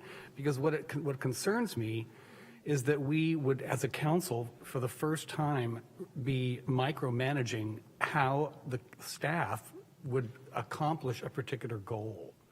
So I don't know that we've ever gone into the work plan and decided that certain parts of that work plan we wanted to pull out or leave in. So how do it's a question, and it's a very long-winded question, but it is a question. How do we deal with this process? It's a very legitimate and a fair question, and I'm sure that everybody in the room appreciates that question.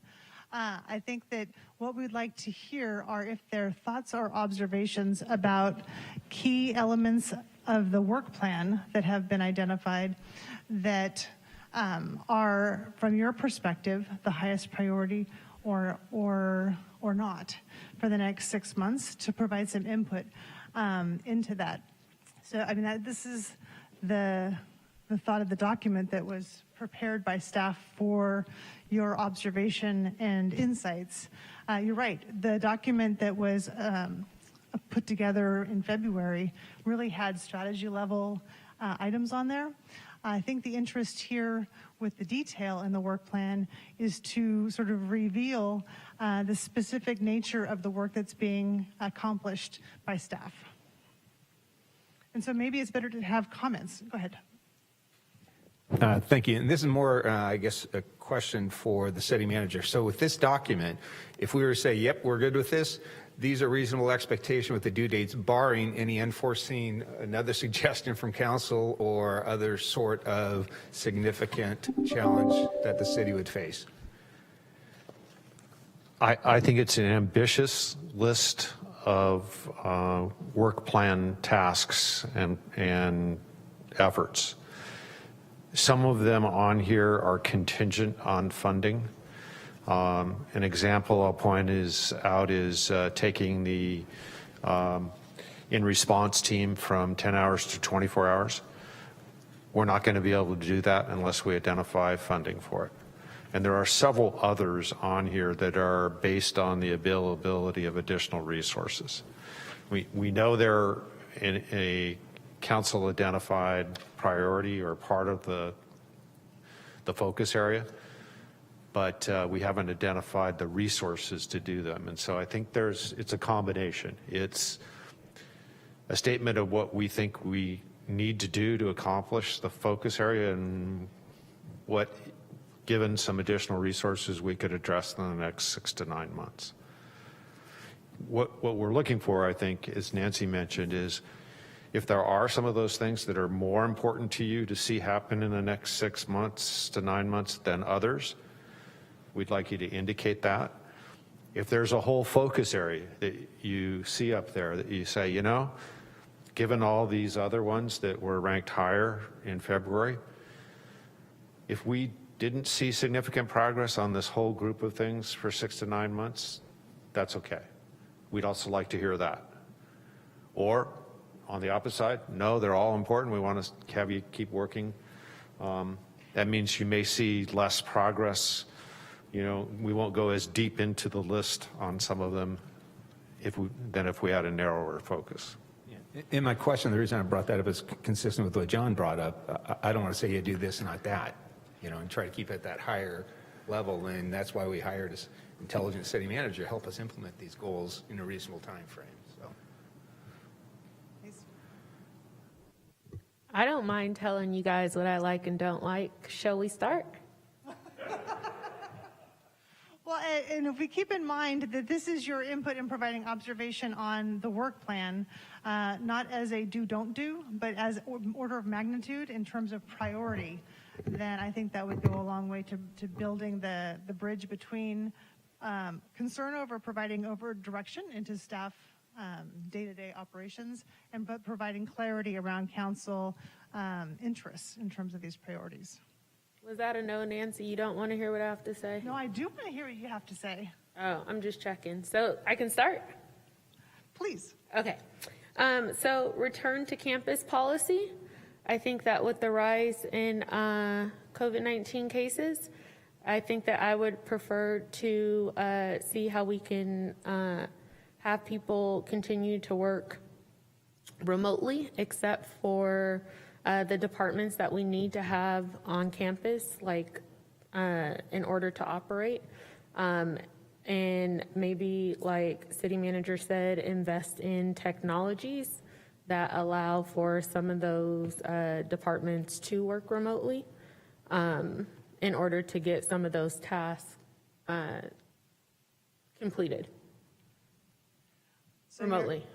Right. So you're saying that there may not be as urgent because you're suggesting that the return to campus maybe needs to push out because of current circumstances. Well, yeah, I think that we thought that COVID was departing, and we see that that is not happening anytime soon. And so that may be something that we can kind of push to the back burner as far as the return to campus policy. But that's just my take on it. I don't know how everyone else feels.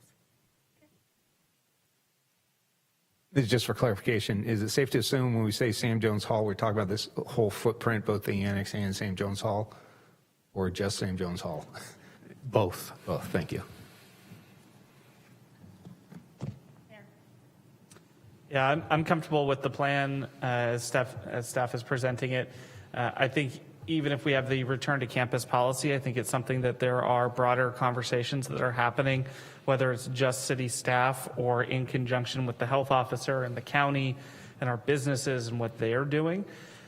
And if this ends up being tragically that it's not something that we need within the next 6 to 9 months, that is an area that potentially then creates some space for staff as well to have a less urgent deliverable on the work plan. Thank you.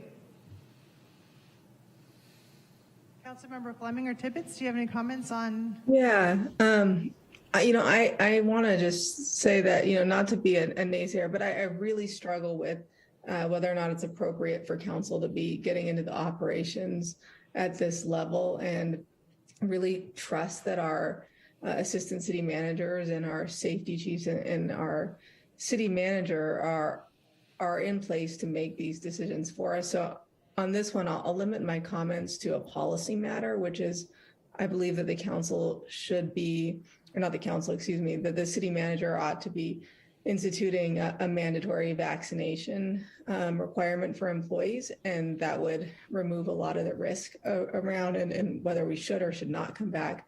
Those things would be a lot simpler if we could take those bold steps. It certainly would put us in a leadership position around this. We'd be following, and I think that that's really critical for the safety of our employees and the residents that they serve. So I think there's a lot of stuff around this when it's pretty clear what we need to do to get to where we need to go.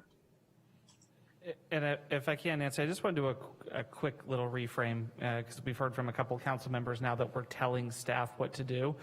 I just want to reframe that this is what staff is delivering to us as what they think is achievable within the goals that the council has set. And part of that is a collaborative conversation. And to me, it's almost permissive. It's staff saying, this is what we think that we can achieve. And so all of these other things that you like to throw on our plate, just know that those aren't happening.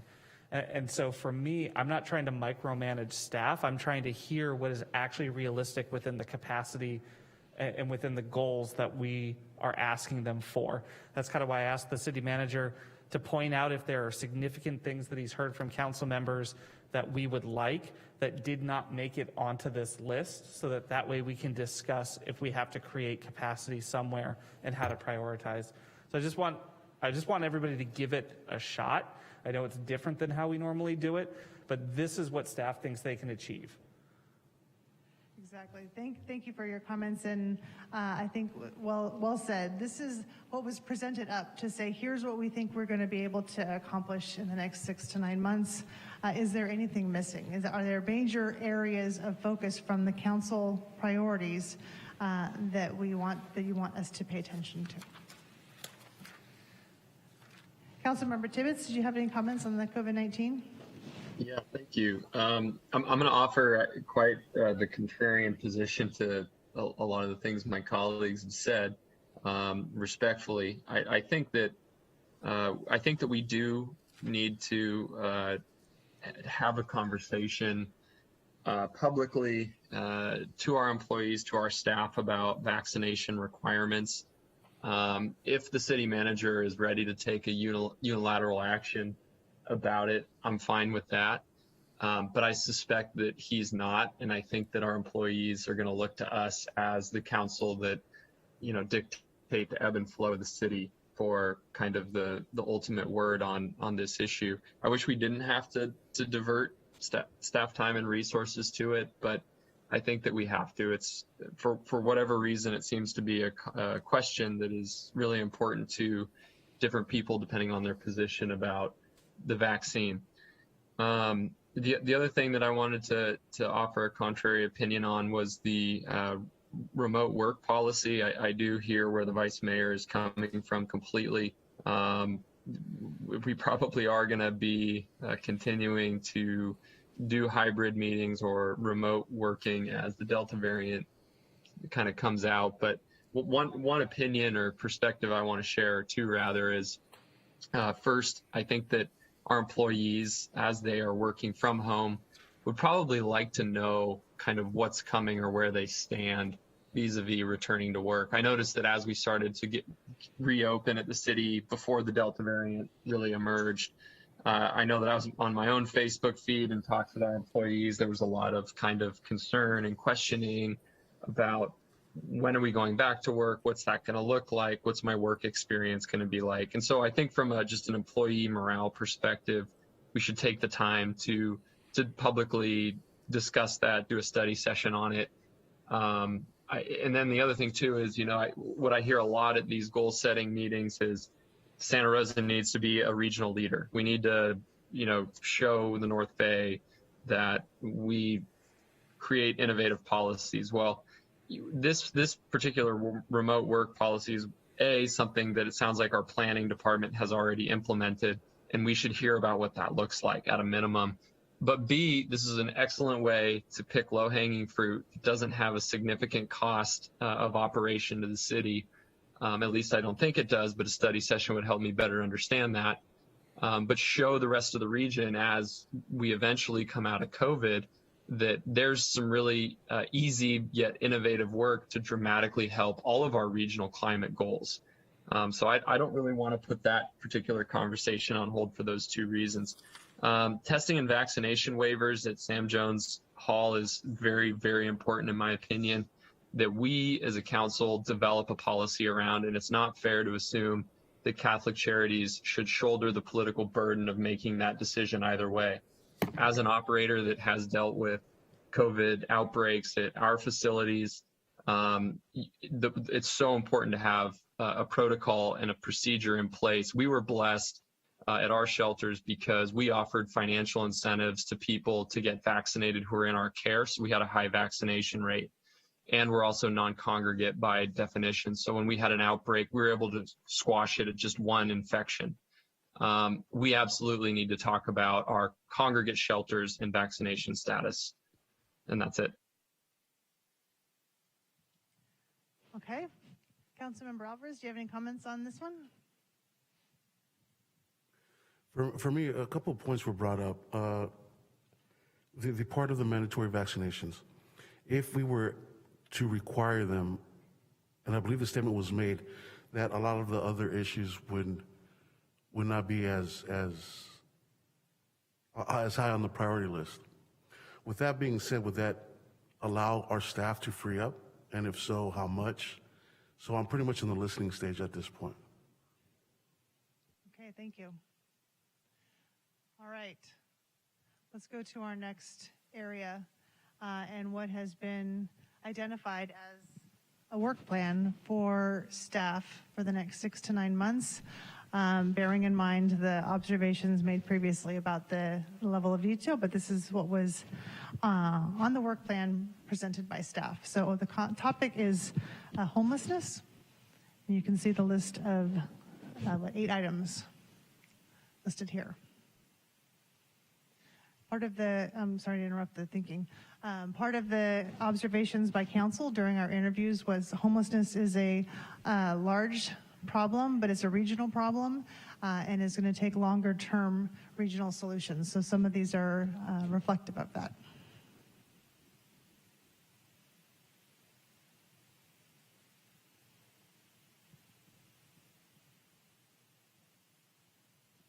Yes, Mayor.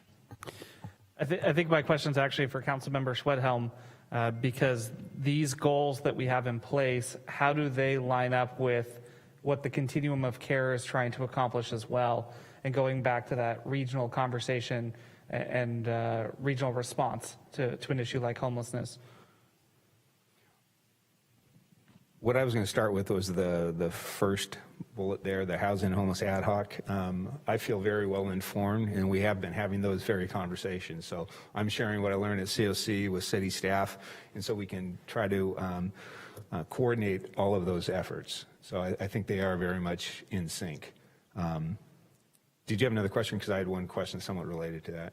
No, just from my perspective, for the next 6 to 9 months, I want to be making sure that we're driving in the direction of those regional partnerships.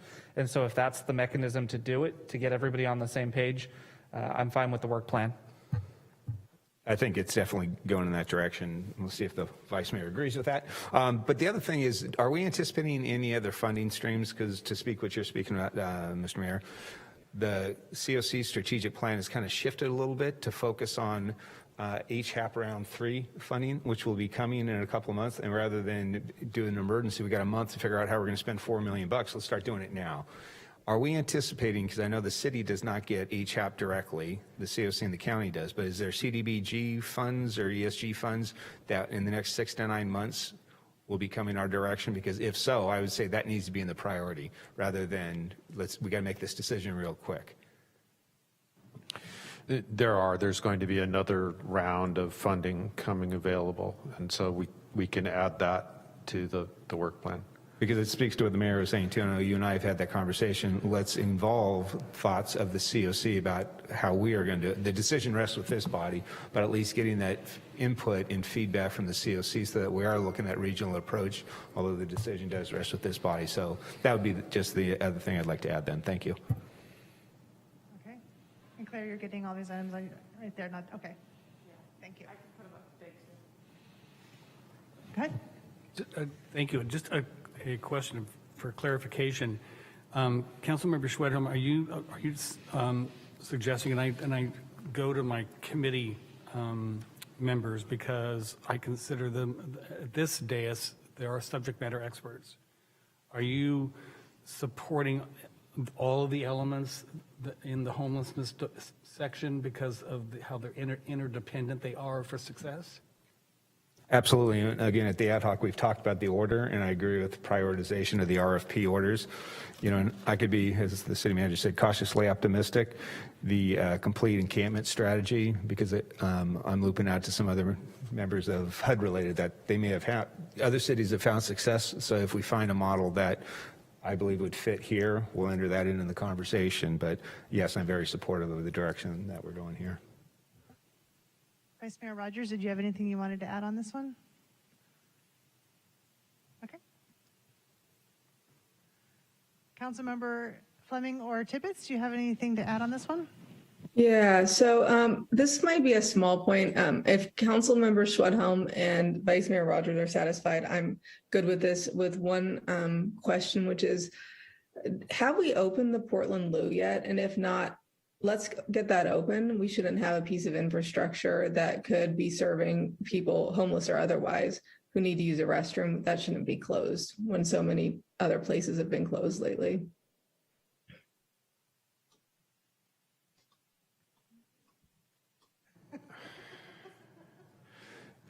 Could you restate the question again? I missed a portion of it.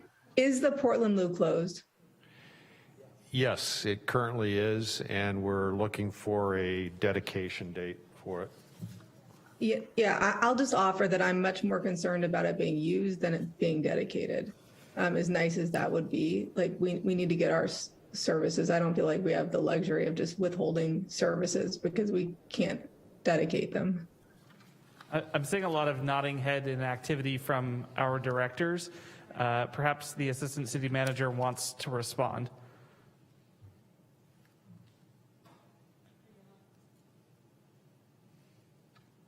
Yeah, thank you, Councilmember Fleming. I think we're happy to go ahead and get that open. The services are ready to go. We have recently just opened other public restrooms in our parks. That was really the threshold for us getting to this point. We had hoped we would be able to have a little bit of freedom to do an opening for the public as well as get it open. But if the council's preference is just for us to open the doors and social media post it as an open facility, we're happy to get that done ASAP. Okay, I wish we could do something grander, but I think that may be where we're at with things at the city at this point. At least where I'm at.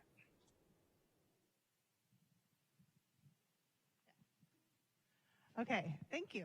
All right, we've got that added over here on the work plan item that Claire's taking notes on. Councilmember Tibbetts? Sure, I'll just quickly chime in.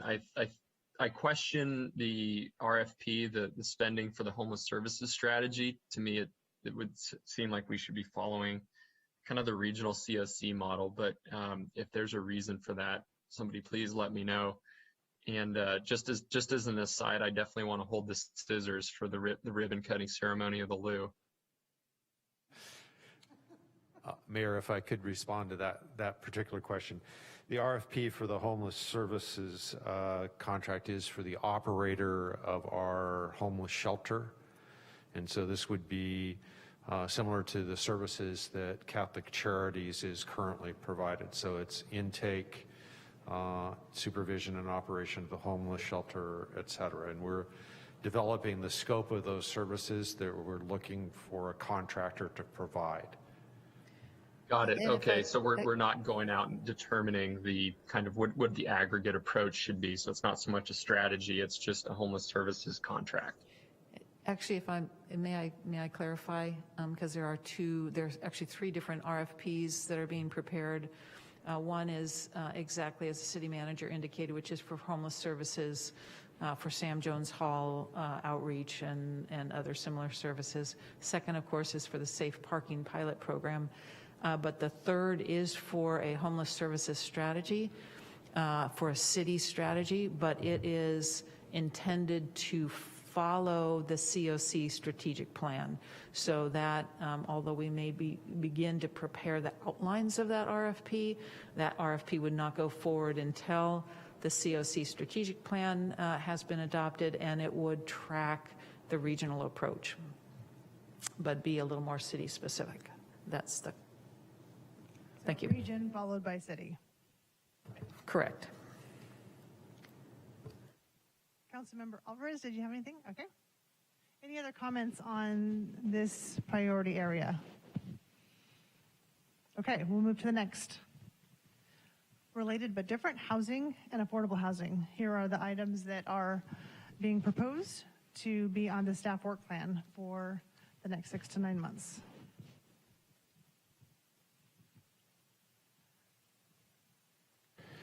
And I believe the Mendocino Avenue specific plan is in need of additional funds, and I'll just pass that to Claire to confirm, and she confirms that that one is dependent on additional funding. Are you marking that? Councilmember Sawyer, you had a comment. I have a question. The water demand offset policy, it's a real broad concept, and I'm not sure I understand. I can imagine what it might mean, but I'm curious of a little more specificity as to what that would suggest. So I think either our assistant city manager or our water department director are probably best to It's respond sounding to like that. in lieu, and I'm concerned about moving it to an in lieu concept.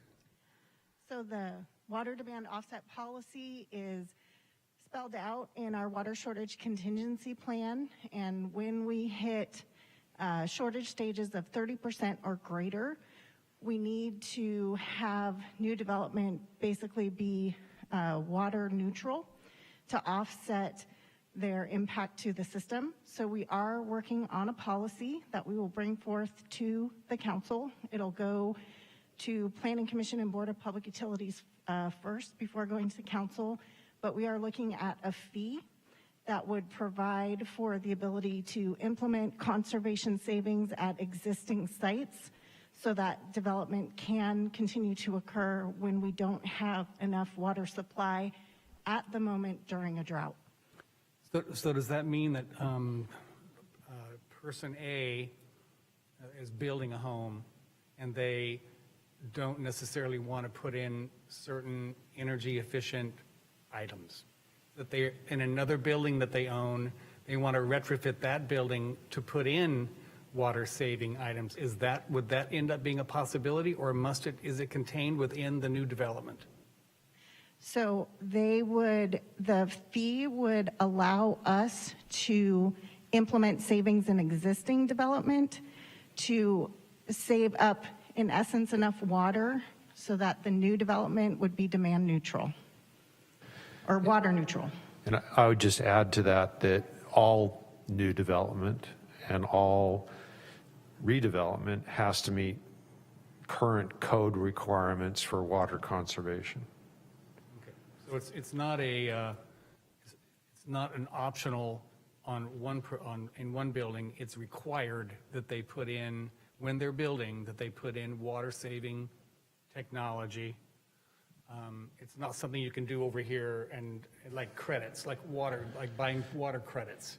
This is in addition to the code requirements for all construction. So as an example, you build a new home, you've got to put in low flow toilets, shower heads, you've got to use drought tolerant plants and a technologically advanced irrigation system that knows when it rains and all those things. Everyone is going to have to do that. In the stage 5 or the 30% or more conservation requirement level, new development is also going to have to offset their water use through additional conservation measures that could be applied off-site. I think I've got that correct. Okay. Mayor? Well, first of all, Mr. City Manager, I was corrected over the weekend that we don't say low flow anymore. We say high efficiency. So I just Thank you, Mayor. I am stand corrected here. And Jennifer's staff, I hope, is chuckling because I learned something from the drought drop-by event. My question, I've got two actually specifically for Claire. If you can grab the mic. For the housing and affordable housing section, there's two things that are partially missing to me that you had brought up or that we know that are coming that I wanted to get clarity on. One is the short-term rental program, urgency ordinance that's coming forward. Does that fall within this section? I know it falls within your portfolio. Well, sorry. We have put it under public safety because it's an urgency ordinance. So I would suggest adding it if it's not already on our work plan, but for under public safety, because that is the approach we're taking. If we were just doing a short-term rental ordinance for the sake of land use planning and preservation of housing specifically, we would put on here. But that's why it's on public safety. Okay. All right, that makes sense. And then there were two things that you mentioned in your presentation that you were interested in seeing. One was the master fee study, and one was some of the tools we've developed for downtown and expanding those across the city. I don't see either of those reflected in the 6 to 9 month time frame. Are you comfortable with that, or do you need us to make room to be able to do some of that work as well? My understanding is we don't have the capacity to do that unless something else comes off. I know that we do not have enough funding for the Mendocino Avenue specific plan, so that should come off. I think it's something we could start exploring. I don't know if we can accomplish it in the next 6 to 9 months, because I think we'll have to look at capacity to see if we can fold it in. There's a reason it didn't make it on this list. If we had the capacity, we would have put it up there. But I think we can reevaluate and see if that would work. Part of the issue is the resource demand on plan review and inspection, frankly. So planning is assigned to a task like that, and we're trying to make efficient use of our resources. So, you know, where do we put them? Do you want them in development review, processing permits, because we have deficiency in staffing to support that?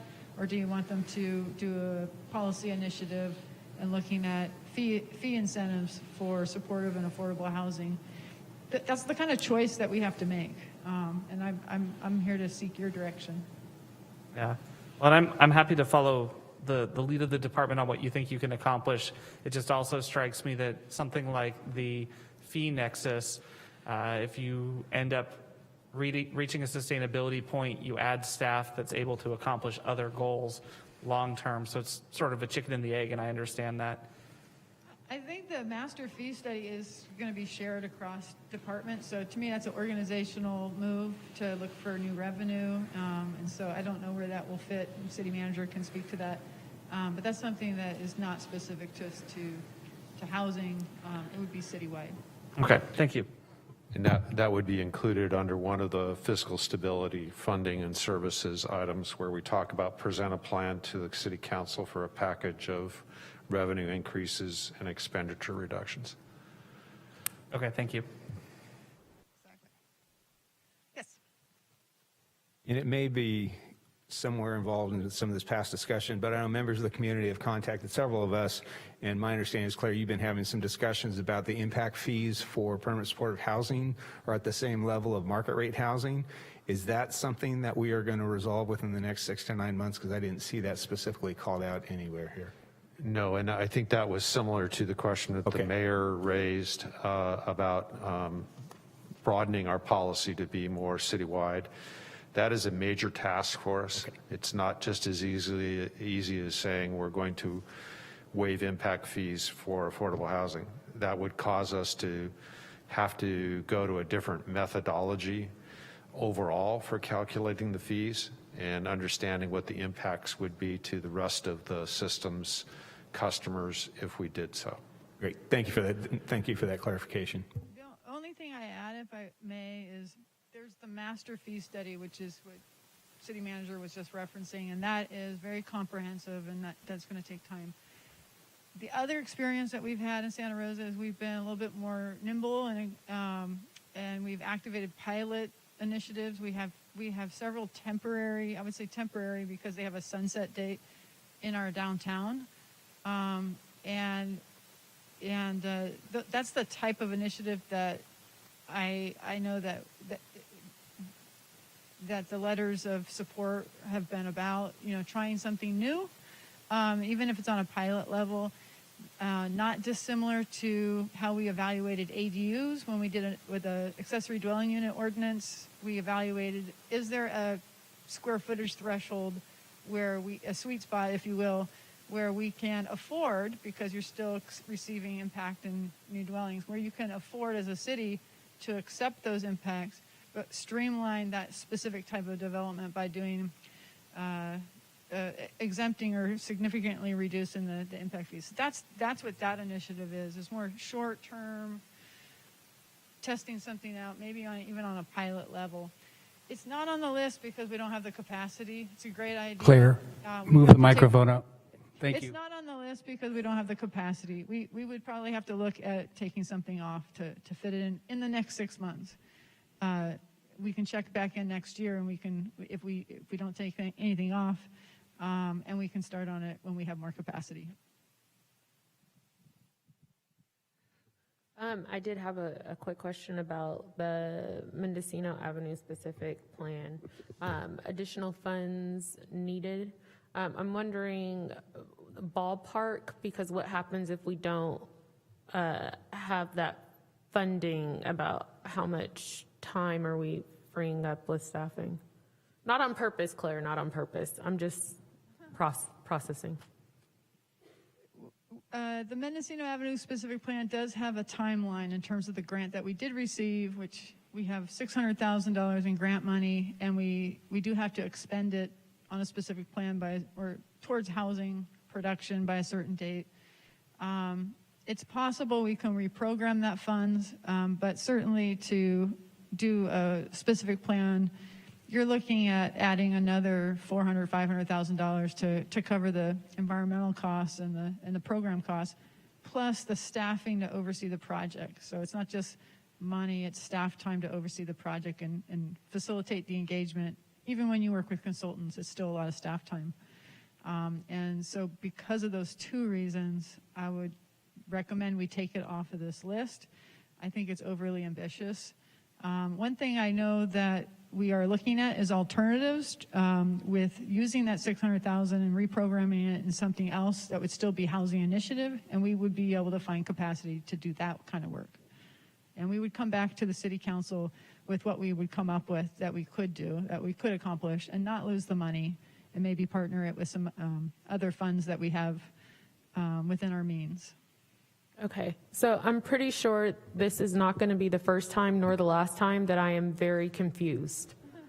I thought that this was a list of things that our staff felt that they could accomplish. And so now I am very confused, because what I just heard was, even if I said, here, Assistant City Manager Hartman, here's your $500,000, you're not sure if your staff could, with all these other projects, complete this very large undertaking of the Mendocino Avenue. So now I'm confused of what these lists exactly are, and I think we're going back to the city manager because now I'm talking about all the departments. So this is an example of one that got put on the list in error. I don't think it should have been on the list in terms of a project that could be completed in the next 6 to 9 months. Each of these were sent out to departments to update, and I think in some cases they were being a little optimistic.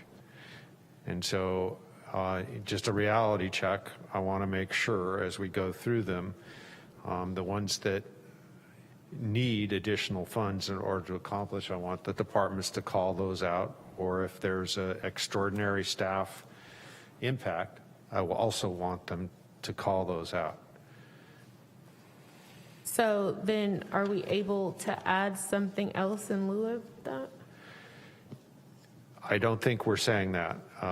Just checking. I mean, yeah. Okay, it was worth a try. All right. Definitely worth a try. Thank you. It was a good try, though. Okay.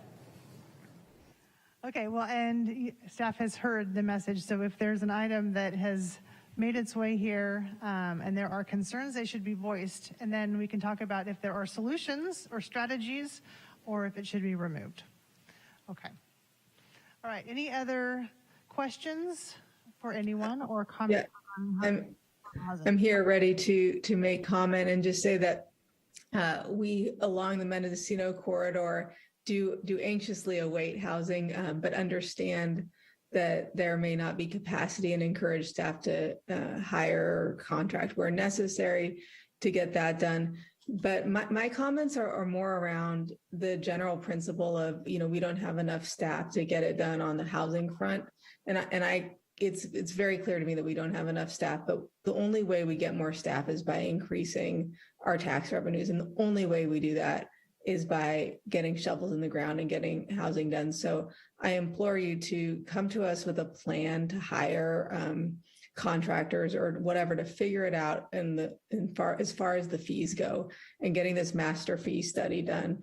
I mean, I've seen compelling arguments from permanent supportive housing advocates, from low-income housing advocates about how our per door fee structure is just not working. And I get the reflexive response to say, we need this money or we won't be able to afford this stuff. But if you look over the past 10 years when stuff just hasn't got built, you're getting 0% of nothing. We got to make it so that shovels end up in the ground and we're not, cannibalizing ourselves with fear. So I'm anxiously await an answer and a response to this that gets the housing built and also at the same time assures residents that the services will be there for them to correspond with the new housing that I know is coming.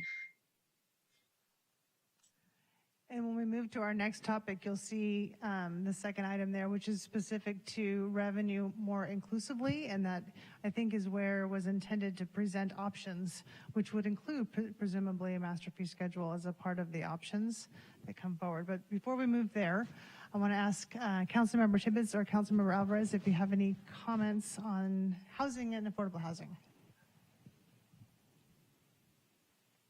Sure, I do, if Eddie doesn't want to jump in. Yeah, go ahead, and then he'll follow you. Okay, sorry, Eddie. I have a couple of comments, and Chris kind of touched on them. One is definitely, I think we need to have a way to regulate and permit vacation rentals in the city, and that seems to just be a growing issue for us all that we should address. I guess the other question I have for Claire is, what is the Fremont Park master plan? There's a couple of things on here, admittedly, that I don't know about, and I'm curious, what it is. Yeah, hi, Councilmember Tibbetts, it's Jason. That actually the Fremont Master Plan is one that the Parks Division is actually working on in an effort to provide greater outdoor living space for the residential units that we're looking to build downtown. And so we are working with the planning team as well as the developers to utilize the park in lieu fees or the park development fees that are developed in the downtown per the council resolution that was adopted about 3 years ago. As Claire mentioned, there's some temporary initiatives that were put in place as a pilot test to see if it brings on additional development, and utilizing those park fees to help invest in the parks that are downtown for that outdoor living area is exactly what we're doing with the Fremont Park Master Plan. Okay, thanks, Jason. And quick question for Sue. So we all know that the organization I work for is engaged in a permanent supportive housing construction project. Am I precluded from weighing in on the impact fee discussion if it's unrelated to a specific project? Yes, I would recommend that you recuse from that discussion, since it potentially impacts your project, your organization's project. Okay, then I will follow up by saying that I agree wholeheartedly with everything that Councilmember Fleming said, and that is that if we're not hitting a lot of these council priorities because we're understaffed in planning, we need to upstaff in planning. I've said this before, and in my opinion, this is one of the most important things to the ebb and flow of the city, investment in the city, residents' ability to have an affordable city. And I just really want to make sure that we're getting everything done that the council seeks to get done in this department. Okay, Councilmember Alvarez. There was a statement that you made a little bit earlier where you described that a lot of these issues are overlapping, and I was actually going to wait to the point of resiliency, but for me it's the ARPA funds and for example Roseland, which would really qualify and check off a lot of the boxes, and I'm wondering when it comes to grant and different funding sources, how much of those could actually be used for the different housing issues that we're facing. So it's more of a comment than a question, but nonetheless, though, it's definitely speaks to the truth of how compounding and how overlapping the issues are as we face them. So we've got a council session scheduled for, I believe it was the first or second meeting in October, where we're going to bring back recommendations on ARPA, along with a more detailed explanation of eligibility. And I think we'll address your questions there about what kinds of housing projects, if any, could be supported with ARPA funds.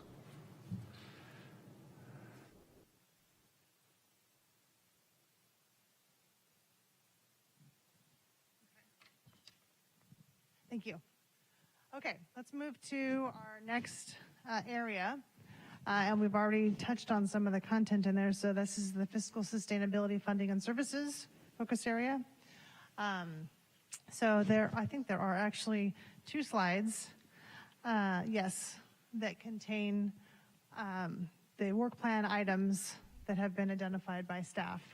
You'll see that second bullet there, I think, ties back to the discussion around revenue and options. And so present a plan to the City Council with a package of general fund revenue increases and expenditure reductions. And so there's a plan to bring that back to Council for discussion on options. Other comments related to fiscal sustainability? So I had a couple here. So the third one down, the incorporated screening or evaluation process, incorporate the values of diversity, economic impact, fiscal, and environmental sustainability. Is there a reason specifically with the DEI we couldn't incorporate that a little quicker? And I'm looking even the very last one, guiding principles and uses for one-time PG&E settlement funds, because I know the county initiated a process where you're making a recommendation, what is the DEI impact?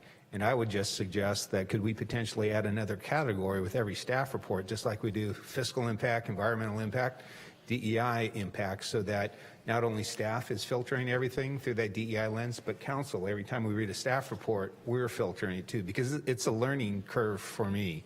And my fear is that if we wait to the end, let's start it now, because I'm not sure exactly what it looks like. And with that, Mr. City Manager, because I'd like your input too.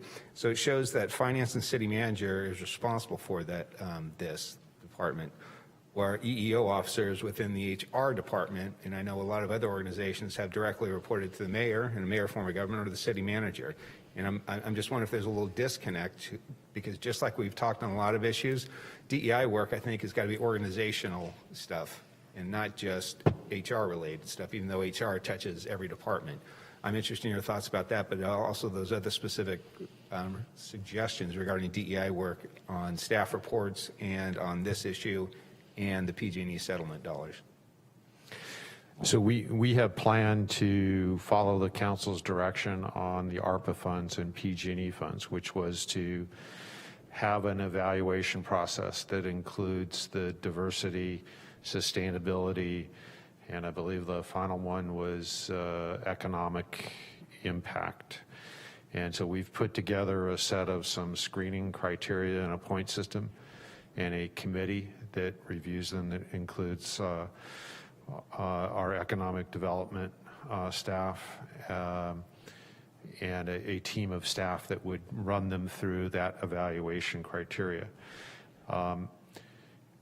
We also plan to do that in development of next year's budget. Adding that to every staff report, I think would require an additional level of resources, just another step in the process, training on how to do it, development of the criteria and the screening and analysis part of it. So that's one part of your question. The other part is our DEI effort in the right location organizationally within the city structure? We're taking our cues and directions from the City Council, and the last direction that we had was based on the February priority setting exercise that you went through. And the indication then was that DEI was focused on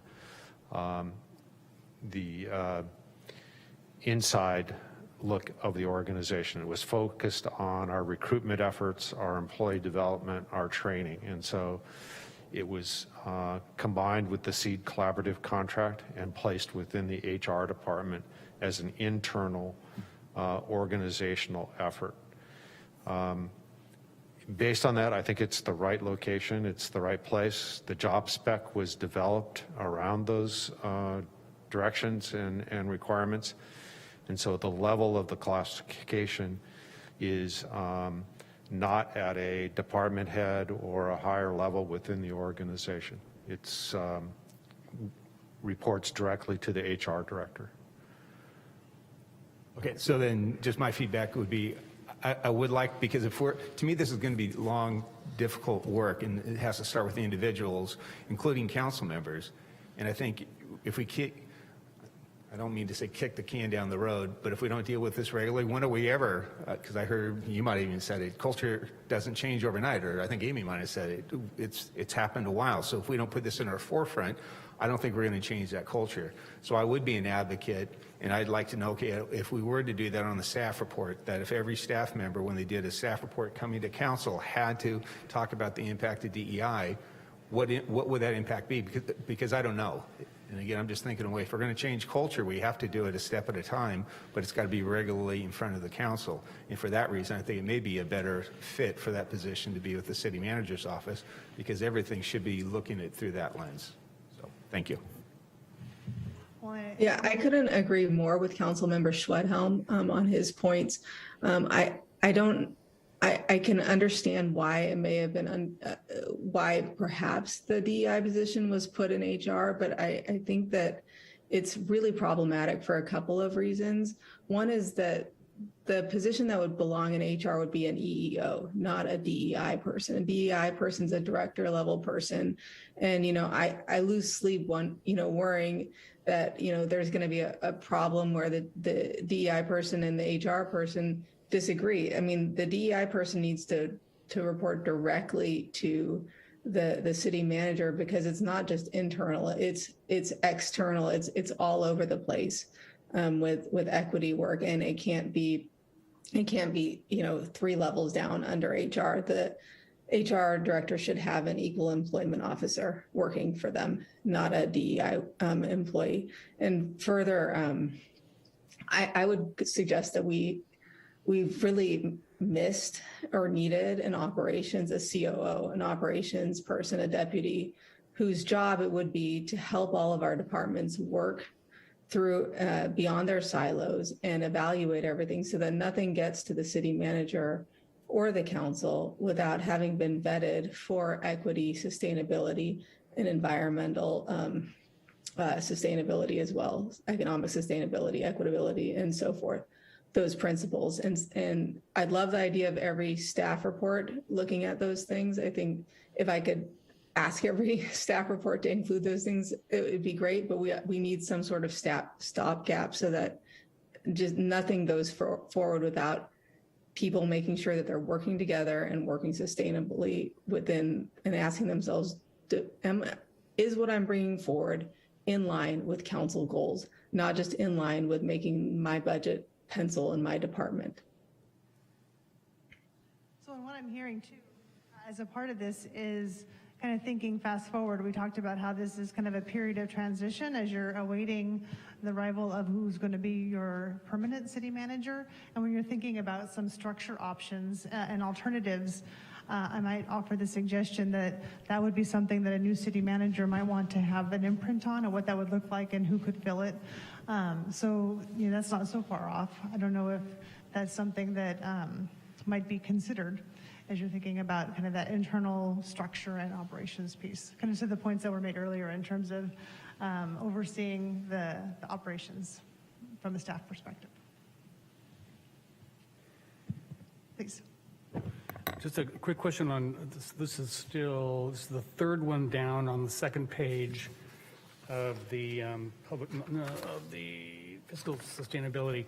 This looks like a city manager issue to me, and it does say March of 22, so that is out there already, and probably 7 months. So, and I don't think the council gets involved with organizational structure. So unless we were asked to, and I don't think we're often asked to do that. So was this meant to be in there, or is it misworded? It was meant to be there, and it was identified as a March of 22 timeframe to allow the new manager time to assess the organization. And the reason it would come back to council is if there were any new positions identified or reclassifications determined that needed some council approval to implement. But the actual work in developing that structure would come from management. Correct. Okay, thank you. Mayor, do you have a comment? Yeah, I appreciate the work here. The only thing that I noticed that's missing, that we've had some conversations about, is creating the space within the long-term finance and policy committee to do a deeper look into our departmental budgets each year. And we had talked about potentially starting that in September or October to have that work done in time for next year's budget. I'm just wondering if you consider that part of the normal course of business, since I know that the department heads are always looking at the budget and always retooling, or if we need to carve out some specific space under this priority for the long-term policy and audit committee to do that work. So I think that would be a new work product if we're going to ask every department to do a detailed review of their department budget with the Long Range Finance Committee. I don't think that's been done in the past. It would be a new step in the process. And, you know, it might bump something else. And I'll, you know, look behind me to see if there's a difference in opinion on that. I recognize that that is an impact to every single department. I also recognize that there's a lot of value in having that conversation before we go into next year's budget. I'm very cognizant of the fact that we do essentially a cattle call come budget season, a couple of days where everybody goes through their budgets, and by the time we're halfway through, everybody's so burnt out and exhausted that it may or may not be as meaningful as it could be. So I'd be interested in carving out that space for us to do that work. So I think it'd be helpful for us to understand, is the purpose to look at the current year's budget and understand what's in it and where gaps are? Is it to have an early discussion on how to approach next year's budgeting process? Is it both or something else? I think it's looking at what our staffing level looks like to be able to achieve the goals that we're doing, to better inform our goal setting next year and the budget and budget process and so on and so forth. Typically, we're behind the 8 ball on that. We do our priorities without this level of a deep dive into what we can actually accomplish with it. And then we roll around to our budget year, where this last year we asked everybody to take a cut across the board, and it was going back to Councilmember Schwedhelm's comments during budget. It was not the surgical approach where we see that certain departments are overburdened more than other departments are, and really making strategic investments in our staff to be able to accomplish the priorities that we need. Okay.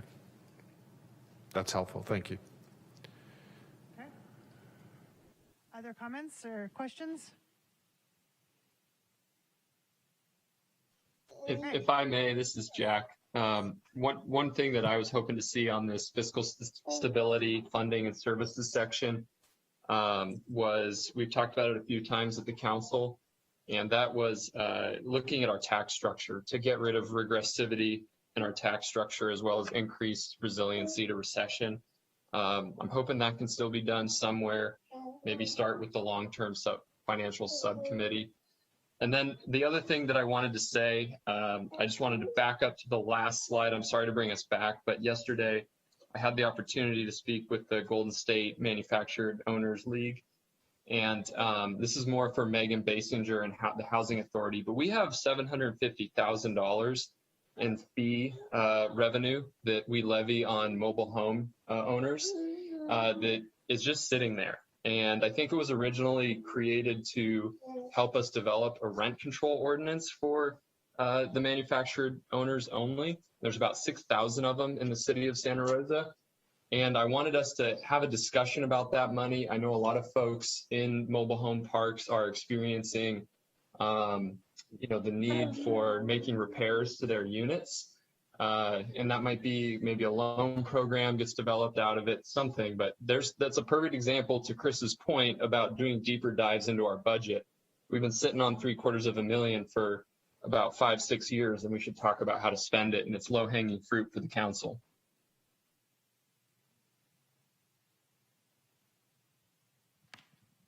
Okay, terrific. Councilmember Fleming, did you have anything else on this item?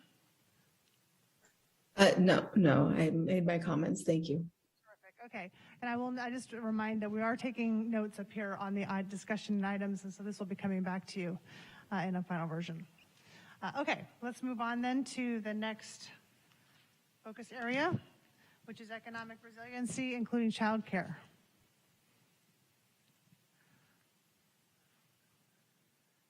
So there are a number of items on this slide that touch a lot of dimensions, a lot of areas of the community.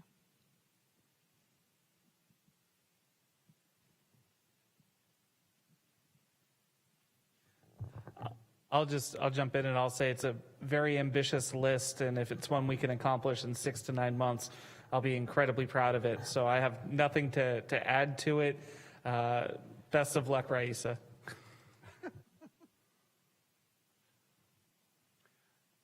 Yes. I'm wondering, the City Hall Civic Center multi-year plan, 6 to 9 months. I see this, I just don't see that as a possibility. We might move the needle a little bit. We need it, it needs to happen. We're spending a lot of money for all the reasons we know, deferred maintenance, et cetera. We need to tackle this, and we need to tackle it soon, but I'm not sure if it really lands in 6 to 9 months. It's gonna take years and years of process. So whether or not to make movement on it, are you thinking to pause, or are you thinking just to recognize that it's going to take a long time to move it all the way through? I think given this list, and I agree with the mayor, it is very ambitious. There are that subcommittee and that very small staff of 2, which I would like to increase, but that goes back to the money issue. It is a very bold project that I don't think belongs on this list at this time. As much as I am for it, I just don't think it should sit here. Okay. Are there other comments on this specific item? So this is the City Hall Civic Center multi-year plan. Concerns shared? Yes. I will say this because I think that there's some interest that's out there in folks to help us with this, that I think we need to at least do some care and feeding over the 6 to 9 months so that we don't lose that interest.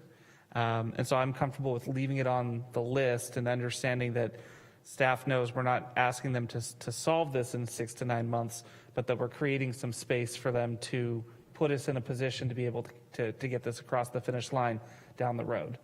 Sounds like a good compromise. And the item was intended to just indicate that we were going to develop a multi-year plan, not complete the multi-year plan. And so it's likely we would have a fairly modest segment of that multi-year plan that would take place in the next 6 to 9 months. And we have done a fair amount of work already with our consultants in that endeavor. So it's certainly not something I want to see languish. It concerned me to see it in the 6 to 9 month area, but I agree with the mayor. Okay. Keep some energy under it, but maybe not the full speed ahead. Okay. Other comments? Councilmember Fleming or Tibbetts? This is ambitious, but I also, want to just give my support to all of these efforts and how efficient this department is. I think that, with very little staff and very little budget, their impact is outsized and is an excellent example of how some departments are able to work really synergistically across the organization. Okay. Councilmember Tibbetts, did you have a comment? No comments on this one, thanks. Councilmember Alvarez. For myself, I look forward to the following weeks where we can discuss those ARPA funds in regards to the resiliency as well as those check marks, and also incorporating temporary staff in that conversation with regards to some of these items. But we'll definitely look forward to that conversation. When with respect to the temporary staff, which is something we heard as a theme, as an option, ARPA funds being one, also the PG&E funds, when you have those opportunities ahead of you to look at those uses, that's something to keep in mind. Those are one-time funds, but they can help with a bridge, right, to get yourself over the hurdle here. Okay. Vice Mayor Rogers, did you have any comments on this one? No. Okay. Let's go to the next, which is climate change. Excuse me, on this one, I think we wanted to highlight the Southeast Greenway. It was one of the questions I think that Assistant City Manager Nutt mentioned was we currently do not have the capacity within our property and right-of-way team to pursue this. And we just want to make sure that the council is aware and recognizes that, and it is not currently included in the next 6 to 9 months.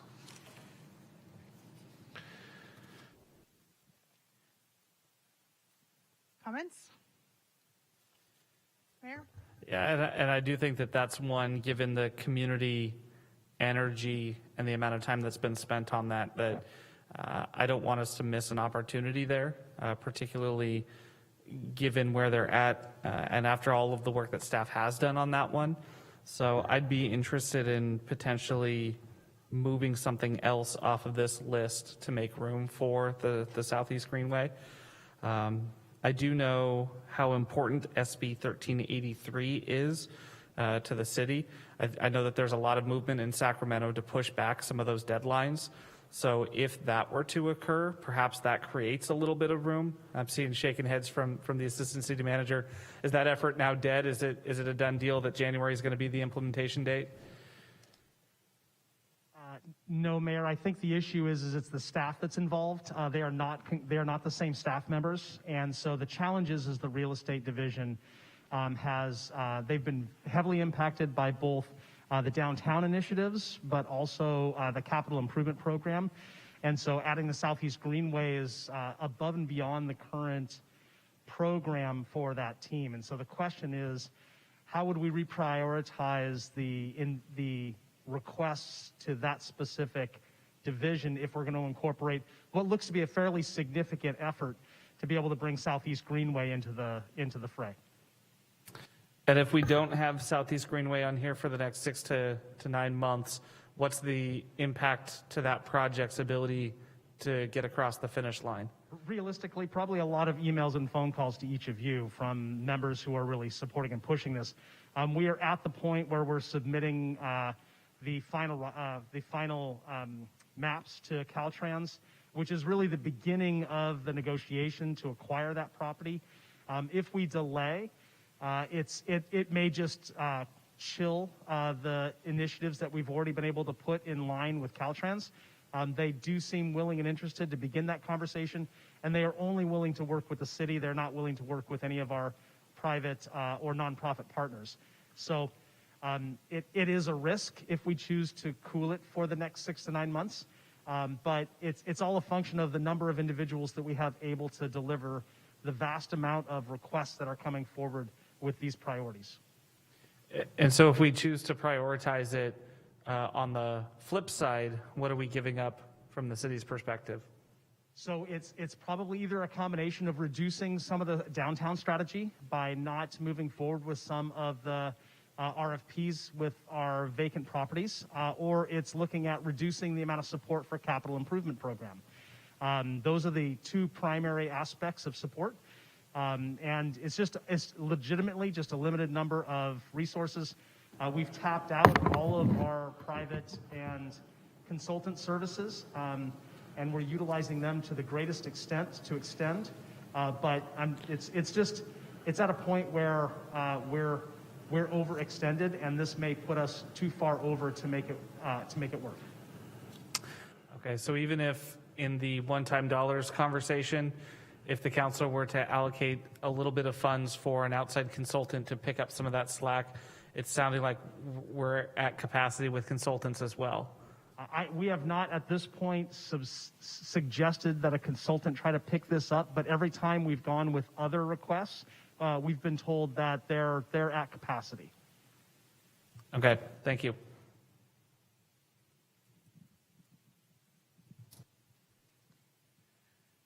Okay. Other comments related to this priority area? Yes, Councilmember Sawyer. Thank you. I just need the record to reflect, I have to recuse myself from any discussion about the Southeast Greenway. So I'd just like the record to reflect that I left the dais during that conversation. Thank you. Thank you. Okay. Did we miss anybody who would want to provide comments on this proposed set of work plan items? Yes. I did have a question about a sustainability team and what that looks like as far as staff time. Sustainability? Mm-hmm.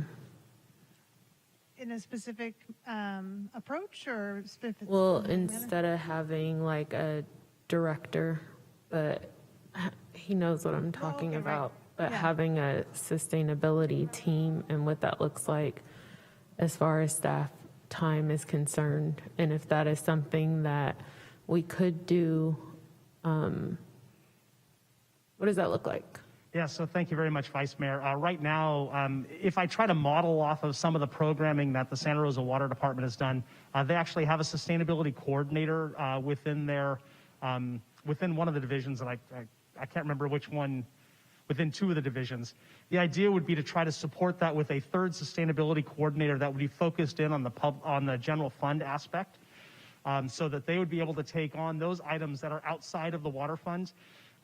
While we do have some overlap and we utilize the team members that are in Jennifer's department as to the greatest ability, there is a difficulty with Prop 218 that we can't go over and beyond. And so that's why bringing in an additional staff resource to be able to support that. That could be as simple as transferring an individual. If we could identify someone as part of other services that need to be adjusted, or whether we bring on a limited term individual to see how this works and if it's something we want to incorporate into the future. So we could bring someone on temporarily to get that going? That would be our suggestion, is to try to bring someone in that would be, even if we identified it as limited term for 2 years or so, a 1-year limited term is very difficult to hire. But bringing someone in for a multi-year limited term to be able to show that that particular person is necessary to keep those initiatives moving forward could be beneficial. Obviously, a permanent full-time is our favorite solution, but we recognize the challenges financial that we have today. So if there's an alternative for a 2 or 3 year limited term, that would be okay. Thank you. So I just wanted to interject at this point. Some of the conversations that we're having are good ones, and we need to have them. And we're in August of a new fiscal year, and we've just approved a fiscal year budget in June. And many of the items that we're talking about are new resource requests, whether they're for an interim position, contract resources, or elevating a position or a program within the city structure. And they all have impacts in most cases on our general fund budget. And so these are going to be difficult conversations as we move forward. Doesn't mean we shouldn't have them. We should, but recognize that I'm not aware of any surplus funds, increment that's set aside over here that we haven't identified. These are going to be hard choices around new revenue sources or changing the things that we are currently doing in the organization to free up resources to redirect things.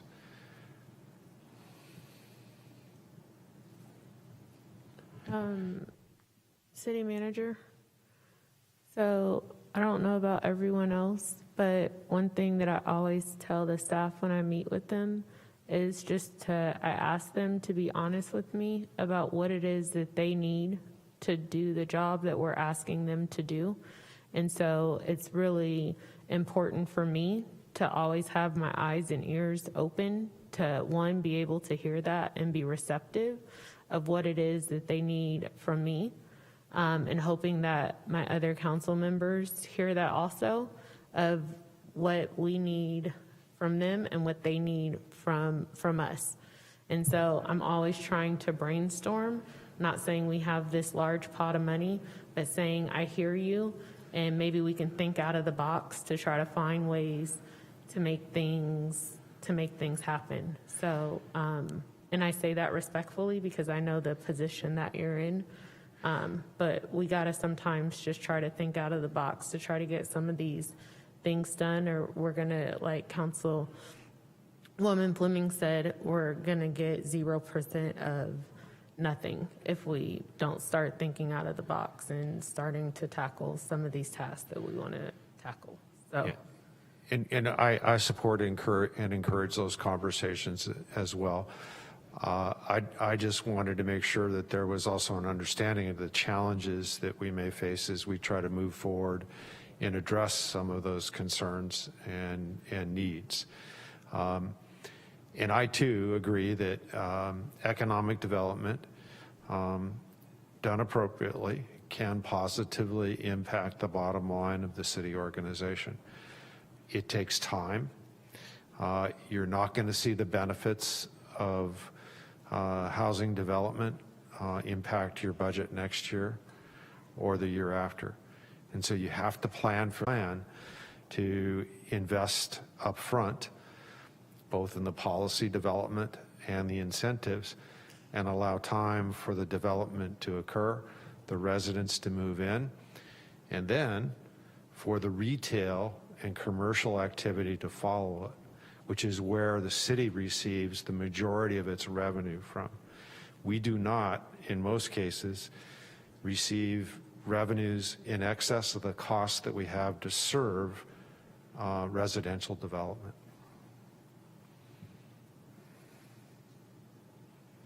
Yeah, I did want to provide a little bit of additional specificity to my comments around the Greenway and John's recused.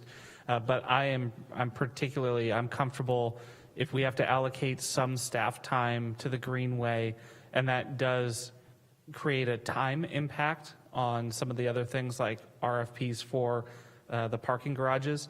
I'd rather keep both of those moving forward, albeit a little bit slower, than risk losing either of those opportunities. So like the Civic Center, it's about pacing and keeping some energy there, not just putting it on ice. Okay. Well, I just comment too, this is, we're having a conversation about mid-year, where things are, and some recommendations by staff about what can be reasonably accomplished in the next 6 to 9 months. This is an ongoing conversation, and it's just a gentle reminder that some of these items are long-term, as Jeff just mentioned, that it's a matter of kind of staying the course. You got to take the long view in order to realize the benefits on the long run. The concern is the pressures that are being experienced internally, given all of these demands, not just from council priorities, but from other external factors as well. And so it's really trying to find that sweet spot, if you can, for the next 6 to 9 months and moving that forward. So, okay. Anything else on climate change? Okay. Let's shift over then to public safety priorities and reforms. This is a 2-slide set of work plan items, some of which were covered in the presentations earlier. And on this list, I would highlight that although it's outside of the 6 to 9 month time period, replacement of body-worn cameras is a significant financial item that we will have to address at the time that it's needed in the next fiscal year.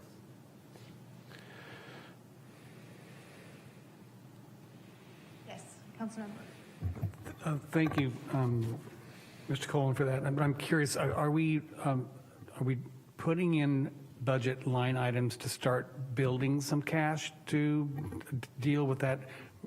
I'm sure it's a fairly expensive endeavor. Is there like a fund that we're starting on, like we do our vehicle replacement fund, or are we just going to have to bite the bullet in '23. In this case, it looks like we bite the bullet. I don't believe there's been any work done to set up a technology replacement fund for body-worn cameras or investigation room, video, audio recording and filing systems. Okay, thank you. City Council, I can provide a very brief information on that. So our body-worn cameras program is funded through a supplemental budget that we received. That budget is, or that line item is going to be depleted this next coming year. And then our other camera systems within the department, they're aging, and it's coming time for new technology and infrastructure within the department. Thanks, Chief. Chief, when you say depleted this coming year, do you mean like January around the corner right after Christmas depleted, or do you mean like May, June, July? The contract ends at fiscal year, so we'll have the program and the funds through the fiscal year, and then we have to identify funding for fiscal year 22-23.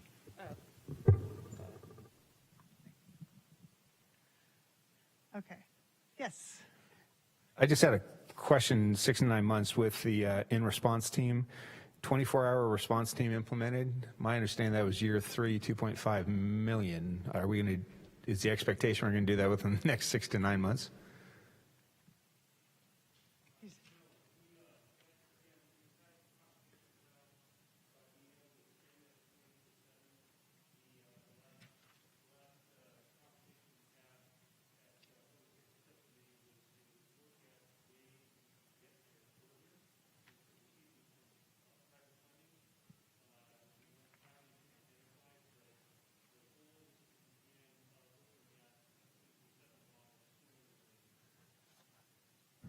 I guess my suggestion would be, because I know there's some of us that are working on that outside of the city, let's be surprised if we're able to achieve that with outside funding versus put it as a responsibility for staff to prioritize 24/7, because that's a heavy load. Just even to the vehicle snafu we're running into.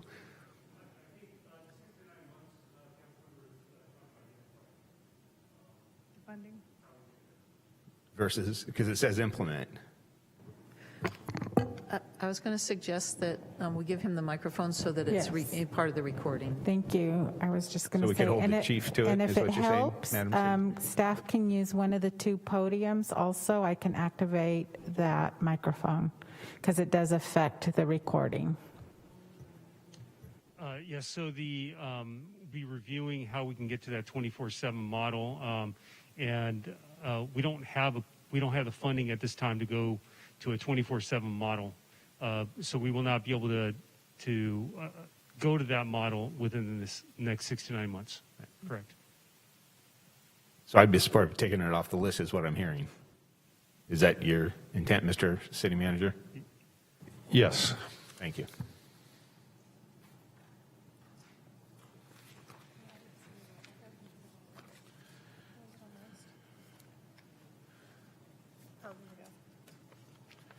Okay. Other safety comments?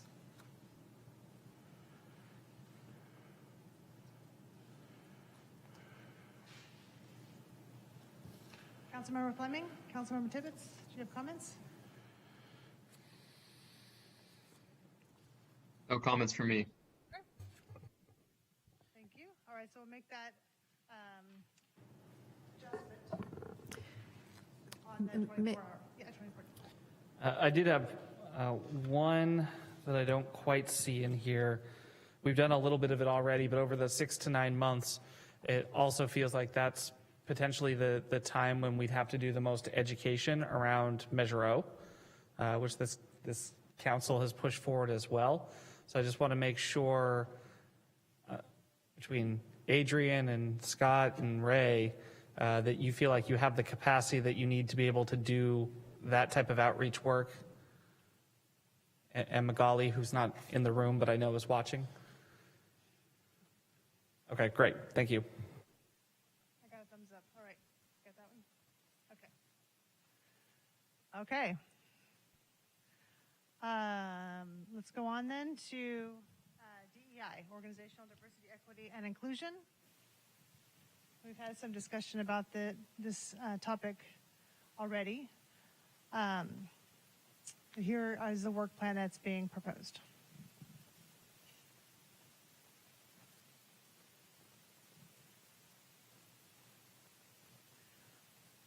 And that first item, I think, reflects the earlier conversation about the initial anticipated rollout, which was through police and then fire and then citywide, which would include council.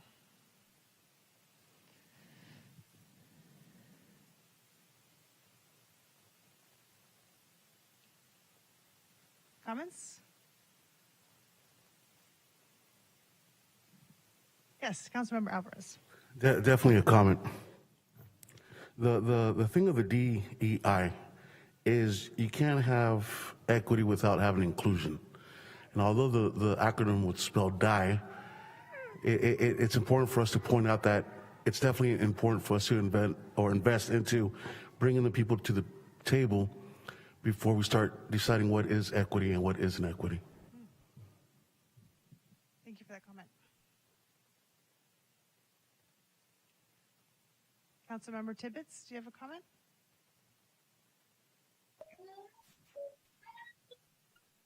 Nothing for me. All right, I think we've probably touched on the interests of council throughout the course of the day on that topic. All right, so then our last one is government and council reforms. So this included things, including like the city charter review and some other items that I had heard about in our conversations, redistricting, these sorts of things.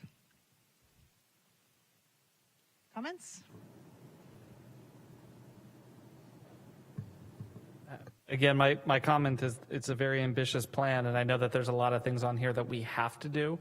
And so I just want to appreciate the workload and for everybody who's working on it. And if I may, I just want to note, I did note in my presentation that the Open Government Subcommittee did suggest 2 additional items yesterday, which is last evening, which is the lobbyist ordinance and campaign financing, revisions to that ordinance. So I do want to note those. If those go on the list, I think some of these other items will slow down, would have to slow down. I don't want to speak for the city clerk and for the community engagement, but that would be my take. We've mentioned a number of different times, say, the city manager recruitment, and I'm just wondering, Jeff and Sue, would it be appropriate to give the updated timeline for staff, for council, to kind of understand what that looks like over the next few months? Sure, I think that's fine. Okay. So the subcommittee has been working. The recruitment will officially open this week, assuming everything is still on target, and it looks like it is. The recruitment is set to close September 23rd or around there. I know we wiggled some of the dates a little bit. There'll be 2 interview panels that'll include internal staff and external community members in early October, as well as council, full council interviews as well, with an intention of the council selecting somebody by the beginning of November and an anticipated start date of January 1st. So just wanted to make sure, because that will all fall within this 6 to 9 month window, and there have been a number of conversations that sort of rely on that timeline. So just wanted to make sure, and I've been meaning to report out to council, but we didn't have our council member comments today. So hopefully that's helpful for folks in terms of planning. Thank you. I think it's an important driver in context to all of what we've been talking about today, so I appreciate that, those comments. Okay, do we have any other comments on the last of the priority areas, which was the government reforms? Yes, Councilmember Sawyer. Thank you. Just sort of clarification, the Open Government Ordinance implementation, the Open Government Task Force, given the work that's been done to date, is there Is that a long enough period of time to actually produce the ordinance? January of, it's going to come really fast. So I'm just wondering about the date. Sure. And what it entails, what the ordinance of, I'm sure it codifies what the task force has produced so far. I think if I understand, this is the sunshine ordinance that the council approved and has been implementing. And then as we have found pitfalls and made some changes and allowed staff some more flexibility, if I understand correctly, Madam City Attorney, this is what we've already approved. This is just giving staff time to implement it. That's correct. And the council, I'm sorry, I don't remember the date. I think it was in July. The council did extend the effective date of the open government ordinance, the sunshine ordinance. It was originally going to be effective July 1 and is now effective January 1st, 2022. And there are a number of elements that we still have to be ready to implement as of January 1st. But I think we're all comfortable that we can meet that date for the remaining items. So given the changes that we've made so far through experience and through our own using the process, will we have enough? We've already learned that we created some difficulties with some of the recommendations that came out of that task force. Will we have enough time to analyze those?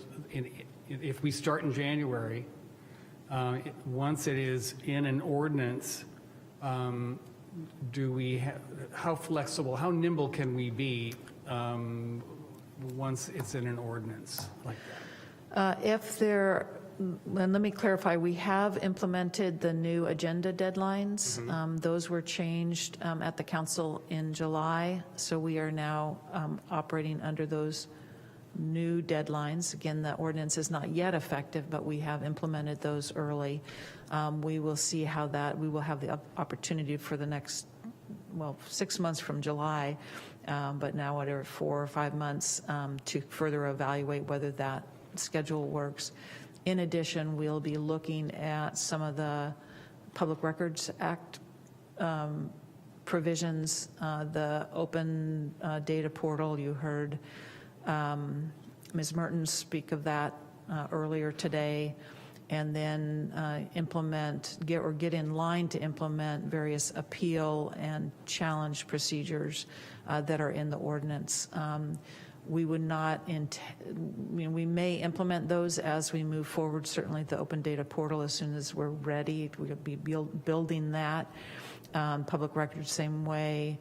The appeal and challenges, we would have that all prepared and ready to go, but we wouldn't actually implement it until January 1st, because until January 1st, the ordinance isn't itself effective, and so there would be should be no legal remedies up until January 1st. So we can, in this interim period, if we're finding that there needs to be further adjustments to the ordinance, we could bring those to council as amendments to the ordinance. And once the ordinance is in place, if we find there are difficulties, we can always bring back amendments to the council if that's warranted. And that's what I was assuming. I just want to make sure that it would be nice not to have to say, not January, it's going to be now July of 22 because we need more time. I wanted to be able to adjust the community's expectations so that we're not, pushing it. So we'll have time to experience the tenets of the language and be able to respond to that if there are changes necessary. Right, and I would say, council member, that we are, as staff, I believe that we are all comfortable that we will be ready and prepared and able to implement as of January 1st. And we did appreciate that extension. That additional 6 months has been very helpful. Excellent. The only other question I had to do with civic engagement videos. I love the idea, but producing videos is very, very costly and time consuming. I don't remember a conversation about videos, but is that something that there's no date there, but something that we could actually really dig into in 6 to 9 months? production of videos.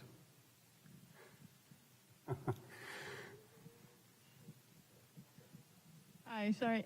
Magali Teles, our Community Development Division Director, she's on the Zoom if we want to elevate her. I just promoted her.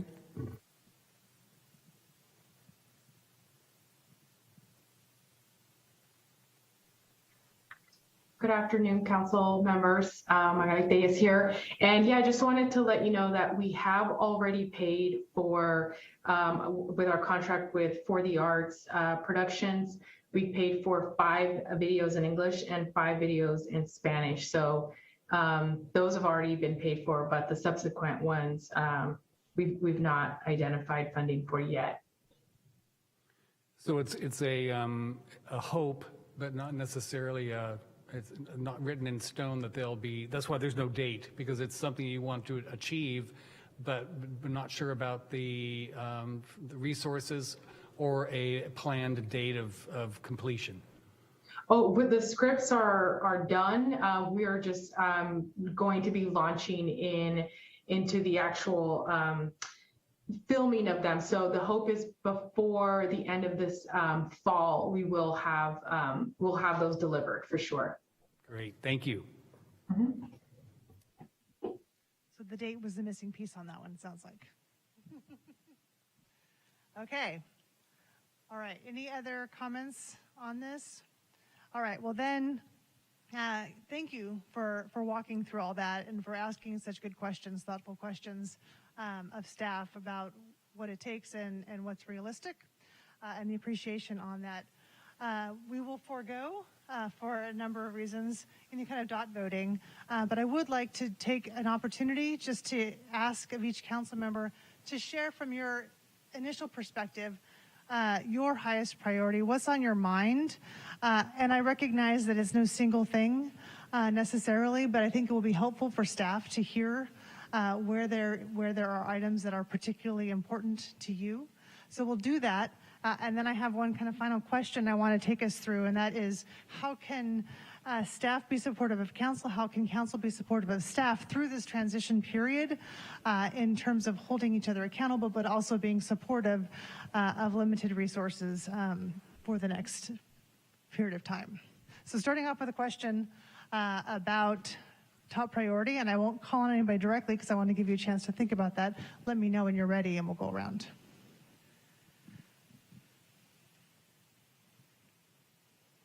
Councilmember Alvarez. Thank you. For myself, understanding that money makes the world go round, and money definitely helps our staff as well as our departments. For me, it's the opportunity, and as weird as the word sounds, the opportunity to make lemonade out of lemons, which is ARPA. And how can we as a city tap into ARPA funds to help a district that I feel qualifies for a lot of those, opposed to tapping into our general fund, which I would hope that those funds are readily available for the other issues that we as Santa Rosans face.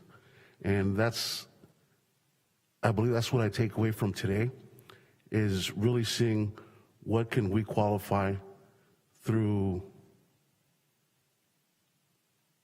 the intention of ARPA. And although Roseland is the newest member, along with District 7 of the city of Santa Rosa, it just might be the opportunity that we've been waiting for.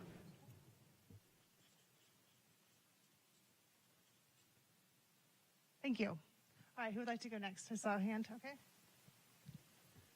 Well, I think it's kind of twofold for me. Never in my experience have we lost so many employees, other than the big layoffs in 2008, which were very painful, of course, or at least the not rehiring. So we are a service provider. The city of Santa Rosa provides service. That's our job. We don't make a product. We don't make a profit. We provide service, and every reduction in an employee is a reduction in that service provision, or it makes it harder on the existing employees to do the work. and provide that service. So and we haven't talked about the fiscal piece of it as yet. I mean, we talk about it all the time, but as far as trying to solve this fiscal dilemma we find ourselves in, and it's very complex and multifaceted. So probably my biggest concern is the loss of our employees and our ability to provide the service that the citizens of Santa Rosa, all of our residents have come to expect, and as they should come to expect. That's our jobs as a city. So that's probably one of my biggest concerns, because without people, we can't get the work done, and if we don't get the work done, we can't serve the community. So I think that's my biggest concern. Okay. So flip to a priority. It's addressing the staffing issues, the Staffing vacancies. issues, and the effect of our reduced staffing on the entire city. Thank you. Great. Next. Okay. Go down the food chain. For me, keeping our efforts on the homelessness, because I've been dealing with this ever since I've been on council, and I haven't seen the level of cooperation with city, county, other cities are much more engaged than they ever have been. So I think we cannot distract from that, because we are making progress, probably slower than some people think. And I really wish we had more members of the community. Hopefully they're all on YouTube where we don't know they're watching.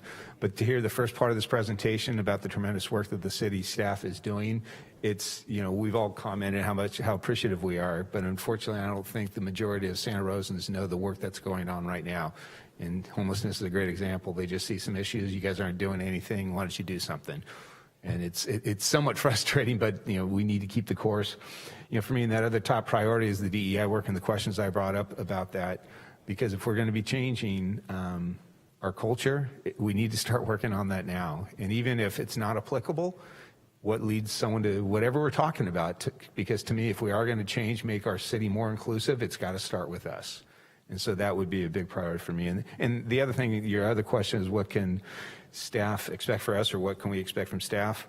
I go back to, mission, vision, and values. Our mission, high quality public service. If ever we're not providing a high quality public service, I'm much more of stop trying to do everything for everyone. And some of our discussions that we've had with homelessness, I want what we choose to engage in, what we can afford to, it's got to be high quality public service. So if there's anything that we don't have the resources, we just can't do, I would love for that to be brought to our attention so we could have that discussion, because our mission is high quality. If we're not delivering that, then we need to come up with some strategies to either change it or stop providing non-high quality service. Thanks. And what I'm hearing you say too is asking if there are issues, raise them, right? And let us know. Okay? Let's see, why don't we go up? Councilmember Fleming? Sure thing. Thank you. And thank you to everybody who made today possible. I'm constantly impressed. I'm never really surprised, because I've stopped being surprised by how much amazing work our staff does across all the departments. And you have, I think sometimes you hear me asking for more and more and more. And if you don't hear me saying thank you, I want you to hear me say thank you. And that is not lost on me, that you get a lot done with very little. And that's what we're really asking of you here. The thing that is most important to me is, and it touches on environmental sustainability, economy, equity, is that we take care of removing every single barrier to housing production possible. I hear the city manager saying that it's not going to result this year or next year or even the year after. And I respond with saying, the parable of, or the anecdote around when's the best time to plant a tree? Well, a redwood tree is 100 years ago. The second best time is today. We got to start now if we want to have a livable, affordable, and sustainable Santa Rosa. So I come back to, let's figure out how to make it happen as our number one priority. Thank you. Councilmember Tibbetts? I think for me, I'm just going to, be really, really honest about it. But this process was, I don't want to say disheartening. I think it just really underlined our need for staff resources.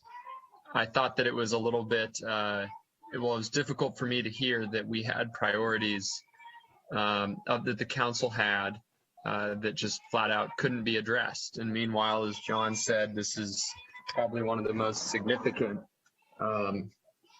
staff attrition times that I can certainly remember.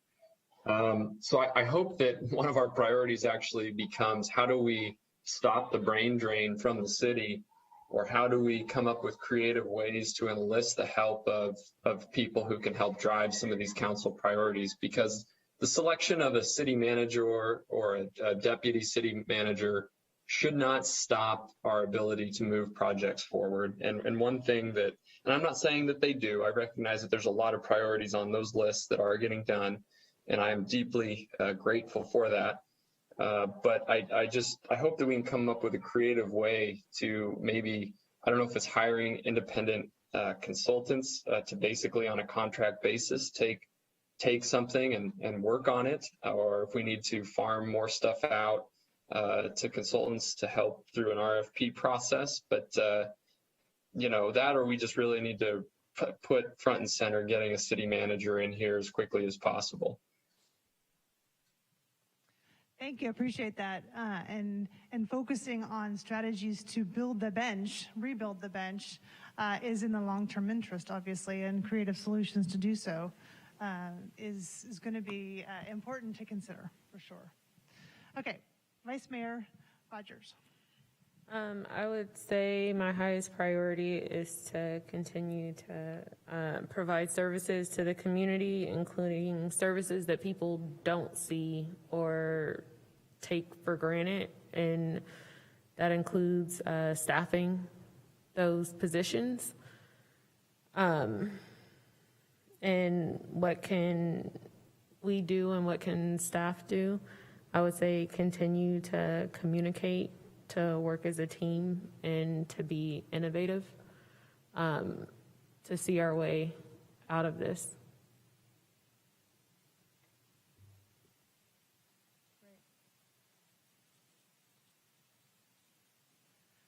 Mayor. Thank you, Nancy. I think that my favorite part of this process today, and it goes along with what I think the high priority is, and that's all of us working together and working on our staffing issues as well. But I know that the majority of the staff and pretty much most of the staff who are here today presenting are Santa Rosa residents.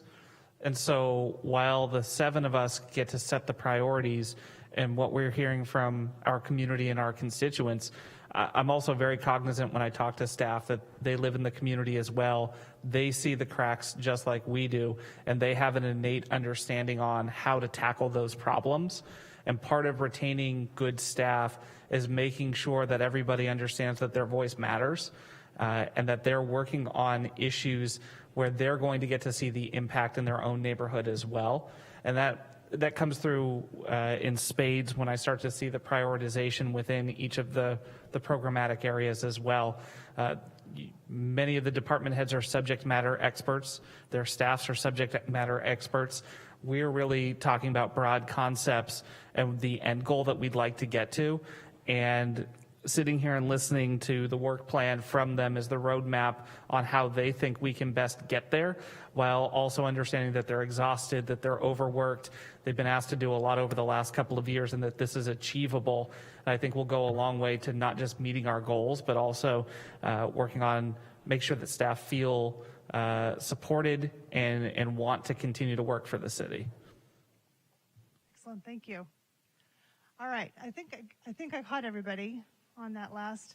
And so I guess I would just open this last question in the final minutes we have, which if you have additional thoughts or ideas about ways to support each other in terms of what council needs from staff, what staff needs from council, if you have any closing thoughts or ideas on that.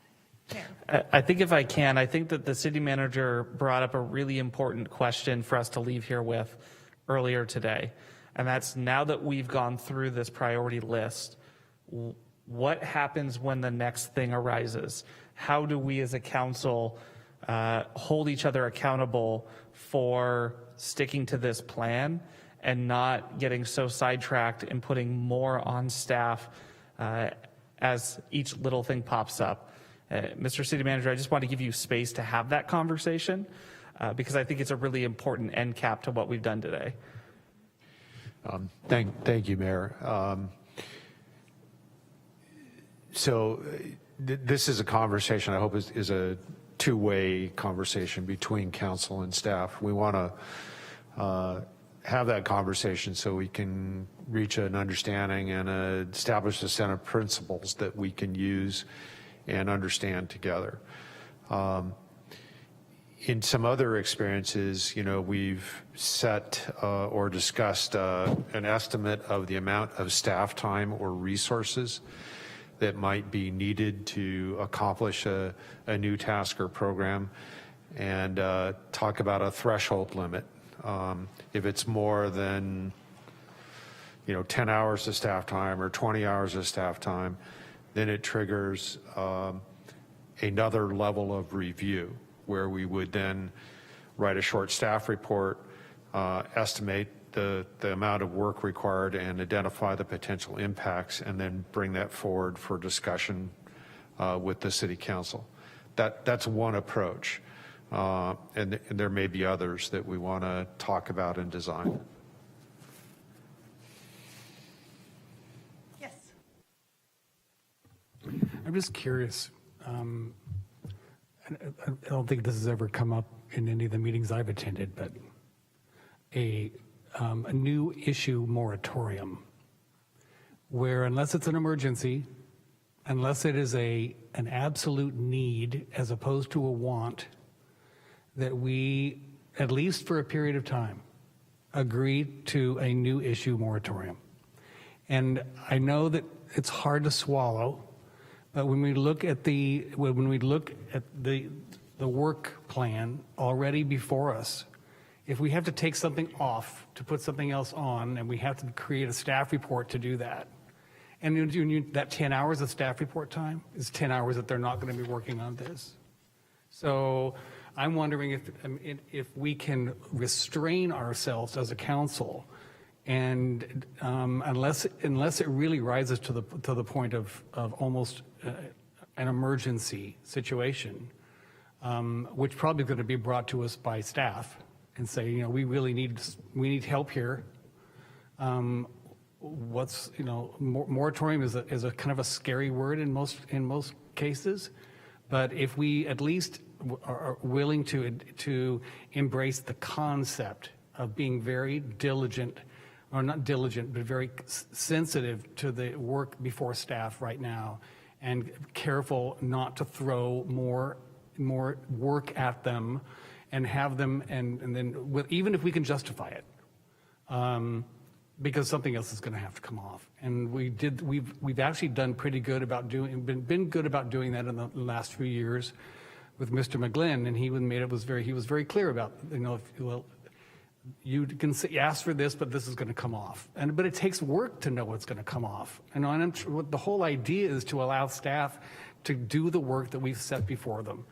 And as a council, not to just reach and grab an idea that we don't have to do the work. We just have to set the policy and say, this is what we're going to do.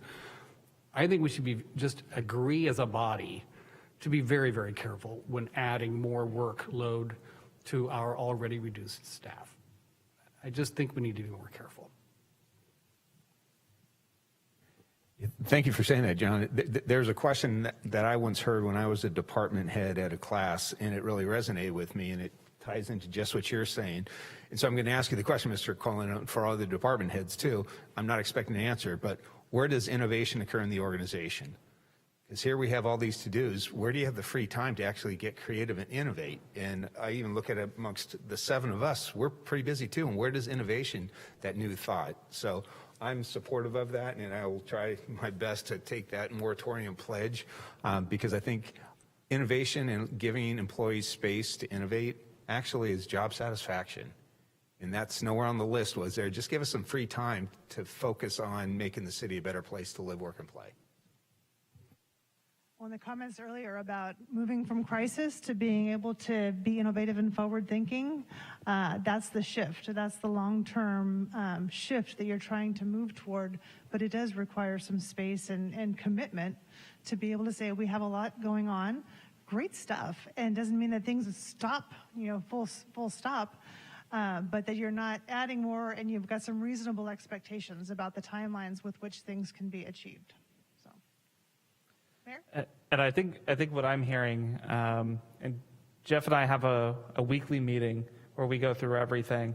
And I think what I'm hearing is unless we're hearing something substantial from pretty much all of the council members and from community members and from department heads, we're sticking to this list, particularly when we do our agenda setting and when we talk about staff resources. And if something were to arise that's outside of this, we'd talk about it, and if the two of us agree that it is egregious enough or important enough to bring to the council, we'd bring it for a discussion. Am I seeing nodding heads? Okay. Councilmember Fleming, do you want to weigh in? Yeah, I don't agree. I agree with the spirit and the principle. I think that we need to, I keep coming back to, if we come up with something and it can't be done with the resources we have, it's the city manager's job to tell us what the resource would be that's necessary or what we need to give up to do it. We all came here to advocate for various issues on behalf of the residents that elected us. And so I'm not willing to not do that. I'm willing to be as restrained as possible, but I think that it's fundamentally not great governance to not govern. I get that there's a countervailing principle of being restrained, and that I can get behind. So restrain but not moratorium is your thoughts on that? Yeah. And frankly, if I need to bring something forward on behalf of the residents, I'm even willing to bring something forward that I think we could sacrifice or put on hold. We have a long list of items today, and I'm happy to go through and pick something out that I don't think is as important as, like the short-term rental stuff. There's going to be a lot that's going to go into that and could expand. And that's really important. I don't know if the mayor and the city manager together will agree with me or with the residents of my district who are really suffering. So it's too much power to place in those two individuals when we work as a body. I think it would benefit us to have a working parking lot or bike rack where we can constantly see it. I know that I have received emails or voice messages where things don't particularly happen within my district, and it's like, but I've been reaching out to this person and they don't respond. Oh my gosh, you actually responded. Thank you, right? So I bring it forward because I'm the one that returned the email or returned the call. And it's not necessarily something that even occurs in my district or something that I even have knowledge about except for the phone call or the email.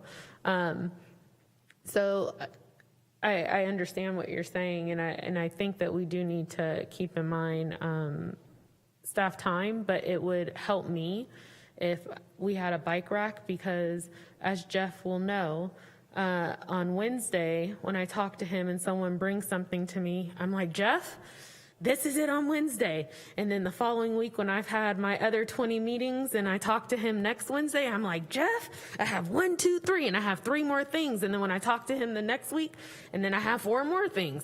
So it would help if we just had something where we could all see it. And when we're bringing the same things, we can all see when things are similar too, of what things that we're bringing forth. And I want to be really clear, I'm not talking about constituent services. I feel like constituent services is covered in everything that we do, and in particular when council members have an issue. Like, for example, a pothole. We all know how to deal with pothole requests at this point. That's not what I'm talking to. What I'm talking to is major policy issues major funding issues, big shifts in terms of what we're trying to accomplish. I don't mean constituent services. No, and to that end, though, Mayor, I think that all the time we get so many requests to do things, and we always are filtering those things out. I mean, if I brought forward everything that I was asked to work on that I thought had some merit to it, I mean, we'd be dealing with like thousands of things. So, I think that just being restrained is about as good as you're going to get from me on this count. I'll continue to be restrained. Or constituent issues may seem like there's something small, but like the mobile home thing, that's going to take staff time. Or to look at the unit sizes and what are the fees involved in that takes staff time, but that's also an issue that we're looking at, right? So things that may seem small, they're issues that take staff time to actually look at it and to implement something. So if I might jump in, it sounds like an appreciation for the need to be mindful and thoughtful as items come before, and to have thoughtful discussion about where to provide direction and where to have things on a bike rack or some other place to see for a later date potentially. But I'm hearing consistent agreement that being thoughtful and attentive to the additional items is with merit. And so I didn't hear any disagreement to that. If you do, now is your time. But it's not a flat out never. It's more of a let's be thoughtful and considerate about this. And if we are asking for something new to the work plan, an expectation that there's going to be something offered in exchange, an opportunity cost, right? This is a great opportunity. We don't want to miss it. Okay, that's fine. But that means that this one's going to, fall to a later timeline or something. So recognizing and getting everybody in agreement that that's important and that's something to attend to, I think is helpful to everybody here in the room. Yes. I think it's important to note that the only time we have this conversation is when we're talking about the budget. And we talk about showing that restraint, and then we don't necessarily follow through. And I like the idea. I mean, I think that restraint is really what I'm looking for. A moratorium is over the top, and that's too restrictive. But restraint is really what we need, and we need to be reminded of that restraint, that we've agreed to show that restraint. I don't know how we remind ourselves unless someone brings it up, like today, but we talk about restraint twice a year. And then we move into our year of new ideas, and not that they're bad ideas, but I think that we need to try to hold the line for the next 6 months or a year. I mean, things are going to get better. I'm not a pessimist, but I just think restraint is easily forgotten. what about, John? What about subcommittees and ad hocs too? What about their restraint? Because I think sometimes we bring things up also that will take a lot of staff, and I'm new, I don't know if I'm speaking out of turn, but I think that we bring things up that can wait, that will take a lot of staff time, and we're like, oh, well, we can work on this, and it's something that we could work on, but it's not imperative that it happen in 6 to 9 months. I think that this kind of captures that too, because the subcommittees, there are a lot of subcommittees, and they do generate ideas from the community. I mean, some of the best things we've done in the last year have come from the work of subcommittees. So I don't want to stifle that work. That's not the intention. Because if you look at the list, if you look at the recommended work plan, there's plenty on here, and a lot of it, if not all of it, came from subcommittees or with community and staff.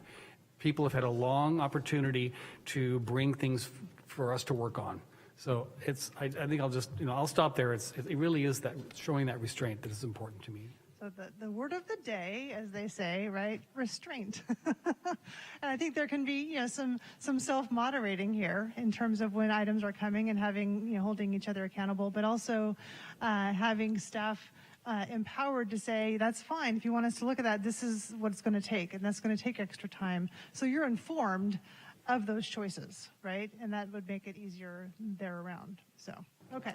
Well, I did put it on the bike rack already as an item. So as you practice this, and we'll have it documented in the report that we summarize the outcomes of today. So hopefully that will be a gentle reminder.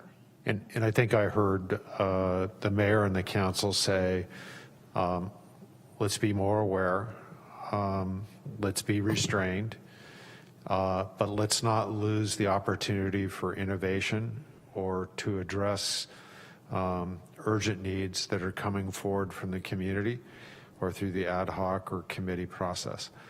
And this is a responsibility of the city manager and the mayor to communicate with each other and work together to manage both the agenda process and for the city manager to identify the impacts on the organization. And so I think we've gotten some good guidance today.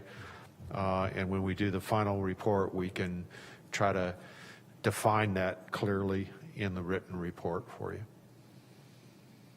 And then, Nancy, I think I'm going to ask another question if I can, take a little bit of liberties. And I want to turn it around on staff, department heads, assistant city managers.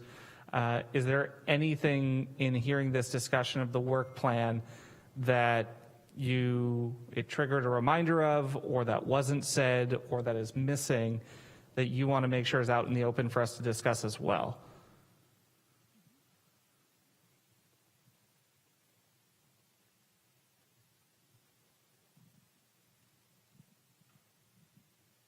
Thank you for the opportunity, Mayor. I do want to say I appreciated Councilmember Schwedhelm's comment about being able to provide a little bit of gapping for staff to be innovative. I mean, we're at a place where you've heard staffing issues become a major issue. The way we're going to work, one of the ways we're going to work out of that is to be able to come up with new efficient mechanisms to be able to put in place that allow us to do the more with less. And so I think giving us a little bit of that latitude to create the innovative process is going to be appreciative, and I think it's going to be beneficial in the long run.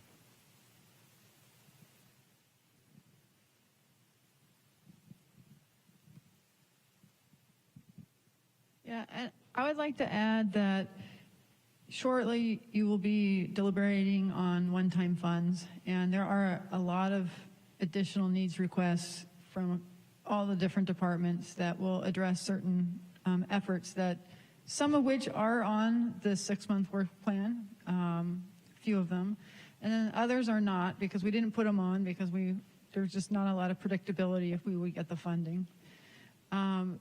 So that may open up additional work opportunities or different initiatives that aren't on the work plan right now.